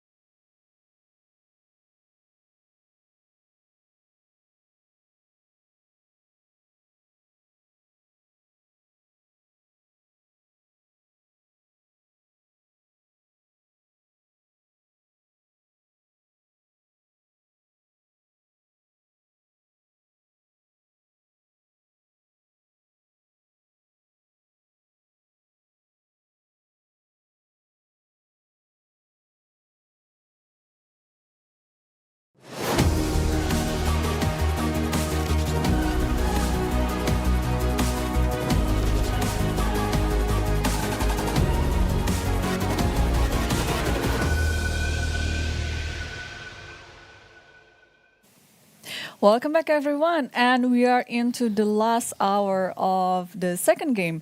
And during the break, we already had two results, one in the open section and another one in the women's section. And congratulations to Anna Muzichuk for drawing the second game and securing the third spot. And we'll be bringing home, let me quickly take a look, $25,000 US, and also securing the candidate spot. And in the open section, Magnus Carlsen drew the second game, so he is through to the final. Yeah, so Magnus is going to be his first World Cup final, and maybe it'll also be his first World Cup victory. That could be it, Yeah. yes. And I think we can see the last position of each game, like how the players ended their games with a draw. So we last saw Magnus's game when he had pushed his pawn to b5. One of the various drawing moves, Nijat went king d2, b4. I guess if he's also has the possibility always to run with his king. That's what happened, right? So this happens, yeah. Yeah, and actually, exactly what we looked at. The pawns get to b4 and a3, and in this position they even went further. Why not? Because the only way to capture this pawn is with the bishop now, but then you lose your final pawn. So that's what happened. He took the final pawn, got captured, but Magnus actually, I think this is a kind of a sense of humor thing, right? Because he put a queen on the board, so at least he could say he promoted in this game. Right. King takes the queen, and then he took the pawn, and then Nijat took his final pawn, and it was going to be king versus king. So, okay, he put himself through a slightly scary moment. It was quite scary, yeah. Yeah, but then he realized, he was still doing okay. Well, we'll see what he said about that in his interview. But it did seem like he missed something and was kind of unhappy with himself at that moment, right? He made that facial expression that he was quite unhappy. Yep. And what about the game between Tan Zhongyi versus Anna Muzichuk? Yeah, so basically, let's go back a little bit away. This was their position at move 40. C5 on the board. Oh, there is this c4 idea. That's very tricky. That if a7 comes, yeah?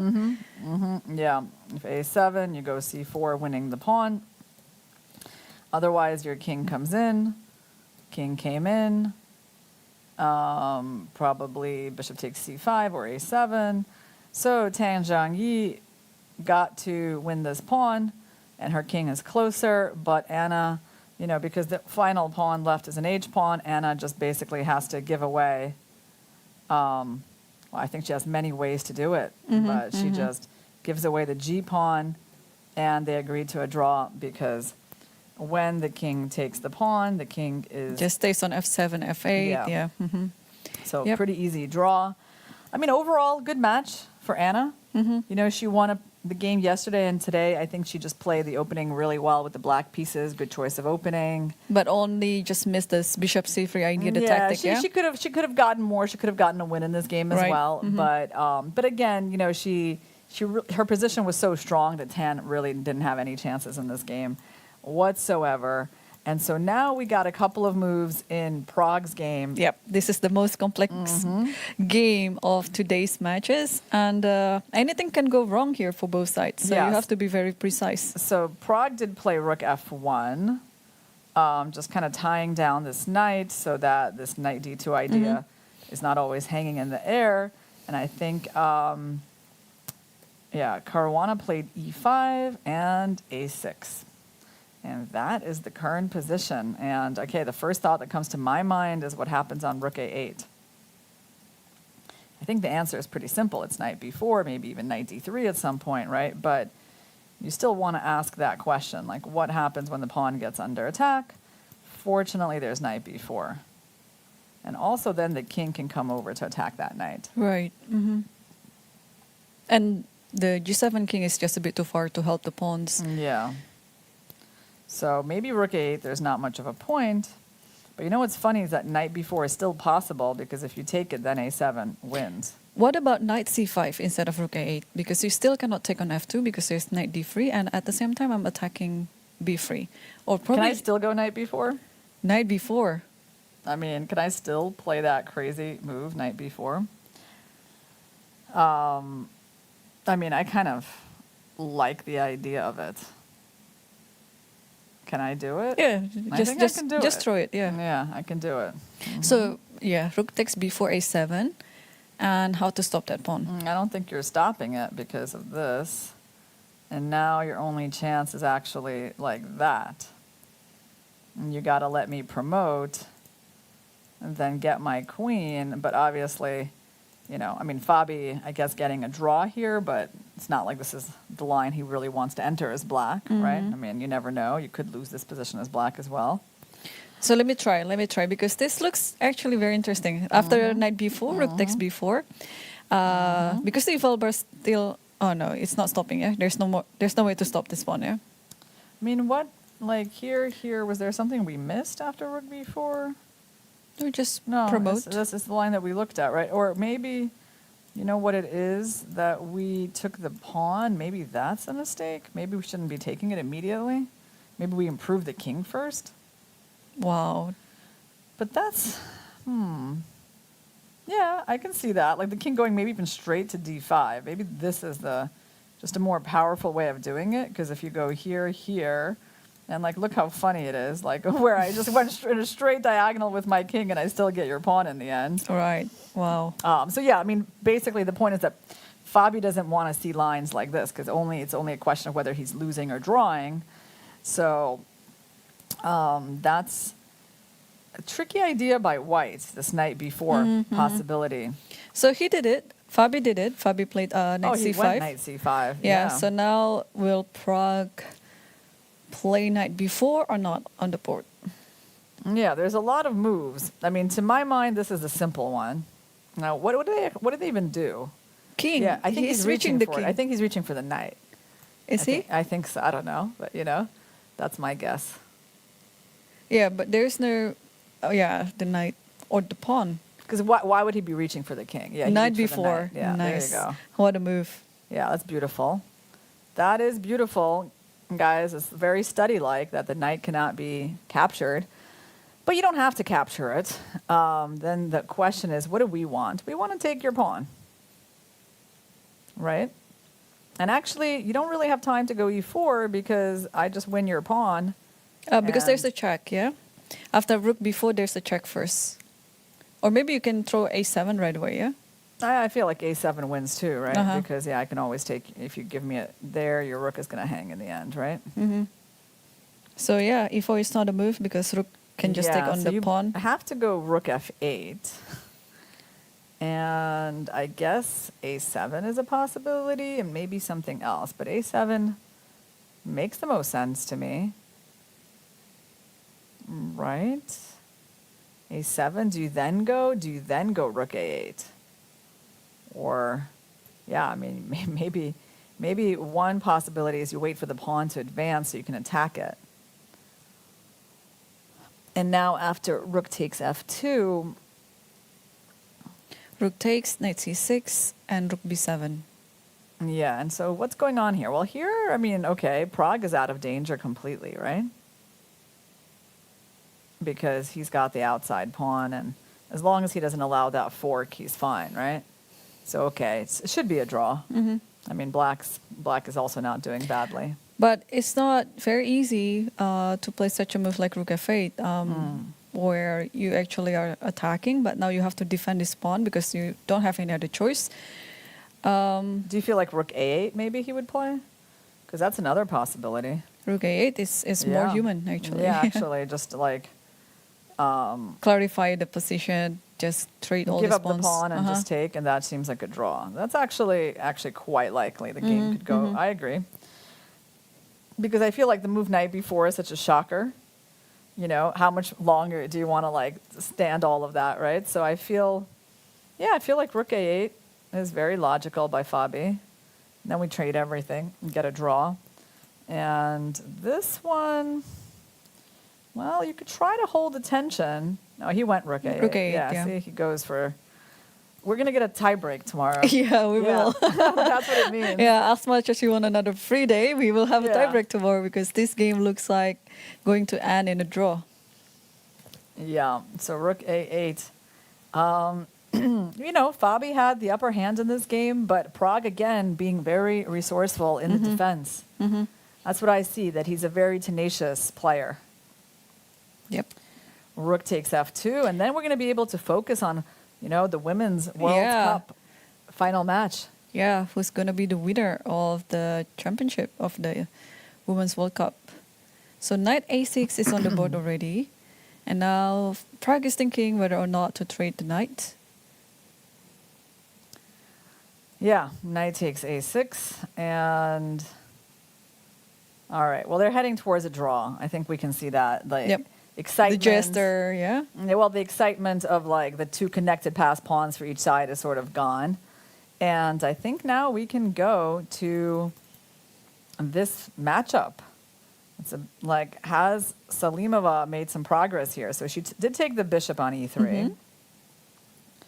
She played rook d5, knight e6, rook e5. So she's going for the e pawn. So she's winning a second pawn. Okay, that's a relief for her to get that pawn off the board. She's up 2 pawns, but I guess, the pawns are separated. There's still some work to be done. Is she going to be up 3 pawns now? Or is there some reason why this pawn can't be taken? Is there some checkmate? What There is a rook checkmate? g8. Rook g8 with a... Knight f2. Yeah, that's the potential But they checkmate just that knight I'm trying to do. g3. Yeah, you can defend against it, but I'm just trying to figure out why she didn't take the pawn. I mean, I kind of agreed this seems to save it, but it's a little tricky because these knights are running around. Oh, right? knight c1 is there. Yeah, Knight c1. knight c1, trying to go. But then rook d1, rook e1. Yeah, looks a bit tricky.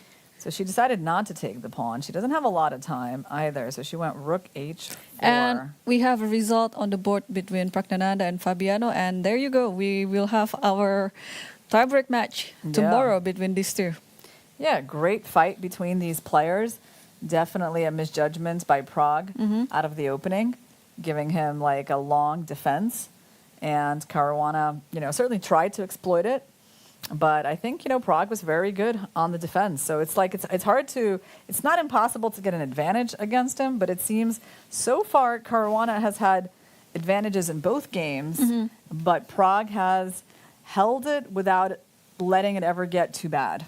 Right, and they are doing the toss of colors right now for tomorrow's tiebreak. And I don't know which color Caruana will get tomorrow. Anyway, we can focus on the last game standing and also the most significant one out of all the matches in this round. Yeah, rook g8 on the board, threatening knight to f2. Yeah, And Salimova played knight g3. if this was tennis, it's like the championship match, yeah?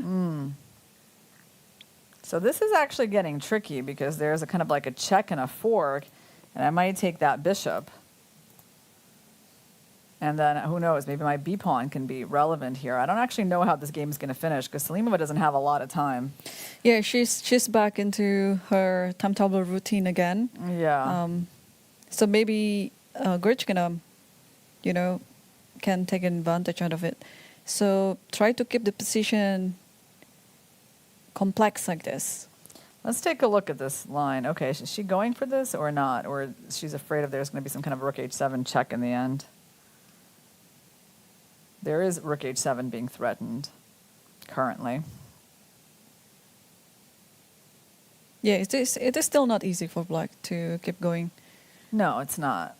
But she just went f4 with the knight, so she threatens, again, some sort of a check on the back rank. But now she gives us a chance to kind of bring the rook back. So what happened after rook h7? Rook h7. Knight g7 or? Maybe king e8. Rook h7 also looks pretty good to me. But maybe... Oh, maybe you can go here because the bishop can't take you because of checkmate on the back rank. So then you have to take with the rook. And then there's a trade. You could go for that. It's still tricky to win because, the knights, they kind of have their outposts, right? Until you knock them off, you can't really get your pawns moving. Yeah, but on the other hand, the bishop on c3 is a very strong bishop. It is. Controlling many good squares. I think white just has to get the king into play. Yeah, because otherwise you're always looking, and that king might get mated. So, I have to say that I'm not really sure how this game is going to finish. That's my feeling. Like, because of the time situation. Yep. Because anything can happen when you get down to, like, the increment, right? So it's not like, we saw that it was still hard for Fabi to win his endgame against Lanier Dominguez with the queen and bishop and 2 pawns against the queen and the knight. And it was just like, and those pawns were together. Right. These pawns are separated, right? And so, given the huge time disparity, I just don't really know how this is going to finish. Like, I wouldn't be surprised if this even finishes in a draw. I think there is some chance for that. The time is very important in chess. But objectively on the board, of course, white is winning. But, how good of a blitz player is she? She's down to almost like a minute and a half now. Well, so far she's been handling her time trouble games very well, Salibova, and judging on how often she gets into this type of situation, so she's more experienced now. But, she had that game against Polina Shuvalova, Right. where it didn't work out. And, somewhere, like, okay, she was also in a really tough time situation against Muzichuk, but somehow the position allowed her. What did she play? She Rook went Rook E1. E1. Good move. Yeah. Trying to Good move. control the back rank. This is the threat. Or at least, let's just say it's the idea. Yeah. Maybe you need to move this rook somewhere. So if knight d3 back, where do you go? Just rook h7? Probably rook h7, yeah. If you go back, I don't know, rook h7, knight g7, and then you can just move this rook somewhere, right? A1, I guess, yeah. Yeah. Well, okay. On the board, it's winning. But let's see what happens when the time becomes a factor. Or also maybe you want to move the rook from d7 to elsewhere. Like rook f3, rook d3, hitting on f3. Yeah, rook d3 is another move I was thinking about. Seems quite Reasonable, right? reasonable. You give me a check, I can go maybe king g6. Yeah. What did she do? She went rook g d8. Yeah, that's fine. So she's basically protecting the rook, and if check, she goes there. There's a trade of a pair of rooks, but, the knights stay on their outposts. Yeah. So the knight will just be Yeah. No, connecting. it's an annoying position. I really do feel like from a practical point of view, it's like an annoying position when you don't have any time. It really is. Like, it requires technique, It requires some calculation. And the thing is, like, to win, you actually have to use these pawns. That means, like, they have to advance quite a lot, right? So there's, like, so many moves still left to play. So rook h7 is on the board, king g6. King g6. Wow. So by doing so, her advantage is going down. Decreased. Yeah, believe it or not, like significantly. with the one pair of rook trade, it actually gets harder to win. Right. Right. It's not like an obvious mistake at all, but that's what I mean. Like, the position is tricky. It's not the easy win like you might think, because of the powerful outposts. Because if you don't dislodge the knights, it's hard to win. There's checkmate threats against the king. There's all kinds of forks on the board. I really feel like this game is unpredictable, and Goryachkina could find a save here. You're right. Yeah. Before it looks like Goryachkina's position is rather hopeless, but now I could see the idea of just holding this position to draw. It's not very now easy. I'm seeing some tension on her face that we didn't see a while ago. Remember, after move 40. So she plays knight e4. Okay, that move I think was the best move before she traded the rooks, according to the engine. But now rook d3. Like, who's defending who's defending f3? Is she going to go rook f1? It's kind of passive. Then the rook just doesn't even move, right? And then probably after that, there's knight d5. Yeah, all the three pieces of blacks is just going to be very active.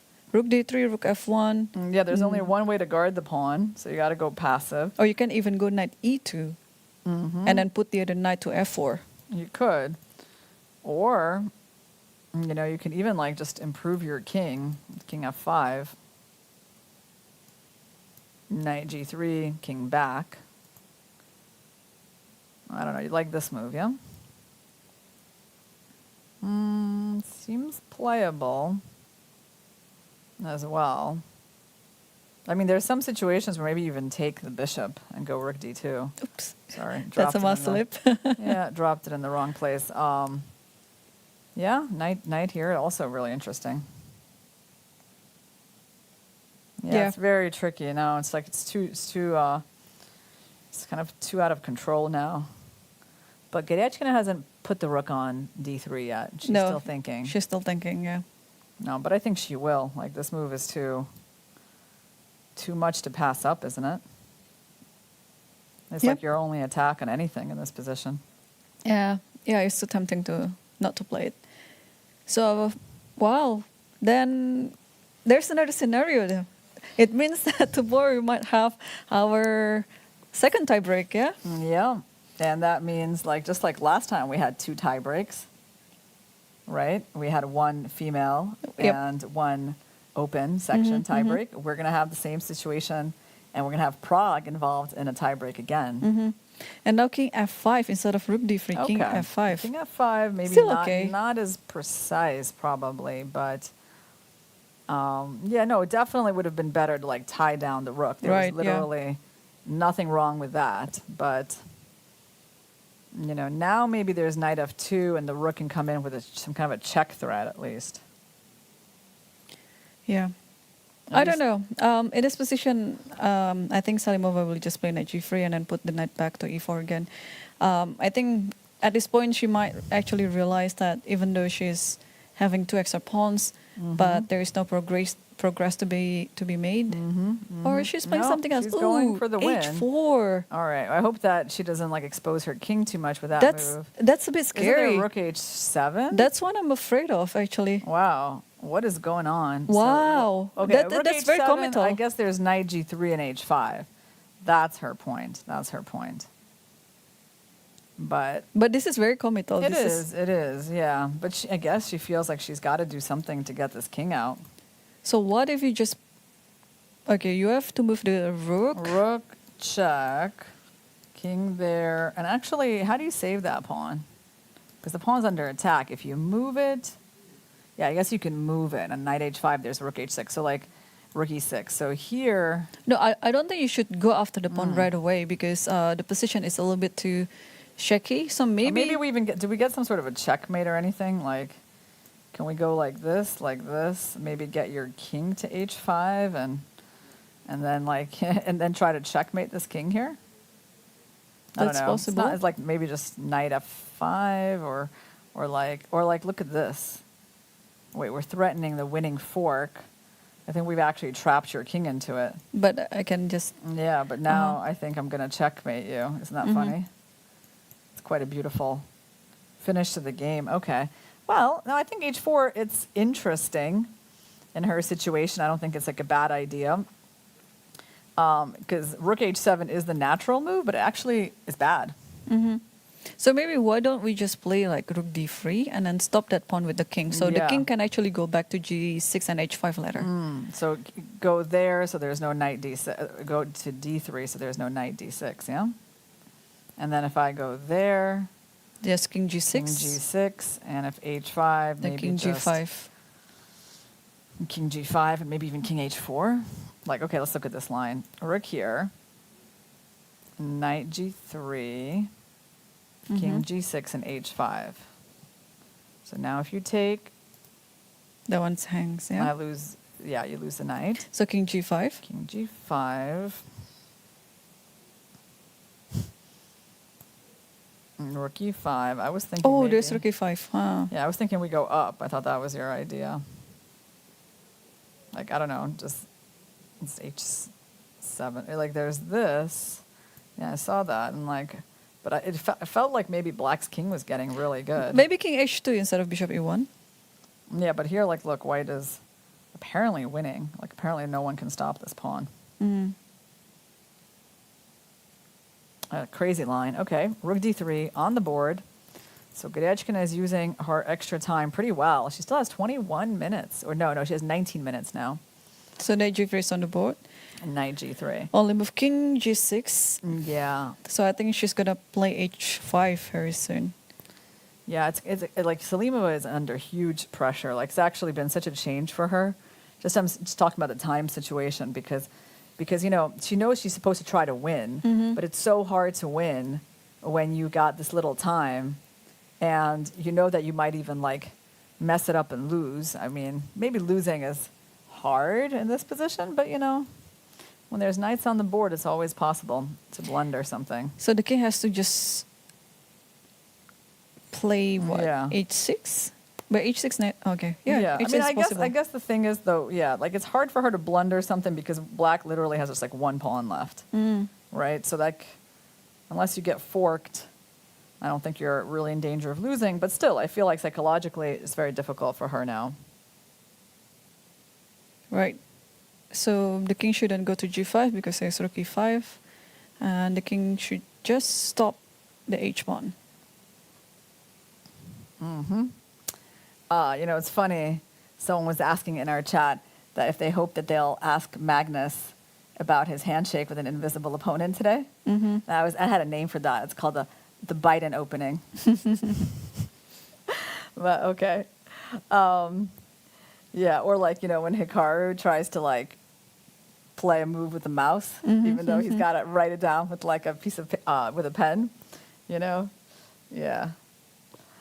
All right, so h5 on the board. Goryachkina thinking about where to take her king.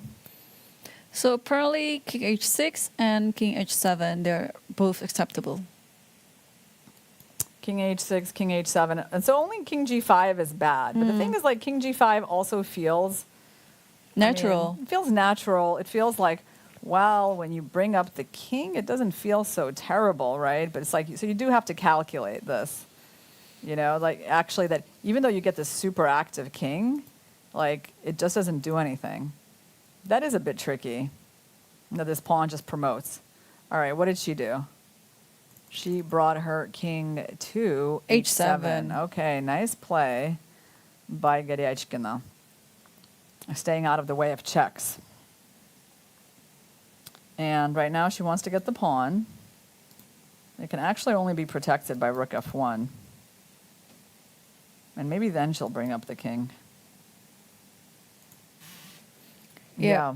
So I am very interested in looking it's at going to be that an situation. amazing save by Goryachkina to save this game down 2 pawns. Yeah, and she has less than a minute on the clock, so she has to start playing faster. Yeah. Well, like I guess, you know, the time is worth a couple of pawns, yeah? Yep. That's often what you hear, in fact. Or maybe not only a few minutes, yeah?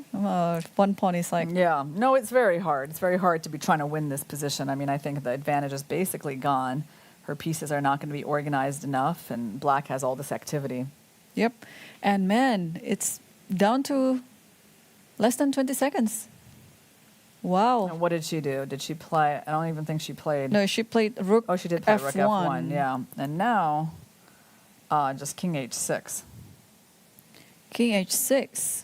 Yeah, you don't have to do anything, right? You just have to keep waiting like that. Yeah, you just wait with king h6 because basically all your pieces are perfect and white can't move really the rook or the knight without losing a pawn, and even the king can't really go anywhere after king h2. Yep, So and she did it. Yeah.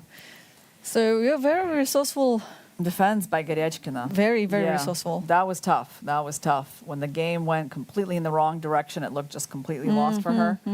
But she, yeah, it's quite impressive the way she kind of held things together. Right. And somehow Nurgul's timed trouble became like a significant factor. Yep, and now just don't lose on time. So king h2 is on the board. Yeah, king h2, but unfortunately there's no real move after that. Maybe even king g5. Because there is no rook e5 anymore. Yeah. Yeah, but if Gorchkina doesn't want to think, just play king h7 back because there is no real improvement. Do you think, okay, there's also knight g5 trying to just win that pawn. I actually kind of like that. That's interesting. Why But- not win the pawn? Seems like a good pawn to win. And actually, it kind of looks scary to white with those knights congregating around the king.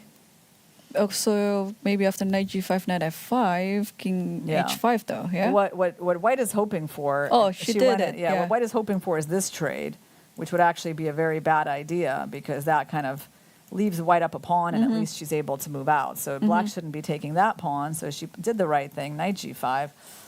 Yeah, what to do? Okay, I think white needs to just completely give up on winning. White needs that to be really clear. Yeah, that's good. Knight e4. Now on knight takes, where are we going? Are we going to h1? I guess we are. Or to Ooh. g3. She's losing No, both pawns. No, she can't go to g3. Because knight d2? Yep. Yep. So knight takes f3. I'm like, yeah, okay, now, oh, she didn't even take. She just, well, Took on h5. she took an h5? Really? What? She didn't take this knight? This pawn on f3? That's weird, right? That's weird, but okay. I mean, I guess knight takes g5. At least you're not going to lose if you make that trade. Yeah, that's actually weird. Like, why don't you take it? It was weird, yeah. But that, Whoa. Wait. Are we getting the right position? Hold on. Oh, maybe no, we saw something wrong. oh, it's a... Oh, she didn't go. She never went knight e4. It was knight f5. It was always knight. Okay, it was of knight course. f5. That makes sense. That's why she took knight d4. Okay, that makes sense. So now she wants to get rid of this last pawn. Or maybe she just wants to play king g3. King g3, there is rook takes d4, knight e2. But how to evaluate that position? Like, two knights versus a rook. Yeah. Most likely it's a draw, that particular one. So just to show the idea, right? Yep. What can I do to like lose a move here? Is there anywhere I can lose a move? But okay, basically what you're saying is like if I go there, you can take, I take, knight here, king f2, knight takes d4. But I think after king e3, you're probably not going to hold that pawn. Your king is too far, so I think it would be a draw. Well, black has won back one pawn.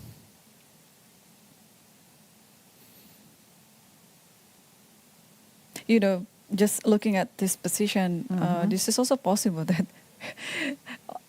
hypothetically, black could win this one. I mean, I agree. Like, I don't know, I guess, how would that happen? Like, you move that knight, you, like, let them take, and then somehow a checkmate happens on h2. Yeah, I mean, yeah. something like that. It could happen. Yeah, it's not easy to set that scenario up. Because white was already just much better, close to winning. But then suddenly Yeah. she got into this situation where, okay, the eval bar says that it is equal, but with two knights on the board like this, trapping the white's king and also an active rook on d3, things are not very clear anymore. And if she goes knight d5, white should probably just take on b3, right? I think I'm not losing in this scenario. I know. Well, it could end, the game could sort of end like this. And then that pawn getting captured. Maybe instead of eventually. taking c3, take on f3 first, yeah? Take an f3. And then move the knight. And then move the knight, take the pawn. Okay. I actually think that's a pretty good way for the game to finish. Well, it's going to be an amazing save. It's going to be, I think, even more amazing than, I don't know, Caruana's save against Dominguez. Because here there was like a 2-pawn advantage. But I don't know. Caruana was saying in that game he was very close to resigning. So... Well, he might be saying the truth, but he might be also exaggerating it. So Yeah. we never know. All right, so Goryachkina. Will we see knight d5, or what else can she do? What other moves does she have? I don't see a lot else that she can do. This seems like a pretty nice move destabilizing that. I mean, Maybe she's just working it out because she's so close to the draw now. Yeah, also maybe she's looking for some potential win, you know? You never really guess what they have in their mind. Yeah. Because the position looks promising for her now. It's funny how today's games, absolutely all of them went into the end game. Like we got quite long end games everywhere. Yeah, like, I mean, Anna's game, bishop end game. Yep. Carlsen's game, Bishop's bishop endgame. end game. I mean, the crazy end game between Prague and Caruana, rook and knight. Now we got this one, a major piece end game. She did play the knight to d5. Okay, I expect knight takes b3. I would not gamble in this position at all, Nurgul. I wouldn't really bother with anything else. Just eliminate the pawn. Eliminate that's the the main pawn. danger. You have no time. Yes, it didn't work out. You were winning, but there will have to be a tiebreak tomorrow. Yeah, what a comeback by Grechkina. I mean, Yeah. I really admire how she handled the whole thing, you know, not only about the position on the board, but also like psychologically, because it's not easy when you're realizing, Yeah. oh, what did she do? Rook Wow, F2? rook f2? What's the point of that? Well, she's going to win the b3 pawn, but I would just never... I would never really think of doing How do that. you win it? Like, I will take on c3. Yeah, and I takes, just play rook b2. And then there's knight f3 check. Yeah, I'll probably walk No, over. no. You have king g4, yeah? No, I'm trading your... I'm Yeah. trading your knight. No, I get that. And after king g2, Yeah, you're king gonna g4, play king huh? g4, Yeah, yeah. Yeah. It's not that clear. It's a strange decision by Nurgul. And So, of course, Goryachkina is going to took it. take. And what could she be planning? I mean, okay, rook takes c3 is obvious. Whoa, this is going to be dangerous. Do you think so? Well, maybe she just goes king g2 and then rook b2. Well, she has to. Okay, this didn't make a whole lot of sense. It really didn't. Yeah. This decision. I mean, by the way, she can't go king g3 because of knight Yep. e4. She has to play What king you're g2. saying is that this is losing. Yeah, this because is losing. This one down a pawn because unfortunately your king. No, cannot also you can cross. play rook c3, like Yeah. if you need it to. Yeah. Rook c3 and then it just wins on the spot because king f1. Oh, and you have to play king f1 actually, Yeah. yeah. And then king comes, just very easy rook endgame. Yeah, I didn't really get what she's doing with no time. Like why she didn't want to eliminate. No, she's the playing pawn. with fire now. I mean, she can obviously sack the knight for the pawn and it's a draw, but like. Maybe But that's why? You know, so she goes king g2. King g2. Okay. And I mean, I guess rook d3 is going to get played. Yeah, she's probably not going to have to give up her knight, rook d3. But, you know, maybe she will, because if you leave that pawn on the board, you don't eliminate it. It is a more dangerous pawn than the f pawn, right? Man, Goryachkina is like, can't believe I'm in this position. yeah. After what I had, I mean, Like yeah. an hour ago I was almost losing this one, but now That was, I mean, let's just take a look at how surprising that was. She basically just said no to this pawn. So why? Why? Let's find out. Maybe knight f3. Yeah, but knight f3, you just go king h1. Yeah, but maybe she was worried that, you know, her king is kind of like trapped and maybe there's some checkmate coming soon. Maybe she thought there was something like in this position. Like, I don't even know. But like, I mean, maybe she didn't like something here, yeah? That kind of makes sense, actually. I'm starting to get it. Okay. But here she is. Nope, that's not the position. It's this one, I think. Oh, she played 92. I think that could be a mistake. All right. Or is it still okay? Let's take a look. So she played 92. 92. Whoa, okay. B2, fortunately, she has a check. Or she Oh, has no, a fork. F4. Yeah, she has two different checks. So it's fine. 92. And luckily after rook she's- f3, yeah. all this trade, there's knight c3 still, yeah? So Grechkina play king h6.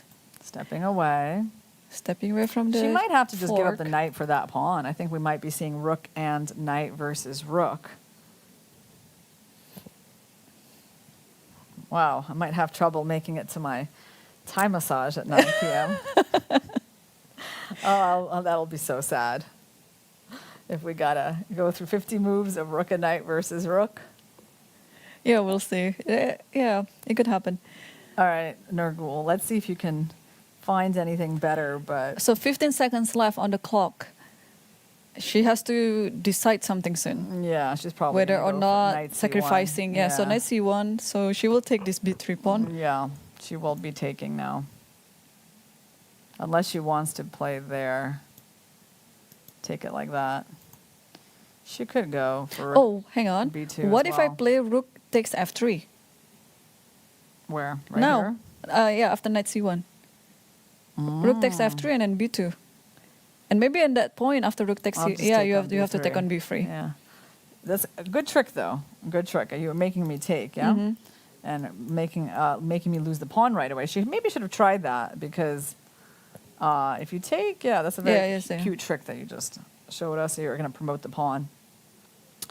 But okay, she should have done it, because now she still has to work to win this pawn. Actually, this might be better, right? Because Why? usually with the pawn, You think it's it could be like the think it's- shelter for the king or some point, you know. yeah.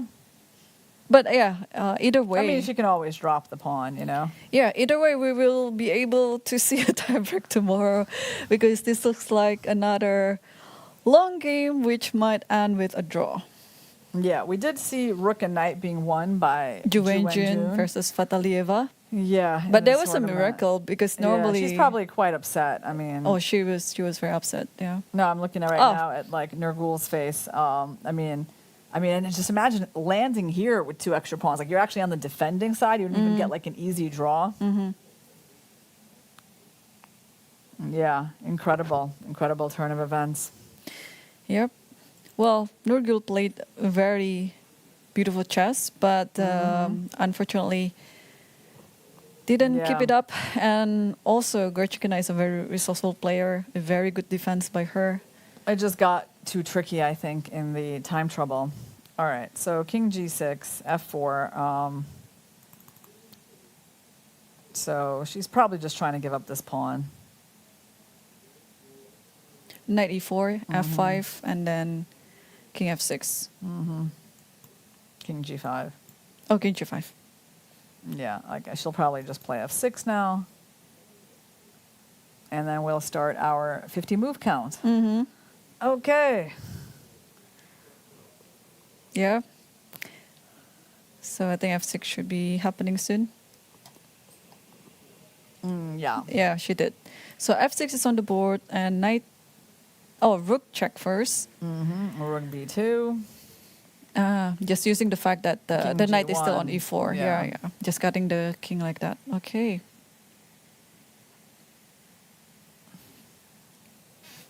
So the king cannot really go to h3, yeah? Yeah, there's a funny line like king g1. Like if I go king g4, Mm-hmm. f7. king here. Well, first of all, there's that. So that's not a problem. yeah. But I guess this is a funny draw, right? Like that. Of course, Goryachkina is not going to go in for that. I mean, I think she'll be... Okay, so king g1 is possible. King h3 is possible. Just don't go into like some kind of a fork with these King moves. h1, yeah? Mm. Yeah. Well, so king h3 is possible too, yeah? There's no matting net. But I think it's going to be exciting tomorrow to see 2 tie breaks. Yep. You know? One each. Yeah, one each. So king g1 is on the board. I think Gorchikina will just take on f6 and then rook f2, yeah? Yeah, but you know, Salimova, she's playing on the increment, right? I mean, all kinds of things can happen when you play on the increment. Mm-hmm. Yeah, rook f2 is on the board. And now where does rook go? So her king is cut. She basically needs to like activate her rook. Yeah, rook f2 is fine. Rook b3. Of course, there's not really a plan in these positions, right? It's like you just sort of play around and hope your opponent blunders at some point. It's not like there's like some amazing technique that black has to create problems. Like this is not like even, you know, rook and bishop versus rook. Okay, so the last capturing move was, which one was that? Knight takes f6. Knight takes f6. So 72. Mm-hmm. So 122. Yeah. Yeah, move. You want to write that down? Yeah.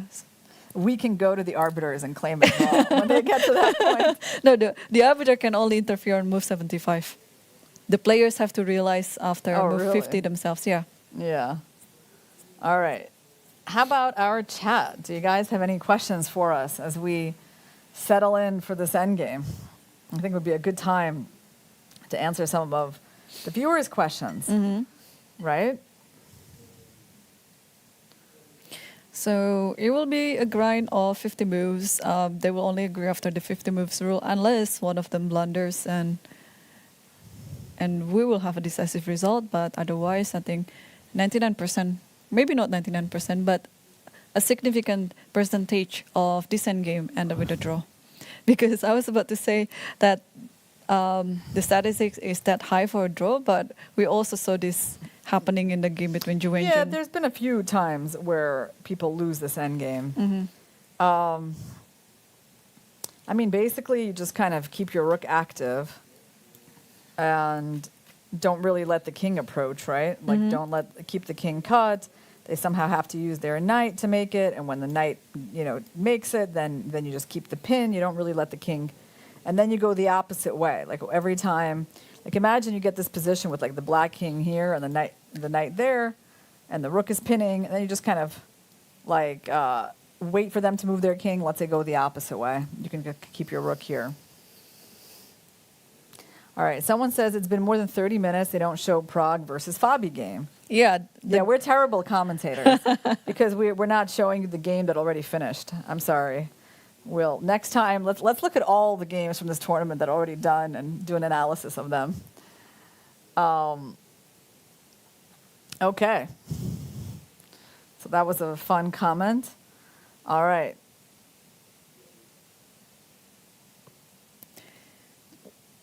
Yeah, I once had That this... was a very relevant critique. Oh, Yeah. we're still on that. Okay.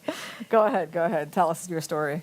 No, I mean, I once had to defend this position as, as the one who had a rook for 50 moves. Yeah. But yeah, I think you just have to, just like you said, keep the rook away. Do not let the king to really approach your king. It should be pretty easy to handle. Yeah, I also defended it just once in my life. It was actually in a final round of a U.S. Women's Championship. It might have been in 2007 or 2008, actually, against Katarina Rohanyan. And I think after that game is when I had that that infamous playoff against Anna. And that became a famous YouTube video. Commentators, is it going to be a draw? Yes, I think so. Yeah, it's going to be. It's going to be a draw. What do we think of all the comments in Bulgarian in this chat? Well, it's interesting. Yeah, we've realized there are a lot of Bulgarian viewers in our chat. I don't actually, haven't really been trying to read the chat too closely. I mean, to understand what's being said. But I think, Nurgul has a lot of fans here, that's for sure. No, and she should be having lots of fans because of her sensational performance here in the Women's World Cup. Is just so amazing, Yeah. We're now on move 80. So what do you think of the chances of me getting to that Thai massage? We're 1 hour away. So how long does it take for you to get here to that place? Not long. I can probably go directly there. Yeah. It's not long. It's a few minutes. You think I got a chance? Yeah, you should definitely get a chance. All right. That makes me feel better. Okay. So I feel like I'm going to really need some of that stretching after sitting in this commentator's chair for like 5.5 hours. Right. But yeah, we still have to wait for another 42 moves. If this goes to tie breaks, who among these two is a favorite in the rapid format? Well, Gorchikina is the favorite still, but you never know. Favorites. But that's what we said before the classical as well. And it really, I think it's going to be a toss-up, to be honest. All right. Usually, the more it gets into rapid, the more of a toss-up it is. So I feel like the way these games have been going, Nurgul is going to, she's going to be the one who has to deal with some disappointment. Right. For sure. Like having that big material advantage of 2 pawns, but I feel like on the other hand she can't beat herself up too much because it was never like a knockout win exactly. And then her time situation was pressing her. So I really don't, I mean, you might look at this and be like, wow, she didn't win with 2 extra pawns. It's such a disaster. But actually, it became kind of tough. Yep. So this is not like the biggest miss I've ever seen in my life. Like, I actually feel like, you know what? In a way, Lanier's win with like rook a6, like he basically had to find like one move and calculate it well. And then it was kind of done. Here, it was a little bit of a different thing, right? It was just like it was going on, and you needed to keep showing that technique. So it was never like there's just one precise line to calculate and that's it, right? Yep. But yeah, I think her only chance was just to keep both rooks on the board, which she didn't do that. And time situation was very tricky as well because she was forced to decide and clarify the position right away, because otherwise if things got too complex and she just practically didn't have enough time to calculate, to think about many things. So, yeah. I have a funny question here from Claudette. He says, is there any chance that Daniil Dubov could add his talents to tomorrow's commentary? Well, for that, he would need to not be, I don't know, he'd need to be in Baku now, which I don't think he is. Yeah, he got knocked out by Fokaturo. Yeah, and I think he left to Moscow a while ago. So unfortunately, it's going to be, well, unfortunately, it's not going to be Daniil. Fortunately, it's going to be us. Yeah. Yeah, but I definitely understand that, after his World Championship commentary that Daniil has a lot of fans. So maybe in some upcoming big tournament, you guys will have a chance to see him. Wow. Oh, look, here we have some nice sympathetic comments. Commentating every day for hours must be extremely exhausting. Thanks, you two. Yeah, someone understood what we're going through here. By the way, guys, on the board, we see that exact situation I was telling you about, like the exact one. You pinned the tail on the donkey, and now you just moved your rook. Now you wait for the king to move, and you go the opposite way with your king. That's the technique here. Yeah, just keep pinning the knight. Yeah, that's one of the tricks. Easiest one. And king goes to e4. So according to your principle, the king has to go to c1 now. Is Prague? Yeah, according to my principle, she's going to c1, and she did. Yeah. Is Prague a slight favorite in rapid, given that he's faced 3 tie breaks already, whereas Fabi just went to 1? That one also, I don't think anyone's favorite. Yeah, it's a toss-up. And Fabi has gotten stronger in the shorter time control because he was like a little bit like Anish Giri before. Like everyone in the top level is like, he was not that strong, but now he's getting stronger in rapid. In rapid and blitz. Yeah. So going into the tiebreak against Fabi is also another tough moment actually. Yeah, I think it's hard to pick a favorite. No, it's very hard. We do see that Fabi has been pushing on the board in both games, so I feel like he's had the initiative in both games. Prague has been defending well. In a way, the trajectory is not amazing for Prague, because if you're only defending, at some point you lose. If you're never getting better positions, right?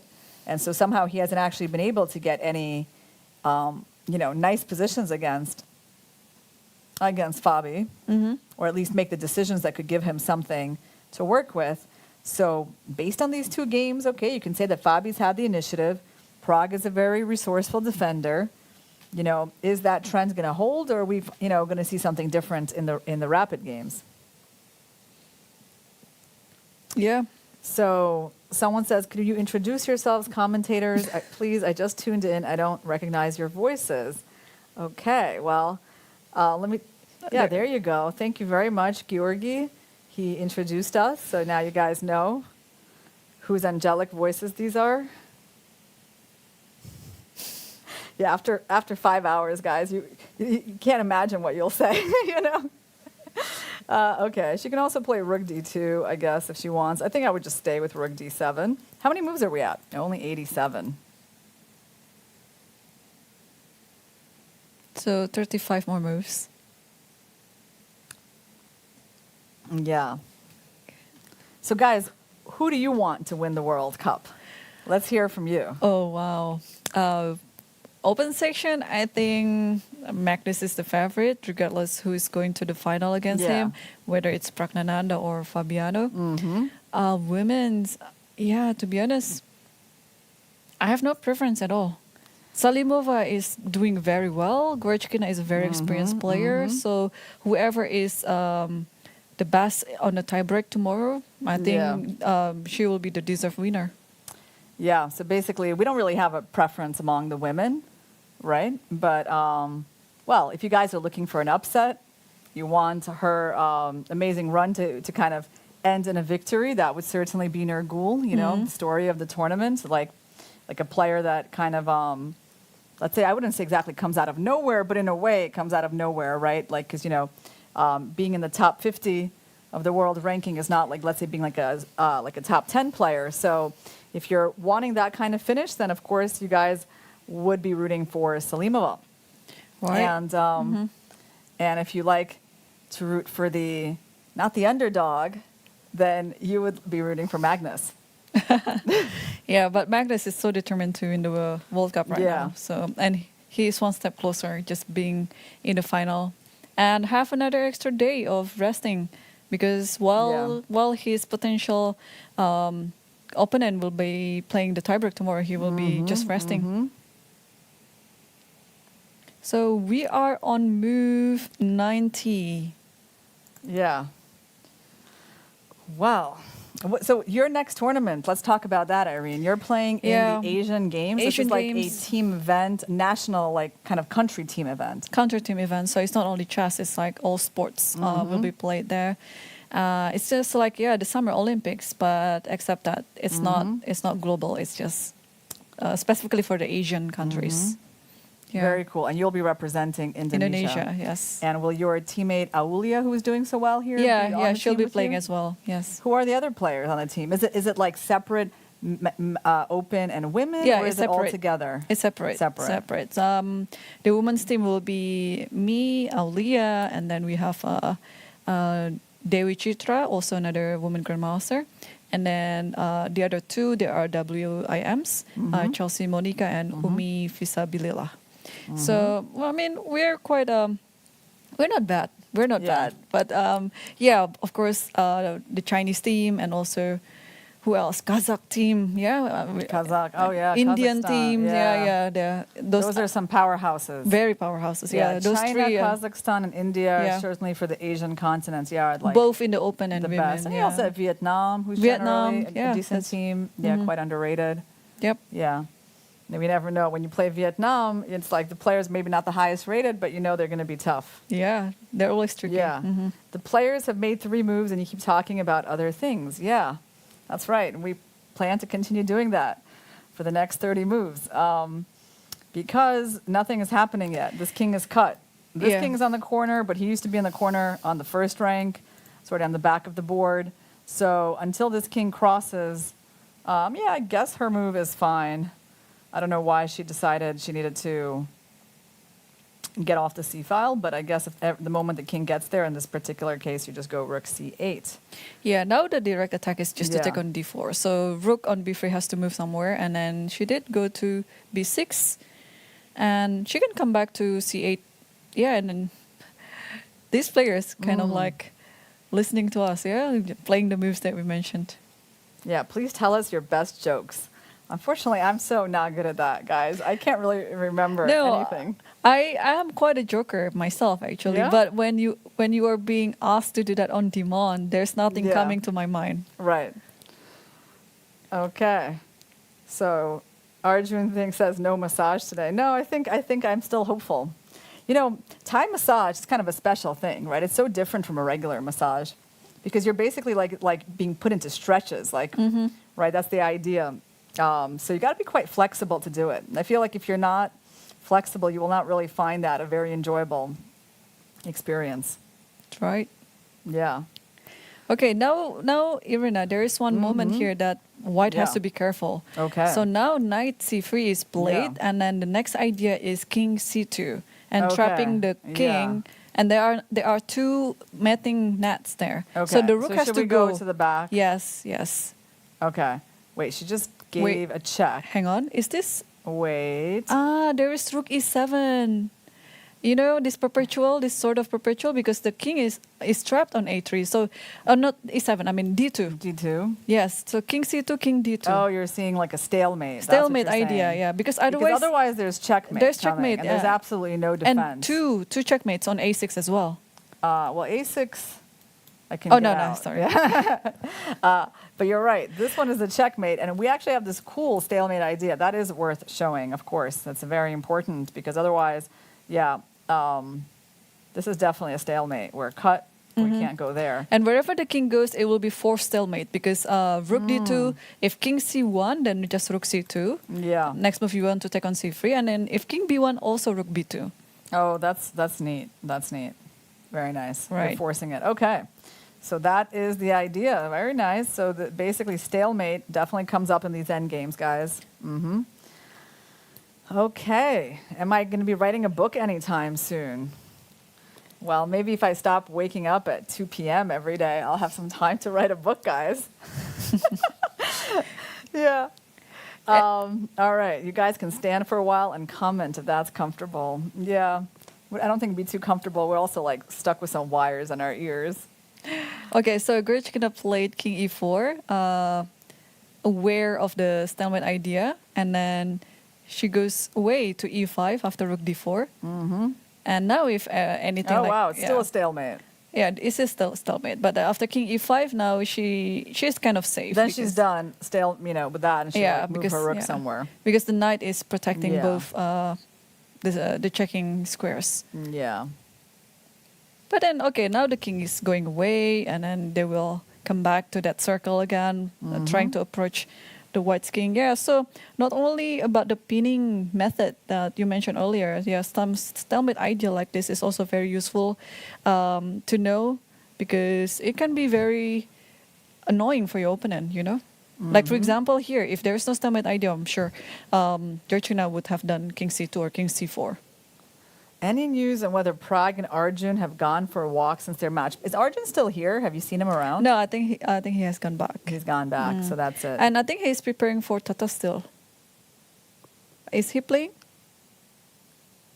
Oh, but the kind of like the Open. The Open is held at a different time. It's not at the same time as the women's. That's going to be at the end of September, I'm pretty sure. You can check that. But as far as I know, like the women's event in September is kind of on its own. All right. So let's see what's on the board. Yeah, she moved her rook away after king e5, knight e4, and they are at move 98. So it's still a lot of moves. It's still 25 moves about.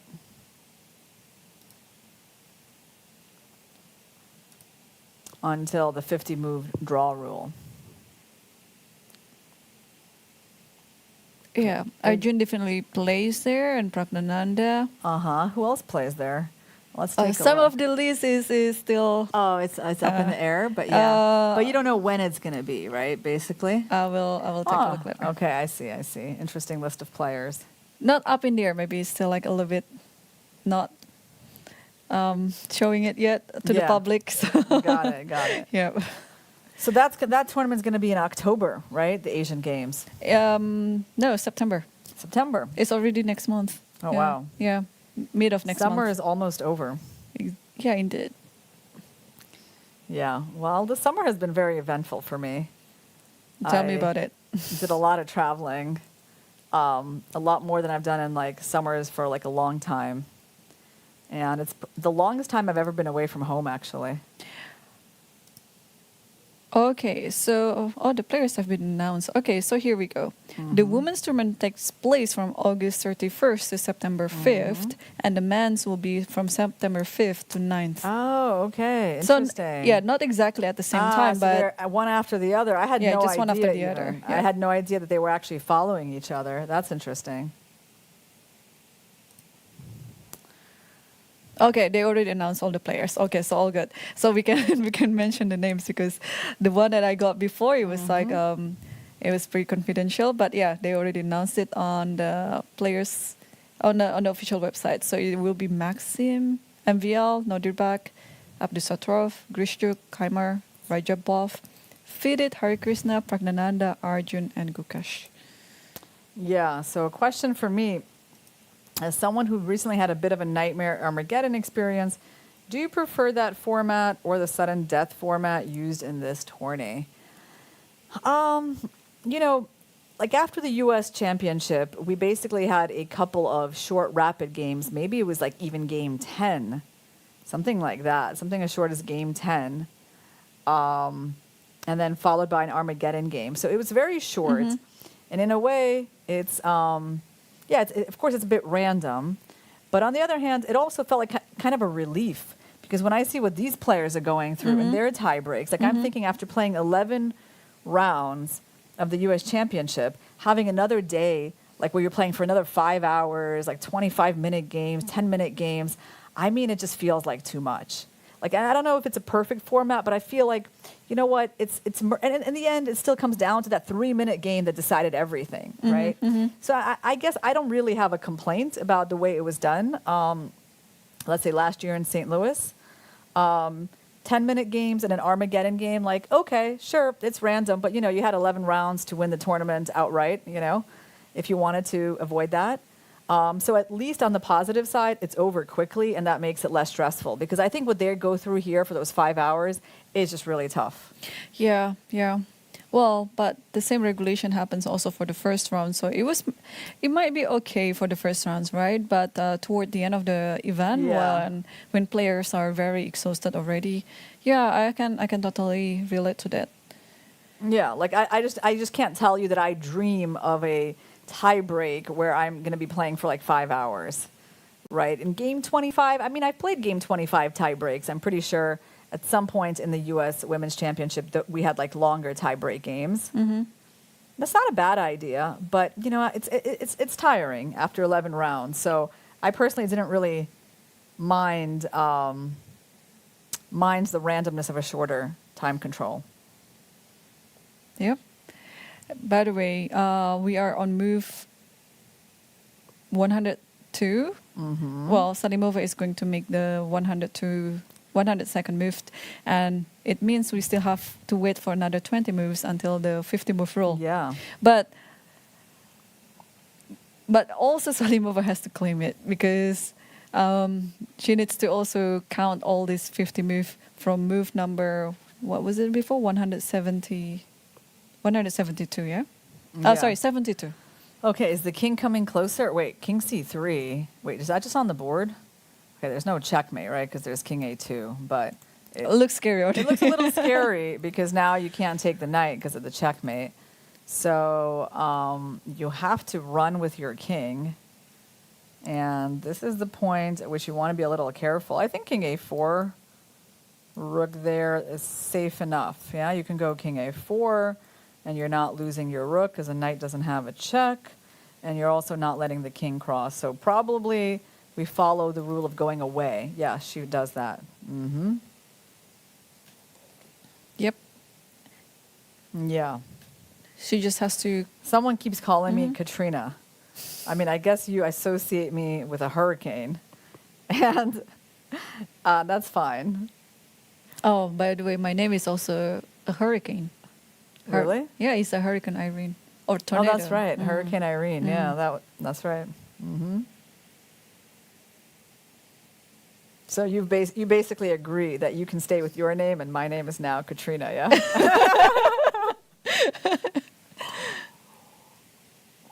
All right, so the king cannot cross, so we're kind of back to square one.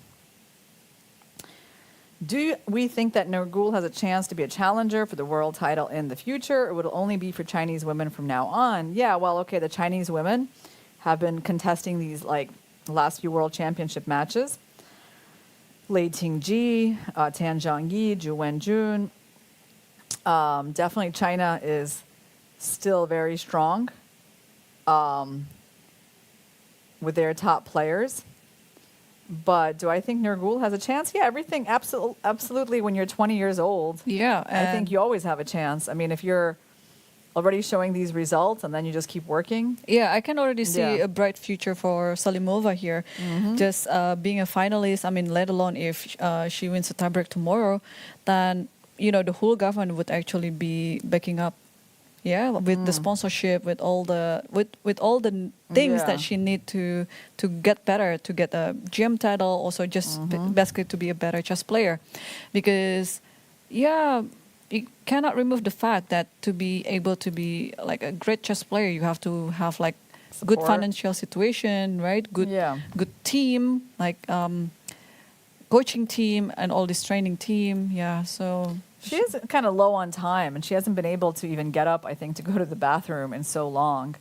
It is, you know, that's the problem of having so little time. And then you have to play 50 moves on increments, and you still can't go to the bathroom. That could be quite annoying. But okay, she's got about 17 more moves to make.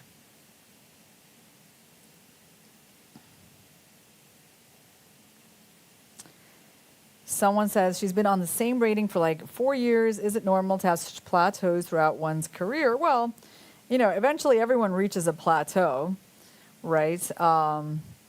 Is it normal? It's not, you know, I would say it's not ideal at that age, obviously, you know, from 16 to 20 to plateau somewhere. But, you know, or maybe if you plateau, you want to plateau a bit higher, you know. But yeah, no, I mean, I think at 20, you're still capable of a lot of improvement.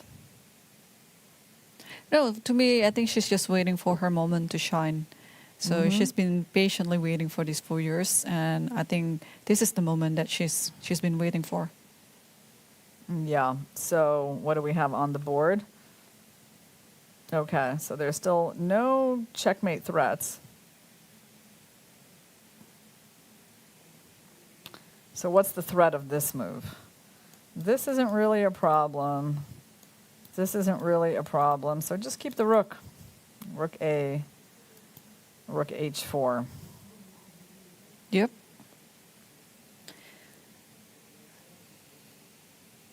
How many more moves? So they are on move number 107. So we need to reach move 122, and one of the players have to claim for this 50 move rule. Yeah, so I think King A6 she just played. Perfectly fine. Why don't they both agree on a draw and move on to the next game? Well, you know, because, I mean, the side with the extra knight doesn't really want to give up before 50 moves. it's over. I mean, we did see Ju Wen-jun win, so, you know, it's not really good psychological kind of idea to let your opponent off early.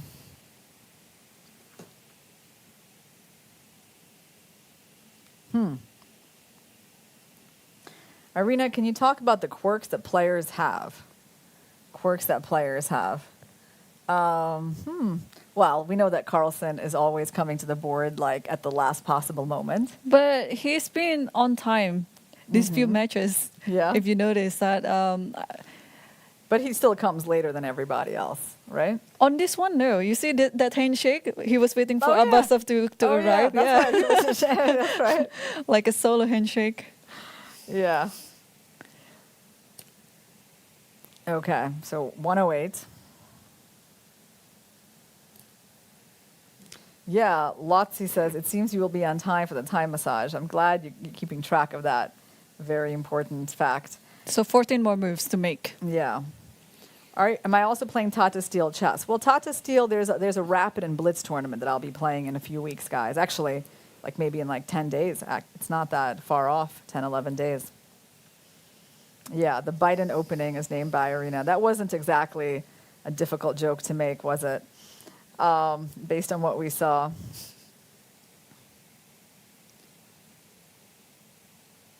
Okay. Some people have their favorite shirts. That's true. Yeah. Elizabeth had her favorite dress to wear. I don't know if I have like a favorite shirt at this point. You know?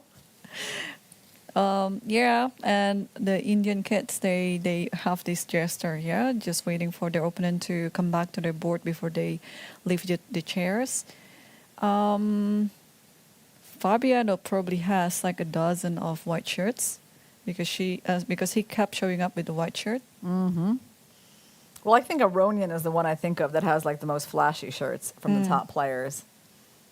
Right? Aronian with all his like cat t-shirts. Yes, and second best, or Nepo? maybe, no, I think it's Richard Rapport. Ah, okay. Yeah. Because, well, thanks to his wife, Giovanna, his fashion taste is just amazing. Like how he mixes the colors of the bottom and top. So it's just refreshing. Rapport, yeah? Yeah. Okay. How many more moves do we got? 10 more moves? 11 more moves. Yeah. So until they complete the black's move of 122nd. Well, so far, black's not really making much progress, are they? I guess they have to hope for this king to like move to one of these squares to give a check and win the rook.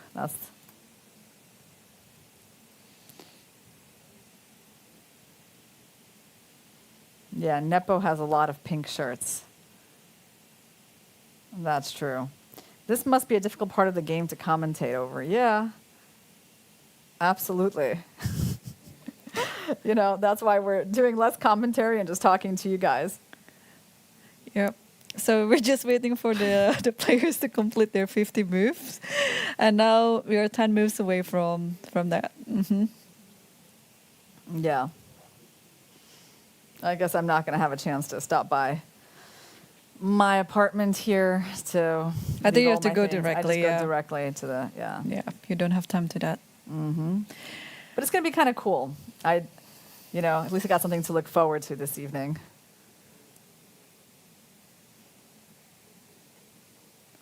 Rook e5. Yeah, okay, we're getting closer. 8 more moves.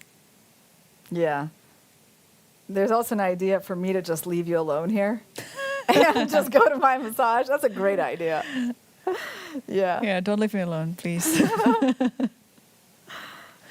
Has Magnus commented on whether he will play candidates? Yeah, he has commented quite clearly on that. He said that in this current format, he will not be playing the candidates. So therefore, we can assume that the top 4 from here, like Abasov, will be getting a spot. My video with Hans Niemann was funny. Yeah, I guess you're talking about that one where I was standing behind him in line, in the security line at the U.S. Championship last year, and kind of watching them go very carefully through his shoes and all of that. Yeah, and I guess I found it quite humorous, and that was captured in a picture.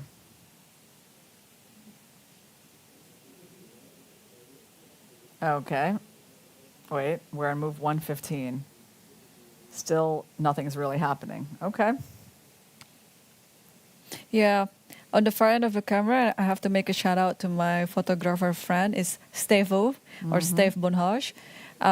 Actually, I didn't mean to bluff him. I was just saying during the break that the game between Salimova versus Gorchikina might end up winning for Salimova anytime soon.